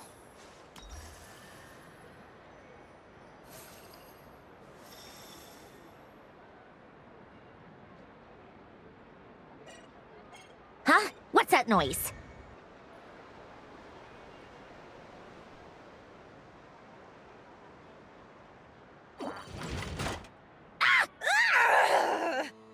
I think you might have picked a bad tooth, Sandrone. Shut it! Do you need any help?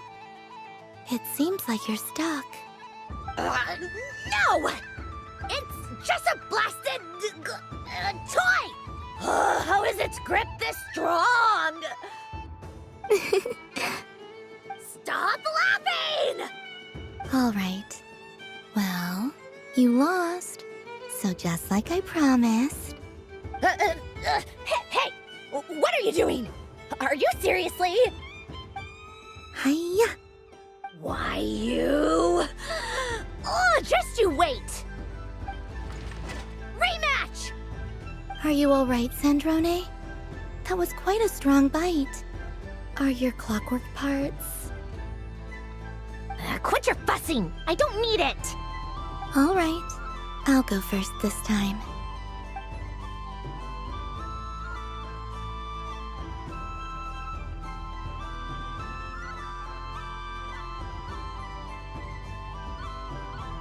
I see it now. She can sense which teeth are rigged. So I just need to avoid the same ones that she does.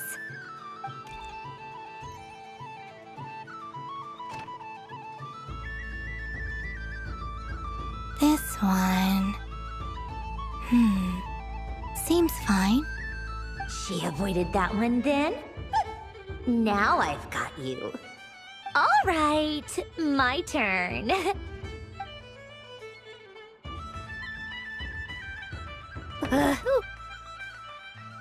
What? Looks like you lost again, Sandrone. Wait! There's more than one bad tooth! Bonk.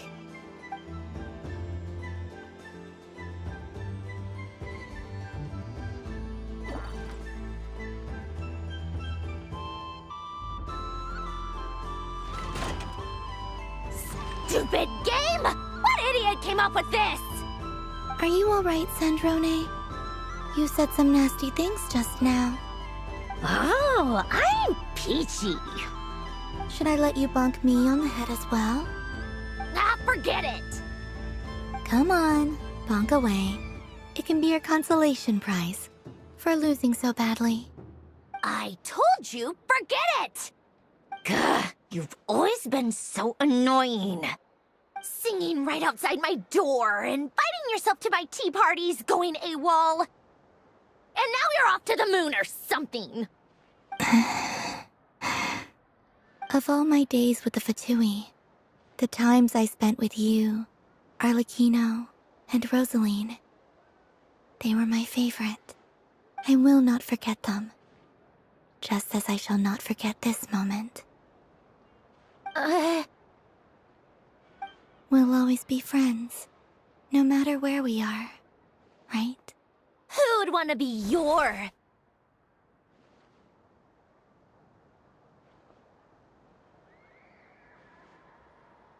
I'll miss you, Sandrone.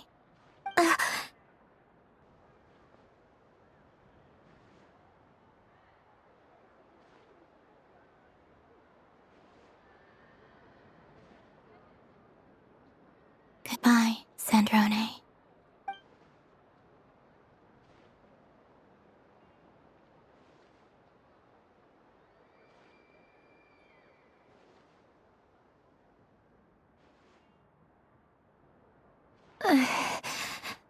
I'll miss you too, Columbina. Sorry, what was that? Ah!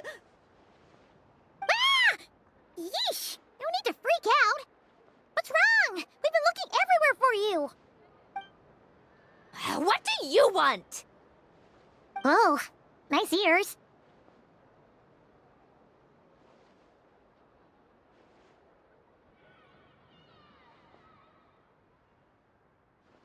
What do you want? This. Huh? It's your turn to draw something. You're one of her friends too, aren't you?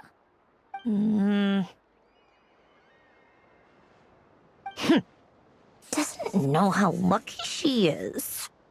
Sorry? Nothing. I'm done. Take it. Oh, that was fast. Oh, and one more thing. Last time we spoke, you mentioned you were interested in the Narcissan Kreuz Ordo's research, remember? There were too many people when we last met, so we didn't get the chance to do this. What are you talking about?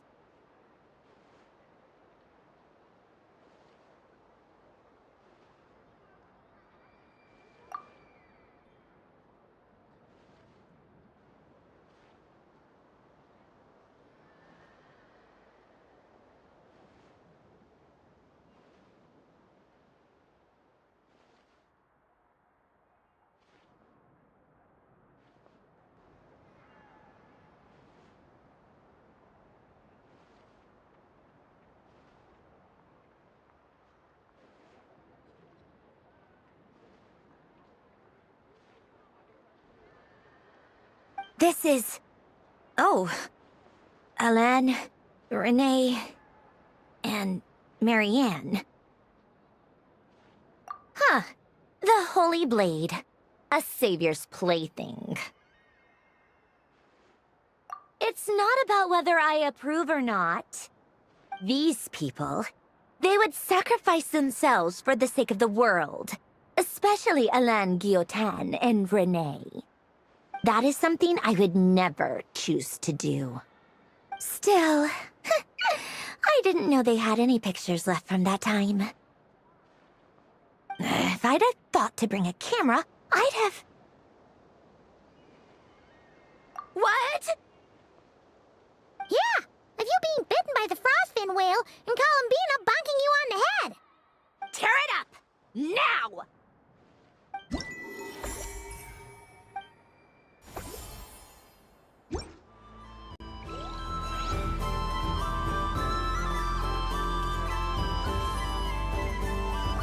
What's there to see on that moon anyway? Let her go up there and cry alone. See if I care. You're giving me candy? That isn't like you. This had better not be some weird prank. Coffee flavor? I thought you hated coffee. It's extra strong too. Huh. You didn't do all this just for me, did you? Hey! Don't take it away! I never said I didn't want it. I mean, you can't unmake the candy now.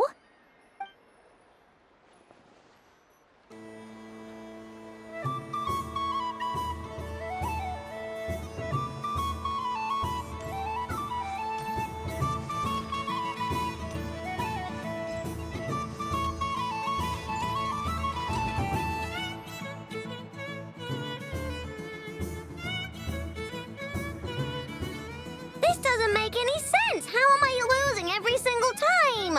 Wait, Inefa, you're cheating, aren't you? Yeah, that must be it. I am not cheating, I know. Uh-oh, sounds like Inefa's turning into a big baloney bot. I think it's time for some serious maintenance.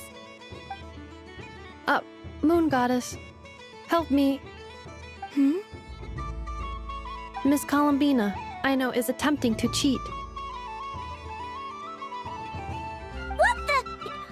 The cheater? You're the cheater! How dare you throw it back at me?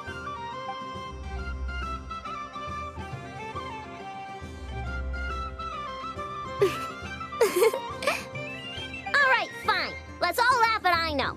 Just you wait till I get home, because I'm gonna make a game bot that can win 100% of the time. Let's see you laugh when I come back and beat your butts. You'll all have your heads covered in stickers when I'm through with you.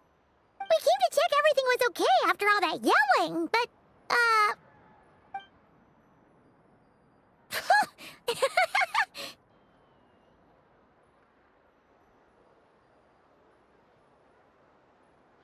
Whatever it is, it sounds like cheating is allowed. Kuhenki concentration. Each player starts with differently colored kuhenki. Each round, they draw one kuhenki from their opponent. When a player has two kuhenki of the same color, they make a pair and can be discarded. Any that can't form a pair must be kept. The round ends when a player can't form any more kuhenki pairs, and that player gets a sticker.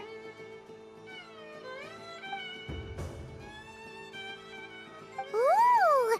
Can 4 people play as well? That is fine, so long as the turn order is fixed beforehand. Alrighty then! In that case, the 2 of us will join as one team. Okay, but if you lose, you're both getting stickered. I don't want to hear any excuses. Sure. And if we win? If you win, only one of you gets to sticker someone else. I have taken to calling this. I know logic. Hey, lay off me, alright? Okay.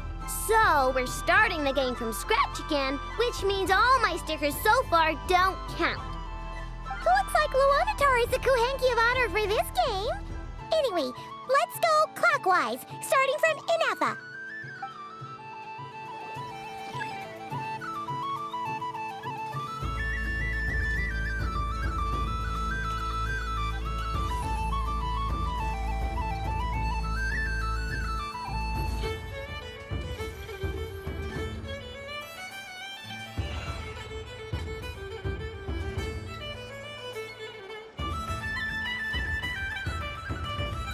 Nice! That's a pair!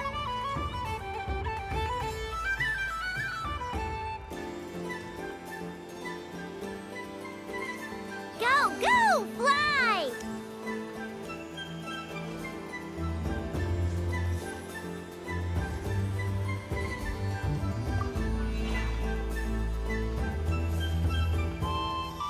Go on.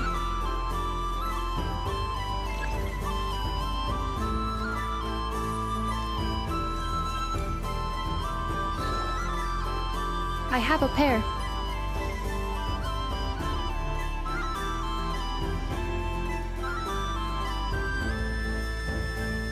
Uh-oh! We gotta pick up the pace!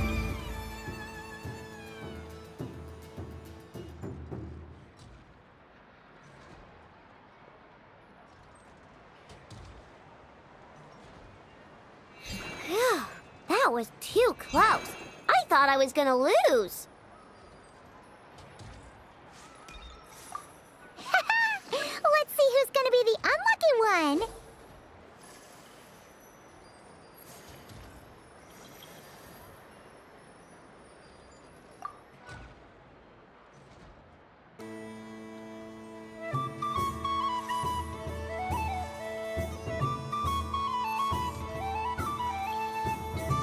Good luck, everyone.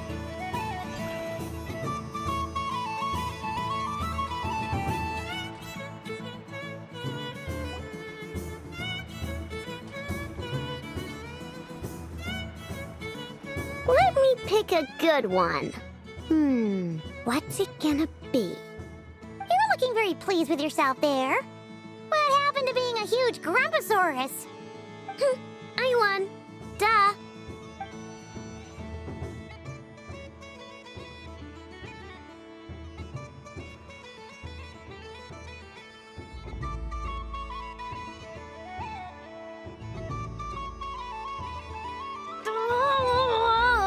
Me again?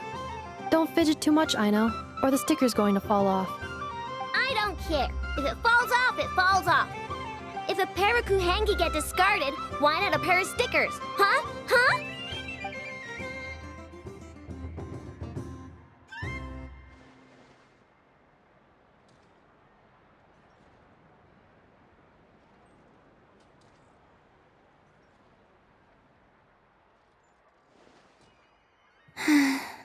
I've lost. Sticker, sticker, sticker!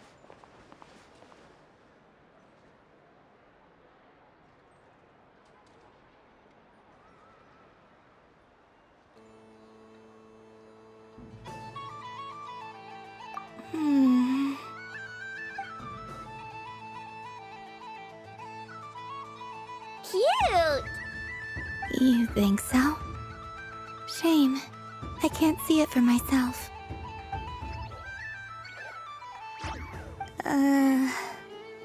What did Luanatar say? She said it looks so cute that she wants me to lose a few more rounds.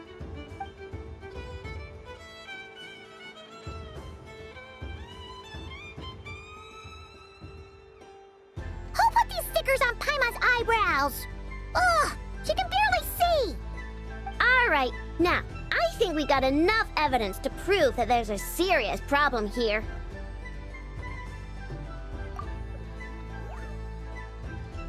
Yes, I agree as well. The culprit is... Ineppa! Culprit? What did I do? Quit acting dumb, Ineppa! You're not wriggling your way out of this one. I've been watching you. Not only did you remember whose side Luanatar started at, but every time someone drew a Kuhenki, you were logging it and calculating every last possibility. Which Kuhenki pairs were gone, who had what color Kuhenki in their hand, even our facial expressions. You were keeping track of it the entire time. Exactly! What Ino said! Putting aside the fact that running calculations is not against the game rules, do you have any evidence to support your allegations?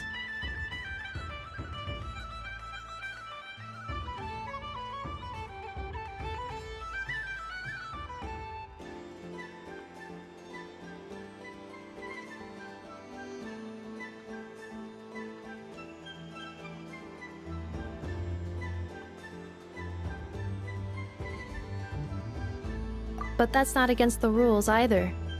So she admits it. She certainly does. Alright, everyone grab a sticker.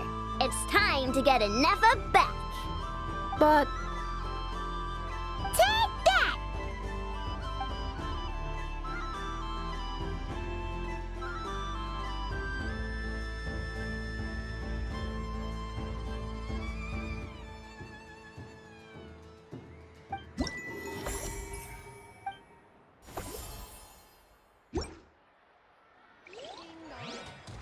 The next robot show will start in 5 minutes. We thank you for your patience.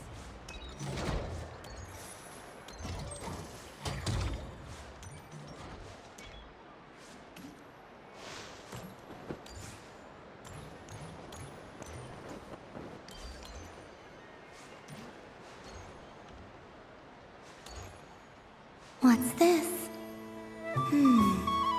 Should I give it a try?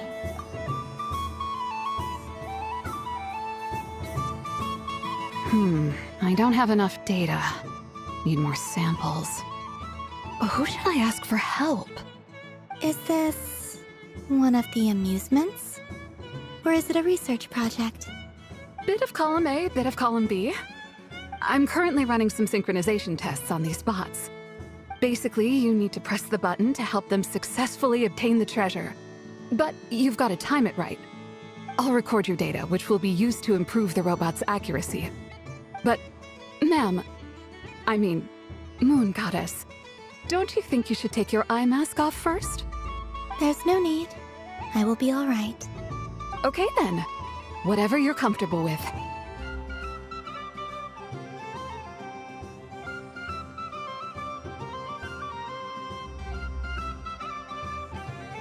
Oh, sure. Happy Moon Prayer Night.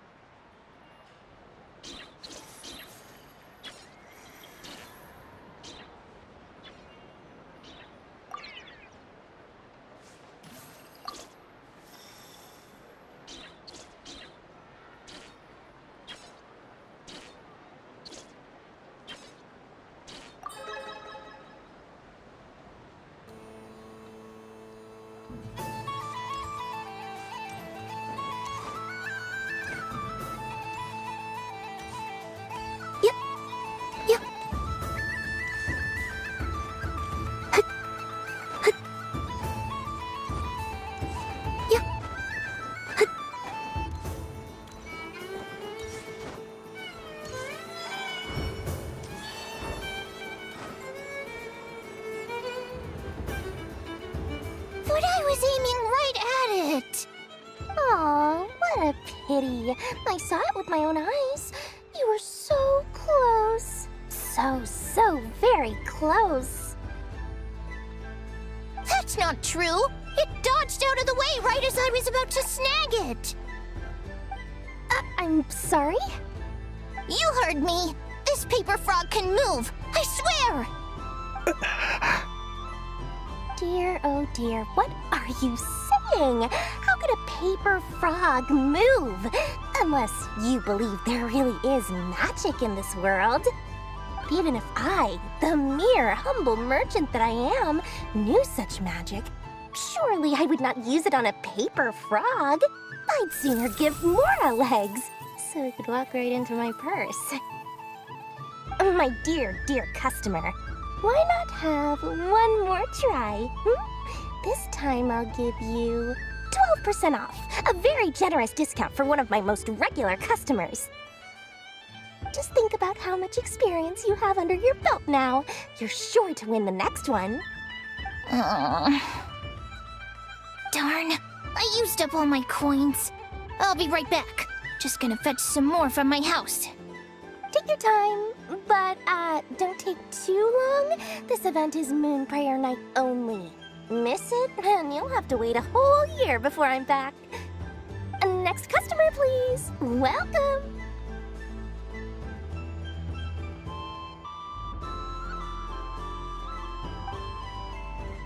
Hello.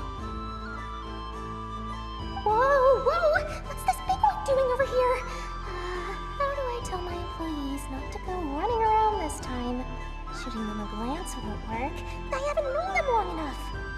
Dory? Why, hello there, Miss Columbina. Would you like to play my ring toss game? The rules are very simple, and it's easy to get the hang of. How much for a round? Oh, first time's free. Not a single mora. After that, well, we can cross that bridge if and when we come to it. But with your sharp skills, I'm sure you'll win all the prizes in one fell swoop.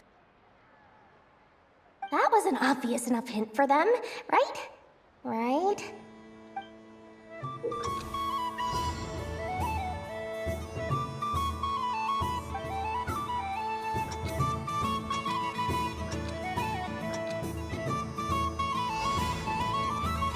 Here comes the ring! Oh, peanuts.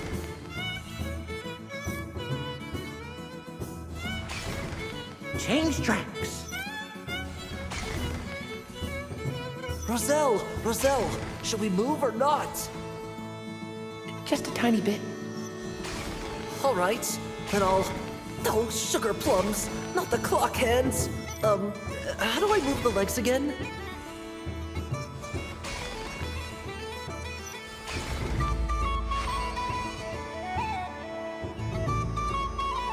Let's see now. Let's see. Wow, very good. That's the highest score we've had all night. And here's your prize. Now, how about another round? As for the cost... Happy Moon Prayer Night, Miss Columbina. Happy Moon Prayer Night, Durin and Hat Guy. Are you here to play the game? Yes.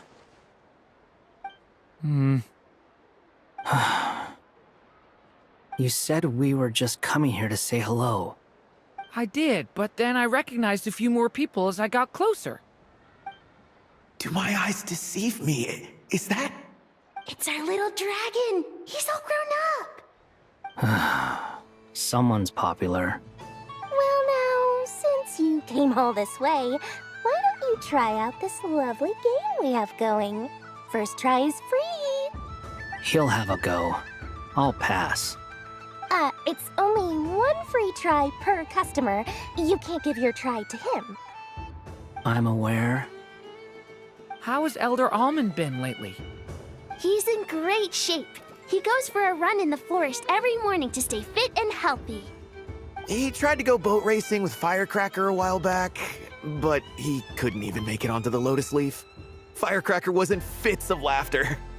How about you, little dragon? Can you still fly? Yes, I can.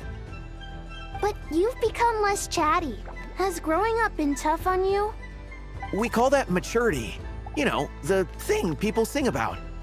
The knight wields a sword of stone to defend those hearts that are made of gold. Stone is very heavy. That's what keeps him from talking too much. That's awesome! I want to be a knight when I grow up too. Ring, here I come!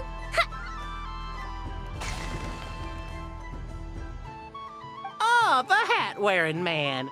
I never thought I'd see you again. You seem more determined than when I saw you last on the train. If you say so. Oh, I do say so. The people you once helped see it clearly. It's because you are once again on the right track. May the engine in our hearts propel us to the station of our dreams. I can move! I can move now, Roselle!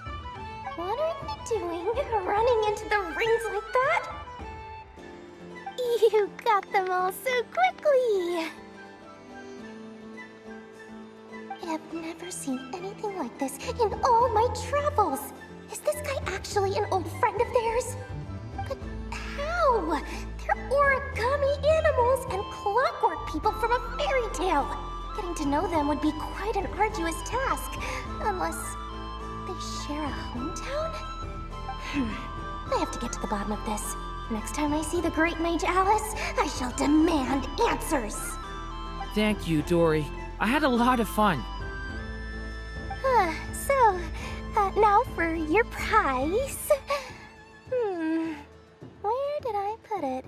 Give me a moment to dig it out. Oh, sweet grand prize. How I wish I didn't have to let you go. Good thing I've already turned a profit from the customers earlier in the night. Otherwise, I'd have wasted all my hard work. Okay, I'm back. What? I leave for 2 seconds and someone's already claimed the grand prize? Oh, well, these things happen, you know? Perhaps you'd be interested in one of the other prizes instead. We've got all kinds of wonderful goodies here. Is this the thing you wanted? Here, you can have it. Huh? But... Don't worry about it. It will be happier with you. Oh, thanks so much, Miss. Moon Goddess. Oh, goodness gracious, Columbina. Give me strength. How am I supposed to make any more money from this child at this rate? Daddy, look! That's the game I was telling you about! Forget it. She is the moon goddess after all. I'll think of some other way to swing this. Maybe I can try to hook this new kid. Huh? Oh, someone already won the grand prize. You can take mine if you want. What? Why? Why are all these bleeding hearts coming here to ruin my business? Happy Moon Prayer Night, everyone. Happy Moon Prayer Night.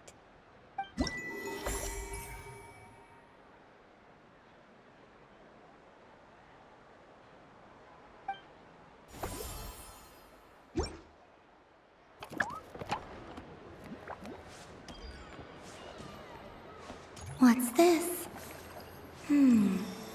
Should I give it a try?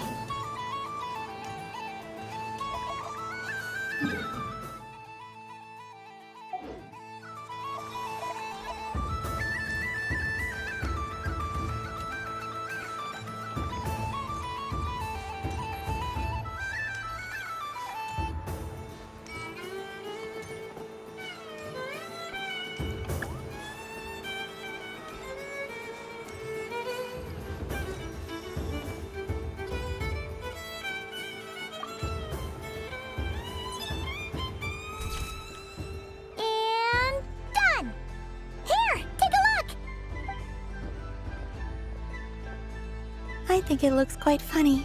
Well, Paimon thinks it's super cute. It looks like a silly chic badger and a rhyme-horned deer that's about to fall asleep. Maybe I'll stand on the chic badger's side instead. It looks like we've attracted the attention of quite a few animals. Let's make room for them.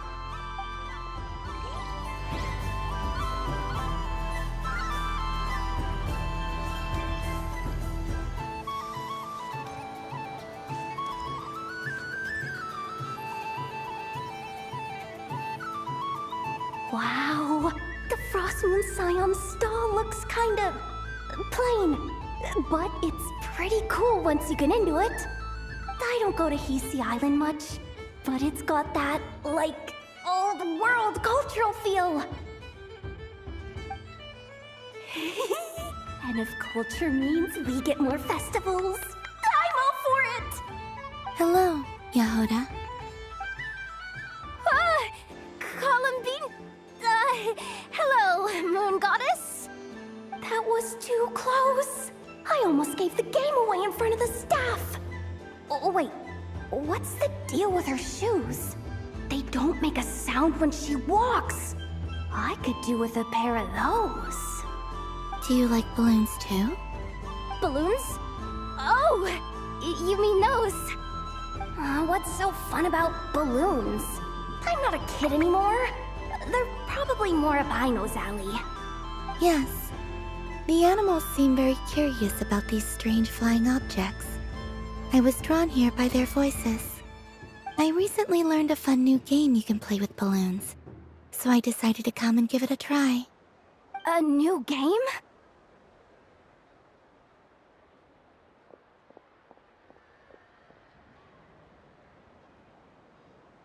Hello.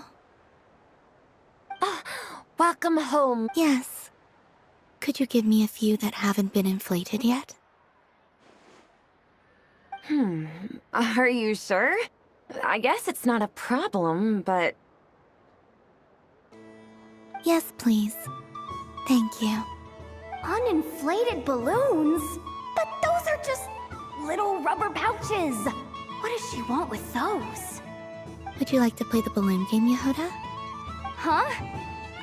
Sure. I guess. How do you play it? Wait here a moment.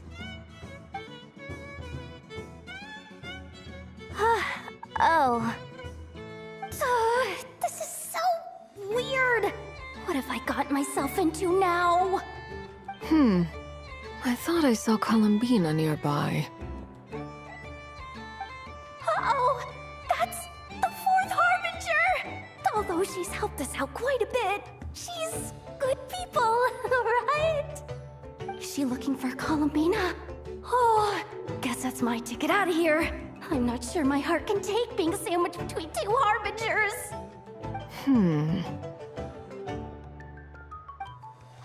Which stall is she checking out? Oh, it's that other Frost Moon Scion's one. Try on the headgear, see what it's like having antlers or animal ears for a day. Oh, I wouldn't be caught dead wearing that stuff. So embarrassing. I have enough gear to carry as it is.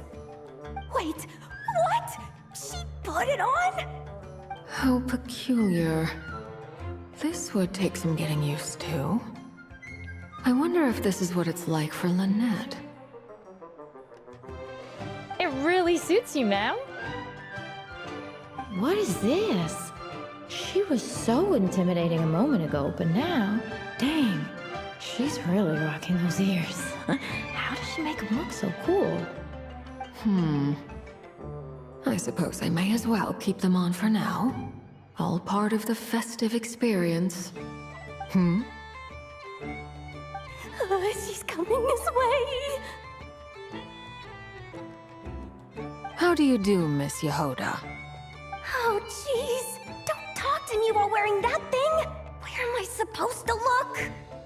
Oh, hey there. I'm looking for Columbina. Have you seen her? She just... Huh?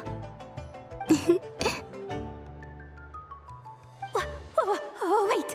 Is that what she meant by balloon game?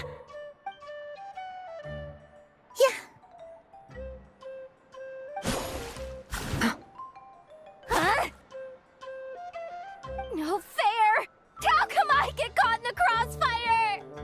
An ambush from the rear? Is this a declaration of war, Columbina? Would you like to play too, Arlecchino? Seriously? Are they gonna start some beef right here, right now? Gladly. That said, I believe there is another who would like to join. Boss Nev! Thank goodness! You've gotta get me out of here! Things are kicking off big time! Hello there. I'd like 10... no, make that 20 balloons, please. Uninflated. What? Miss Moon Goddess, I hope you're prepared to pay the price for assaulting my employee. Welcome to the game, Nefer. Just to be clear, let's keep this a fair fight, okay? No strange powers, please and thank you. Naturally. Don't just stand there, Yehuda. Aren't you going to team up with me? Huh? Do I have to? Of course. Don't forget, the Curatorium has a reputation to uphold. I knew something like this was gonna happen.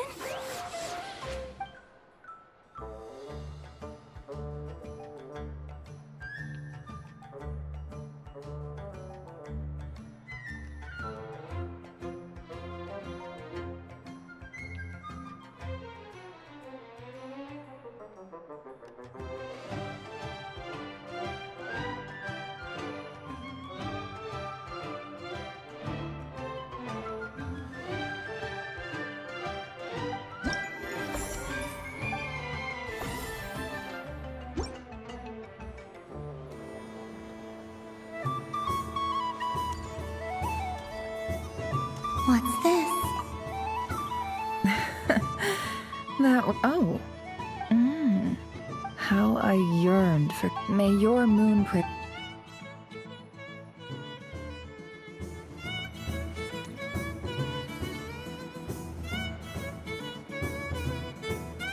I wish for a never-ending supply of laka berries. What a humble wish. Probably written by a child.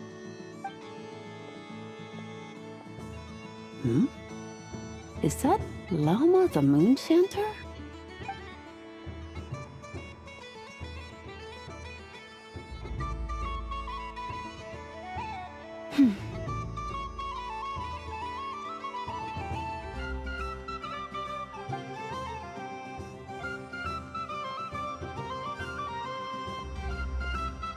I wish that the long plume ibises would stop biting me. Oh dear, poor Llama. All right, I'll write that one down for you. I got it. While everyone else is celebrating Moon Prayer Night, you're as busy as ever. I don't mind. It's rewarding work. A good kind of busy. My antlers are at their heaviest tonight, and the Kuvaki waves are especially strong. But as I help these dear friends hang their wishes up, I feel a great peace within myself that is hard to describe. You see, they're all such beautiful wishes, and they are ones that we can fulfill by our own strength. Do you blame me, Llama? I want to hear your honest answer. It is by the help of so many people that I can return to the moon. But I feel as though I've hardly done anything in return. You've done plenty, Columbina. I say this in earnest, both as someone who knows your history, and also as a friend who has seen what you've been through. What about as a moon chanter? I feel proud to honor our moon goddess's wish. And I'm sure any moon chanter in history would have felt the same way. Thank you for your kind words, Llama. But... Since you asked for my honesty, I won't lie to you. My feelings are mixed right now. Besides pride, I also feel... I suppose it's a reluctance to let go. Once you return to the moon, we will be far apart and separated by a false sky. I'm sure those of us left behind will gaze up at that sky, yearning for the moon once in a while, just as you used to do. I will miss you, Llama. I will miss you all. I hope to stay in touch. I will try and find some way to send messages down from the moon. Perhaps you could use Kuvaki. I've heard Yehoda say that signals can be sent using long and short waves, or strong and weak lights. That sounds a little complicated. What if we forget what the signals mean? We could prepare a codebook beforehand, but... You're right. It wouldn't really suit you. Still, whatever happens, I believe that you will find your own unique way of communicating with us. And now that I think about that, my heart feels lighter. Because you trust in me? Yes. I have faith in you, and in the power of truth. In my experience, the truth tends to be difficult. But that's what makes it stand out from what is false. So I'm confident that your thoughts and your love will shine through the curtain of lies. We will know it when we see it. Thank you. Now, could you help me hang up my wish? Is this? I wish that all who dwell in this moonlit world can find a place to belong.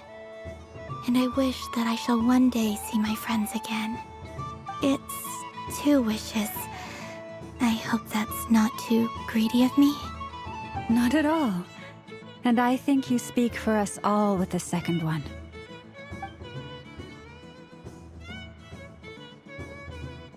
I shall continue to pray until the day that all of these wishes come true.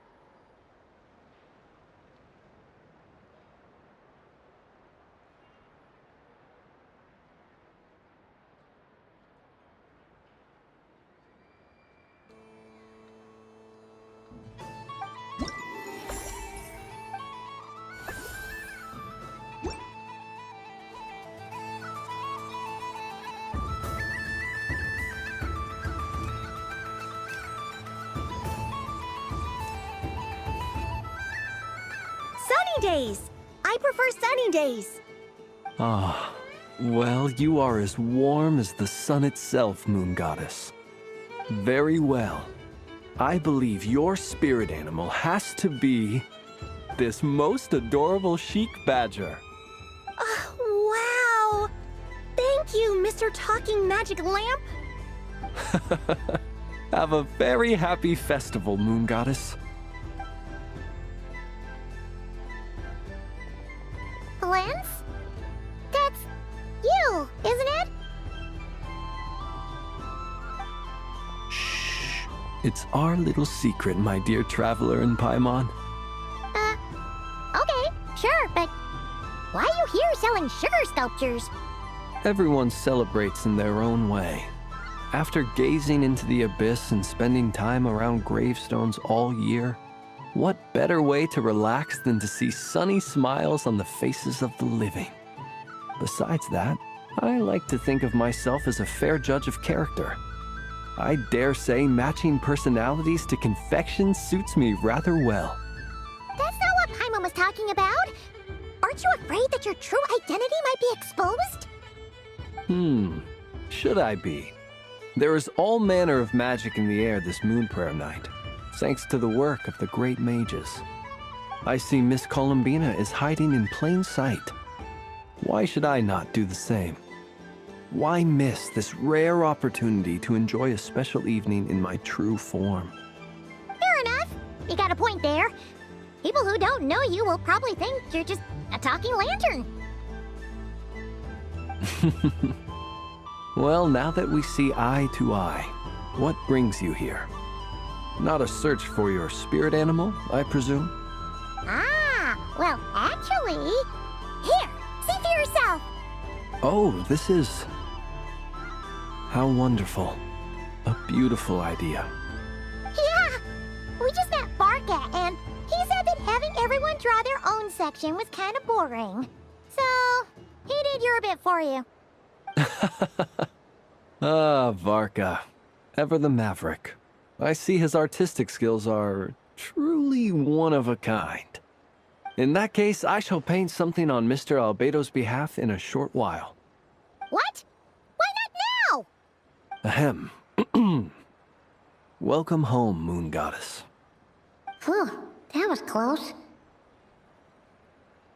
Hello, Flins. She recognized you right away! What keen eyes you have, Miss Columbina. Especially considering they are shut. I did not see you. Rather, I sensed you. I can sense the fluctuations in Kuvaki all around me. One would expect no less of the Moon Goddess. Might I interest you in some candy? Yes, please. Excellent. I shall make some for you right away. Hmm? Something the matter, Miss Columbina? What about my spirit animal? All the other children carrying sugar sculptures are talking about it. Wait, is she taking the test seriously? Ah, my apologies. How could I neglect that? You are quite right, Miss Columbina. Every one of us has a magical creature living in their heart. Would you permit me to help you find yours? Yes, please. Do you prefer the day or the night? Night. Which of the 4 seasons is your favorite? Winter. Think of a perfect day. What is the weather like? Sunny, rainy, or perhaps cloudy? Rainy in the morning, sunny at night. What kind of answer is that? Forests, lakes, and open seas. Which do you prefer of these? I like them all. Imagine you opened your very own shop. What would you sell there? Moonlight, I think. Wow! Paimon would totally shop there.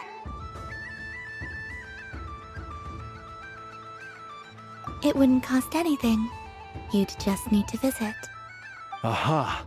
I believe I know what your spirit animal is. Here, for you.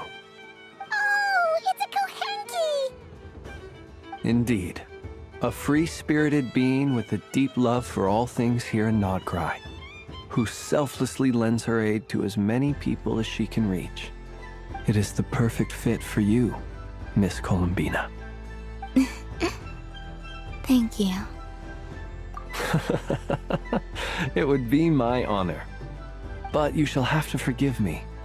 We have known each other for quite some time.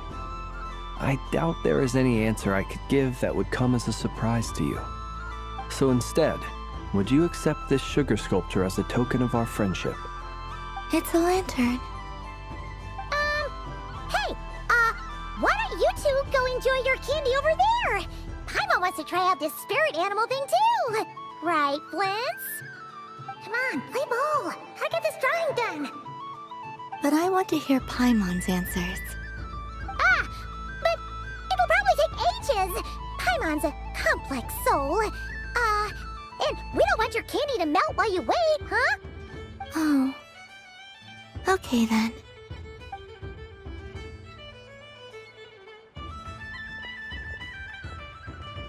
Phew. Nice excuse, Lady Paimon.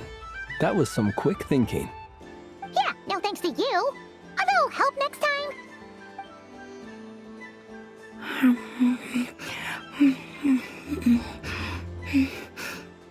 It's sweet. Is that Laka berry? I wonder what flavor the traveler got. This way, this way! It's the candy-selling lantern! I'm coming! Of course. Traveler, maybe we can share? Yes. I found out recently that people share their food sometimes, so I'd like to try it. Or thank you.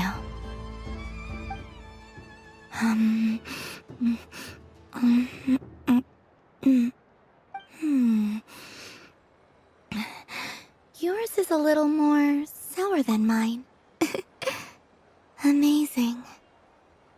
My sugar sculpture has shrunk, yet my heart is filled with feelings of sweetness.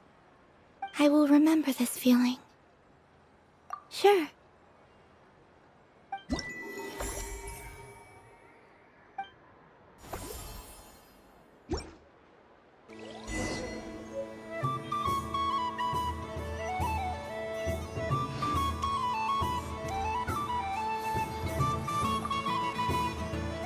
Traveler. Hey there, Kalamina! Are you done checking out the festive amusements already? Are you sure you don't want to look around some more? You might not get another opportunity like this for a while. Right now, what I'd like to do is...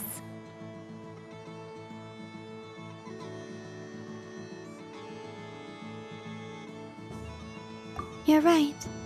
I'm not ready for this night to end just yet. Yeah, that's the spirit. Take your time, Columbina. The most important thing is to have no regrets. I'll be right here if you need us. Okay. Thank you.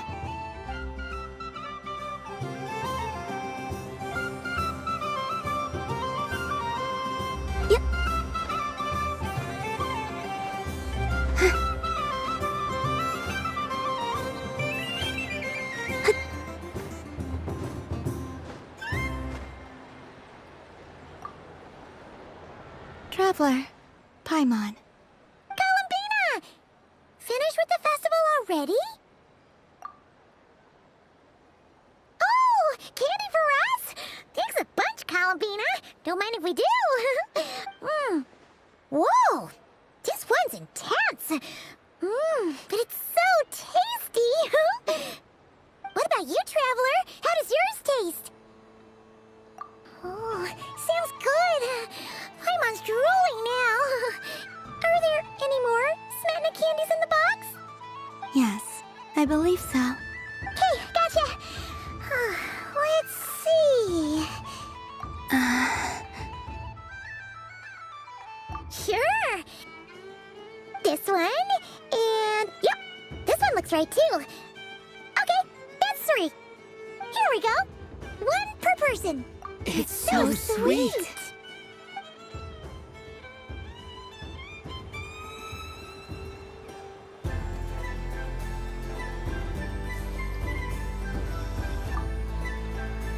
Traveler, Paimon. Columbina! Finished with the festival already? Really? You're sure you don't want to have a little more fun out there? Final answer. Yes, I am sure.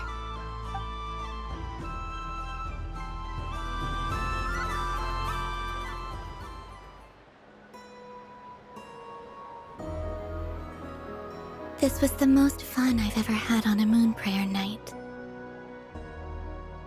Everywhere I went, people were saying, "Welcome home," and there were friends at every turn. I only wish it could last longer than one night. Oh.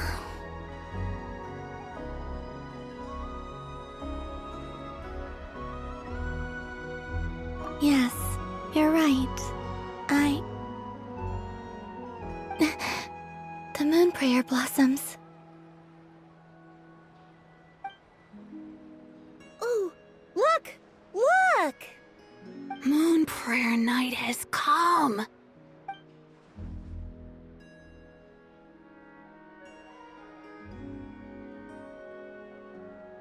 The moon. It's so beautiful. Happy Moon Prayer Night, dear. Happy Moon Prayer Night!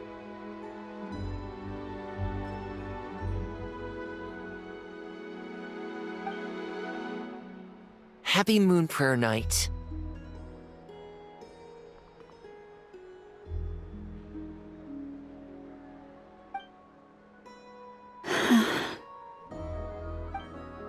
Aww. Huh.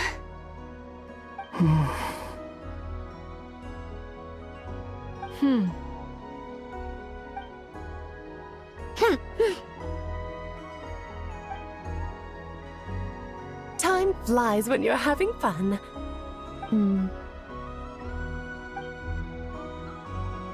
Oh. Looks like the time has come. Columbina. You're heading off, then? Yes, to the ruins you mentioned, and from there, back home to the moon. Wait! I know? At least... Take one of our craft shop's crumb cookies up to the moon with you. You know, for a snack. Sure, why not? The Curatorium of Secrets believes in proper farewells. No story should be left without a satisfactory endnote. Never. Farewells are an important affair for the Ratniki, too. We never know when we might meet again. Haha! And here I thought grand farewells wouldn't suit tonight's mood. But I suppose friendly passion is not to be stopped, eh?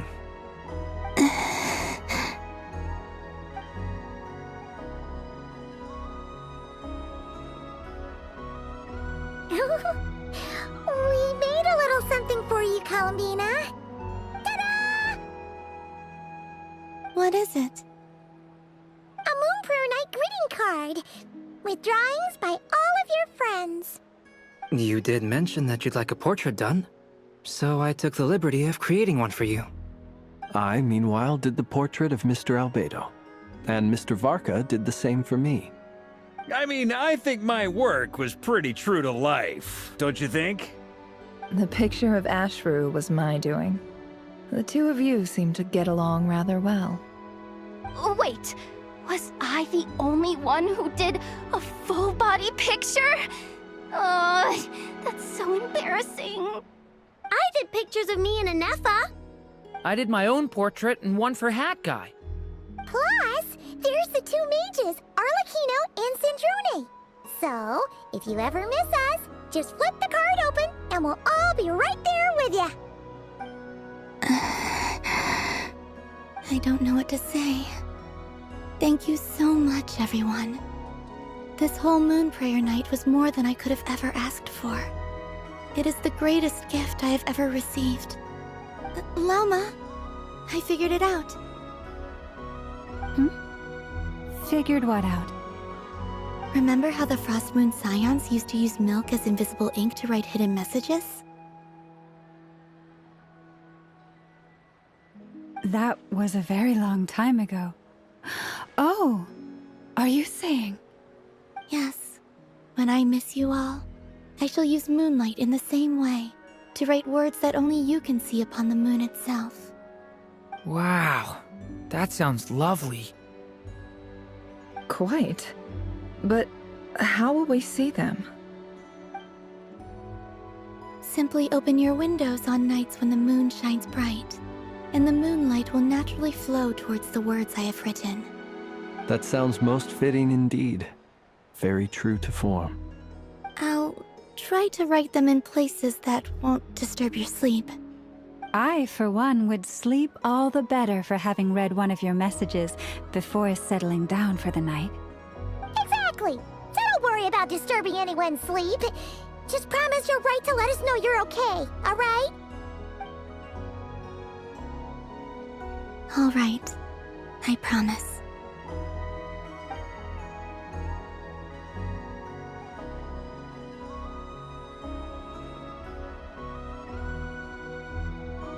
In that case, Columbina. I'm ready.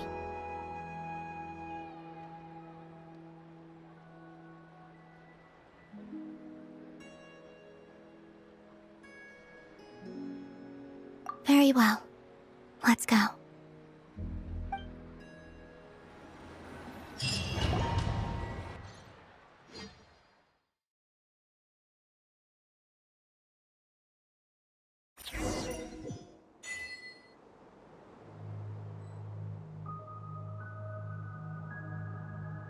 In just a few moments, I will be gone. I still don't know what to expect on the moon. Will I really be able to send messages to my friends? The Kuhenki, the animals of Not Cry. I'll never get to see them again. I wonder where I'll be when the next moon...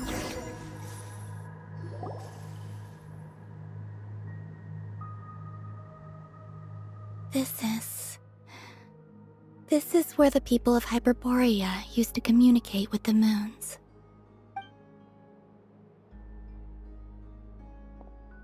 Eternal moon, frost moon, iridescent moon. When the power of all three converge, the gate to the moons shall open. Moon marrow preparations are complete. Only the final step remains. I'm sure Nasha Town is livelier than ever at this moment. Yeah, it's a shame you couldn't be there for it, but it's now or never, right? It's fine. I'm more than happy with this. My last piece of luggage. My only piece of luggage.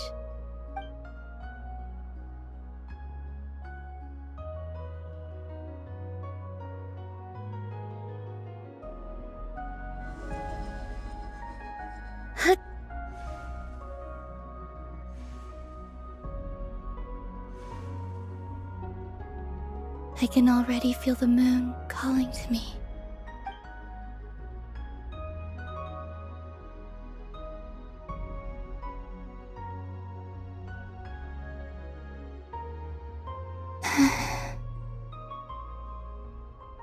Your home lies on the far side of this light, Columbina.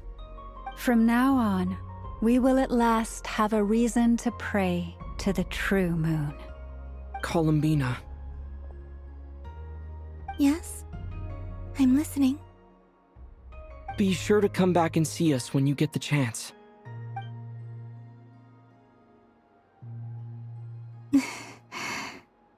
Of course. But if that chance doesn't come, then remember that you have friends on this planet. People who will miss Columbina. Yes, I will. Thank you for everything you've done for me.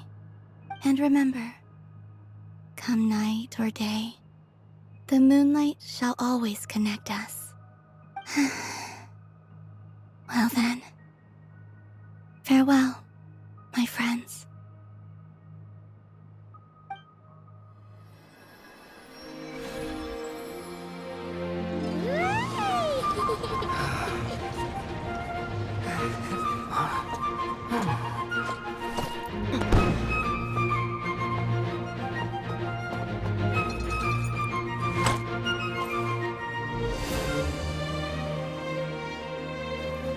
Thank you.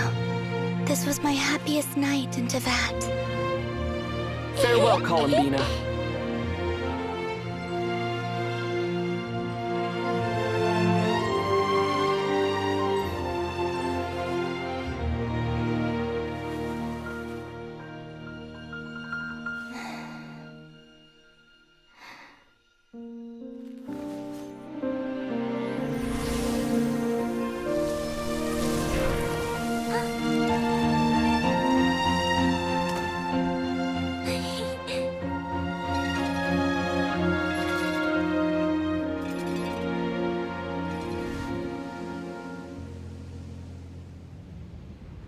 The moon really is closer than ever tonight.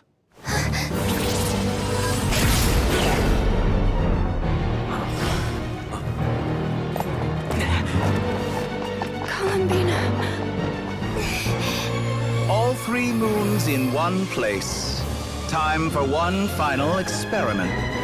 Reason, life, death, time and space. They all believed I would fail.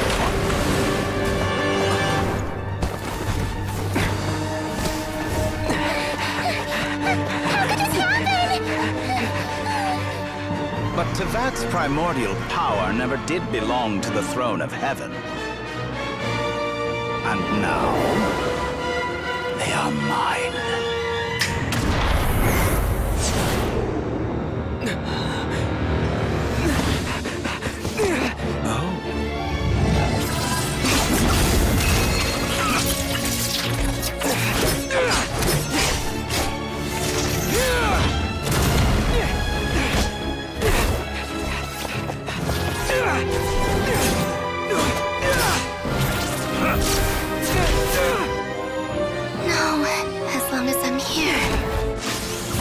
Is free to wield the 3 moons' power.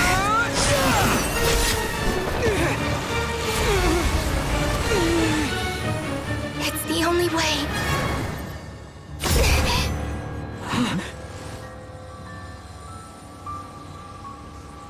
I guess I won't be going home today. Columbina!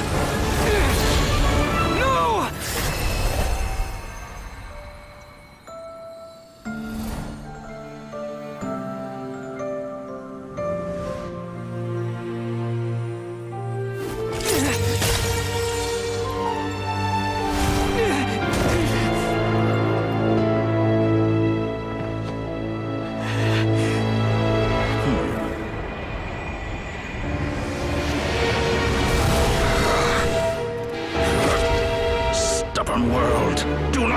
cannot control me!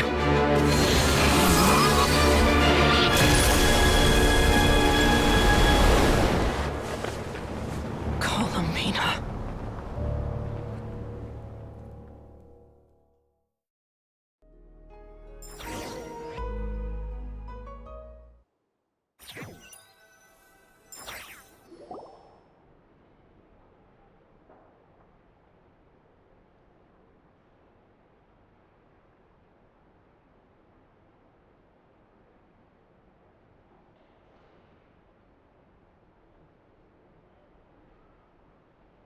Are you all right? Do your wounds still hurt? I had someone prepare a little medicine that could prove effective. Take it if you need to. In that case, let me relate the contents of the call we made to Alice after the incident occurred. That Dottore is a crafty one. He distracted the Hexenzirkel by creating a huge fuss at Tevat's borders. I'd assumed that the cause was an abyssal intrusion from the outside world, which in fairness is a rather common occurrence. But after learning that you managed to influence the phantoms in Nodcry, I realized that perhaps this interference could have come from within Tevat instead. But we weren't able to change their fates. True, you couldn't change how their stories ended, but you did build some variables around yourself. Variables? Yes, things you heard that you could not otherwise have learned, ideas that would otherwise have never crossed your mind. All these things are variables. Of course, most variables usually pale into insignificance with the myriad of possibilities floating around. But the moment you start treating them as building blocks and intentionally stacking them, that changes things. That's what Dottore did, and it's how he created the necessary conditions so that when you activated the portal tonight, it played right into his plan. However, we have no way of knowing exactly what he did. Yeah, we also need to ascertain Columbina's status. And that about sums it up. As I suspected, Dottore has disappeared completely. If it's any consolation, he wasn't able to control Columbina as he might have wished to. Oh no! What? She did what?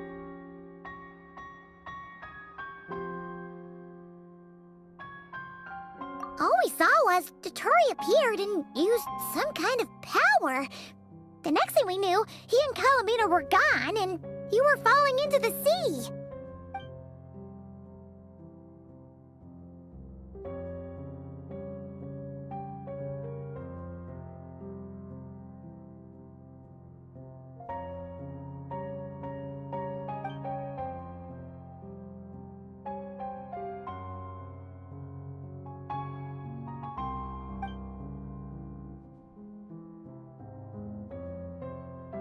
So, Columbina intentionally opened the Moon Gate and escaped into the same mysterious world as Rerir and Thalindis. Sounds like bad news.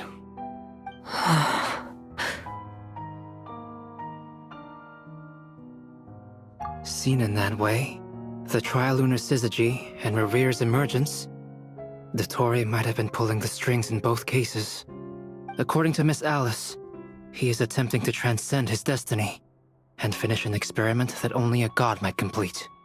An utter lunatic. Wait a sec, where's Hat Guy? Seems like he'd want to be here for this. He took off with the Dodo communication device after we spoke to Alice. He said he had a hunch that he wanted to investigate by himself. The look on his face was terrifying. I've never seen him like that before.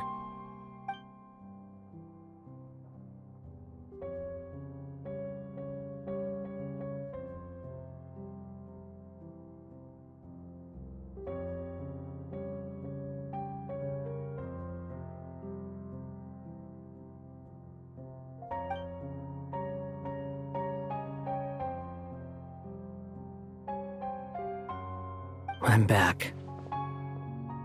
Hat Guy! I went to look for the Hyperborean phantoms again. I think I've gotten to the bottom of it. I got them to talk to Nicole on the other end of the communications line. Turns out, the history they describe is different from how Nicole remembers it. Really? But how? Surely Nicole can't have been wrong. Because the phantoms are the ones who were deceived. They speak of a savior who appeared in their history. One who never should have existed. This savior promised to create a new moon within the false sky, and even bring back their moon goddesses. Foolishly, they believed in him, and told him everything he wanted to know about the moons. It's obvious that this was Dottore doing. Now you mention it, the first time we entered the Hyperborean ruins, we heard the phantoms discussing their history, and I remember Nicole commenting that something sounded a little strange. But Dottore shouldn't have been able to get in there in the first place. He didn't. Nicole said that this was an anomalous state triggered by disruptions in the causal connections between phantoms from the same era. The variables that Dottore put in place were substantial enough that they even affected phantoms that he never met. So it's not that their memories were unclear. They'd been tampered with. That's exactly the possibility Dottore was trying to manufacture. He turned these variables into knowledge and engineered the situation so all that knowledge would fall into his hands. Then, he harnessed that knowledge on Moon Prayer Night to truly create a false moon. How is that even possible? To be precise, he exploited a weakness in the way the spell works. The spell senses Kuvaki to detect the moon's location. So, as long as the false moon more strongly resembled the moon than the frost moon beyond the skies, the gate would teleport Columbina to the false moon's location. In other words, to Dottore's side. Once he had her under control, the teleportation spell remained active, and he manipulated her power to seize both moon marrows. At that moment, the moon marrows disappeared right before our eyes. It was already too late, even as we were leaving the ruins. By then, Dottore had already amassed the power of all 3 moons. So, where does that leave us? What do we do now? I'd certainly like to know what Her Majesty thinks, now that the concerns I expressed to her have come to pass. But we cannot simply sit and wait for her to decide the matter. And in any case, it is not the Fatui Harbinger Damselette who sees us as her friends, but rather Columbina Hyposelenia. If, even in such extreme circumstances, Her Majesty will not lift the prohibition on Harbingers drawing steel against one another, then I will do as my heart demands. I will fight as Peruware instead.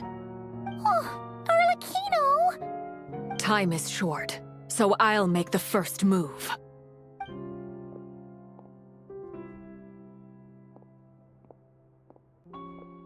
Whew.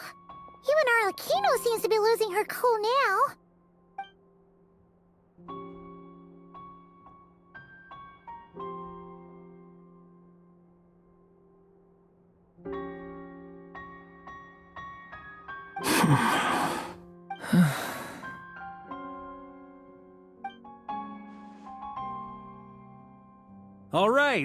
All right. Lose those dejected looks for a moment and let me get a word in. It looks bad, I won't lie. Very bad, in fact. So Dottore's pulled some real dirty tricks to gain the upper hand. For now. And yeah, it's to the point where even the mages say that his variables have affected destiny. I'm not so sure, though. Many have told me that Tevat's destiny is fixed, and that does appear to be the case. Well, what makes Dottore so sure he'll be the exception? And since he was able to stack these variables up, who's to say we can't do the same? You of all people should not be discouraged, traveler from afar. This isn't over yet.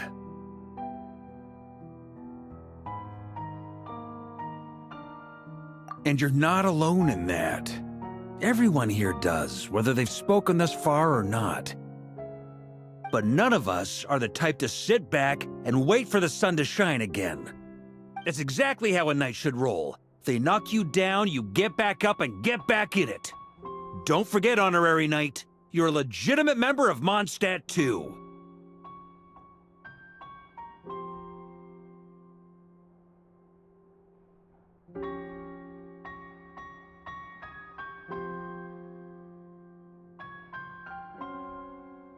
Is right. This is far from over. Dotori's already way overdue a butt kicking given his past shenanigans. And after this, he's earned himself a double dose. That's what I'm talking about. How's everyone else feeling? I'll use Kuvaki to investigate Columbina's whereabouts. I am not ready to give up either. Leave the intel gathering to me.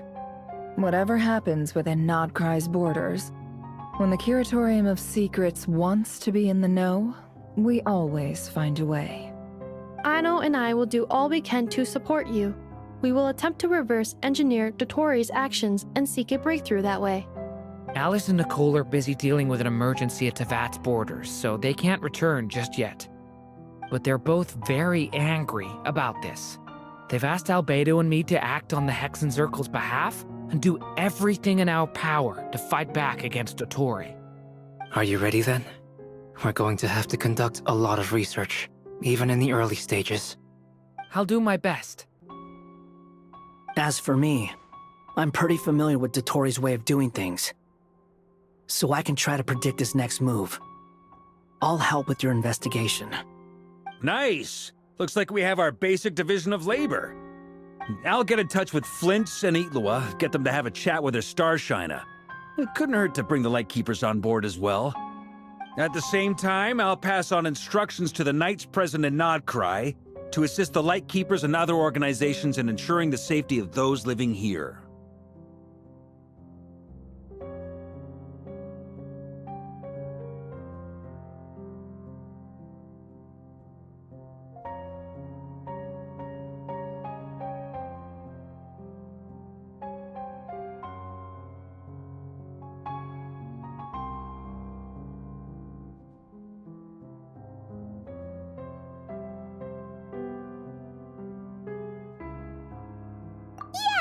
We'll show him! That's it then. Good luck, everyone.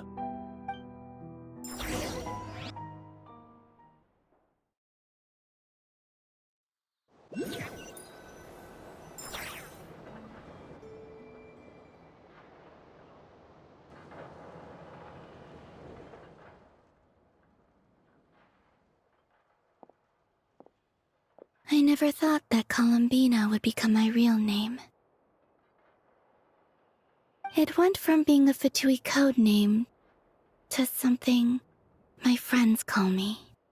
And remember, come night or day, the moonlight shall always connect us.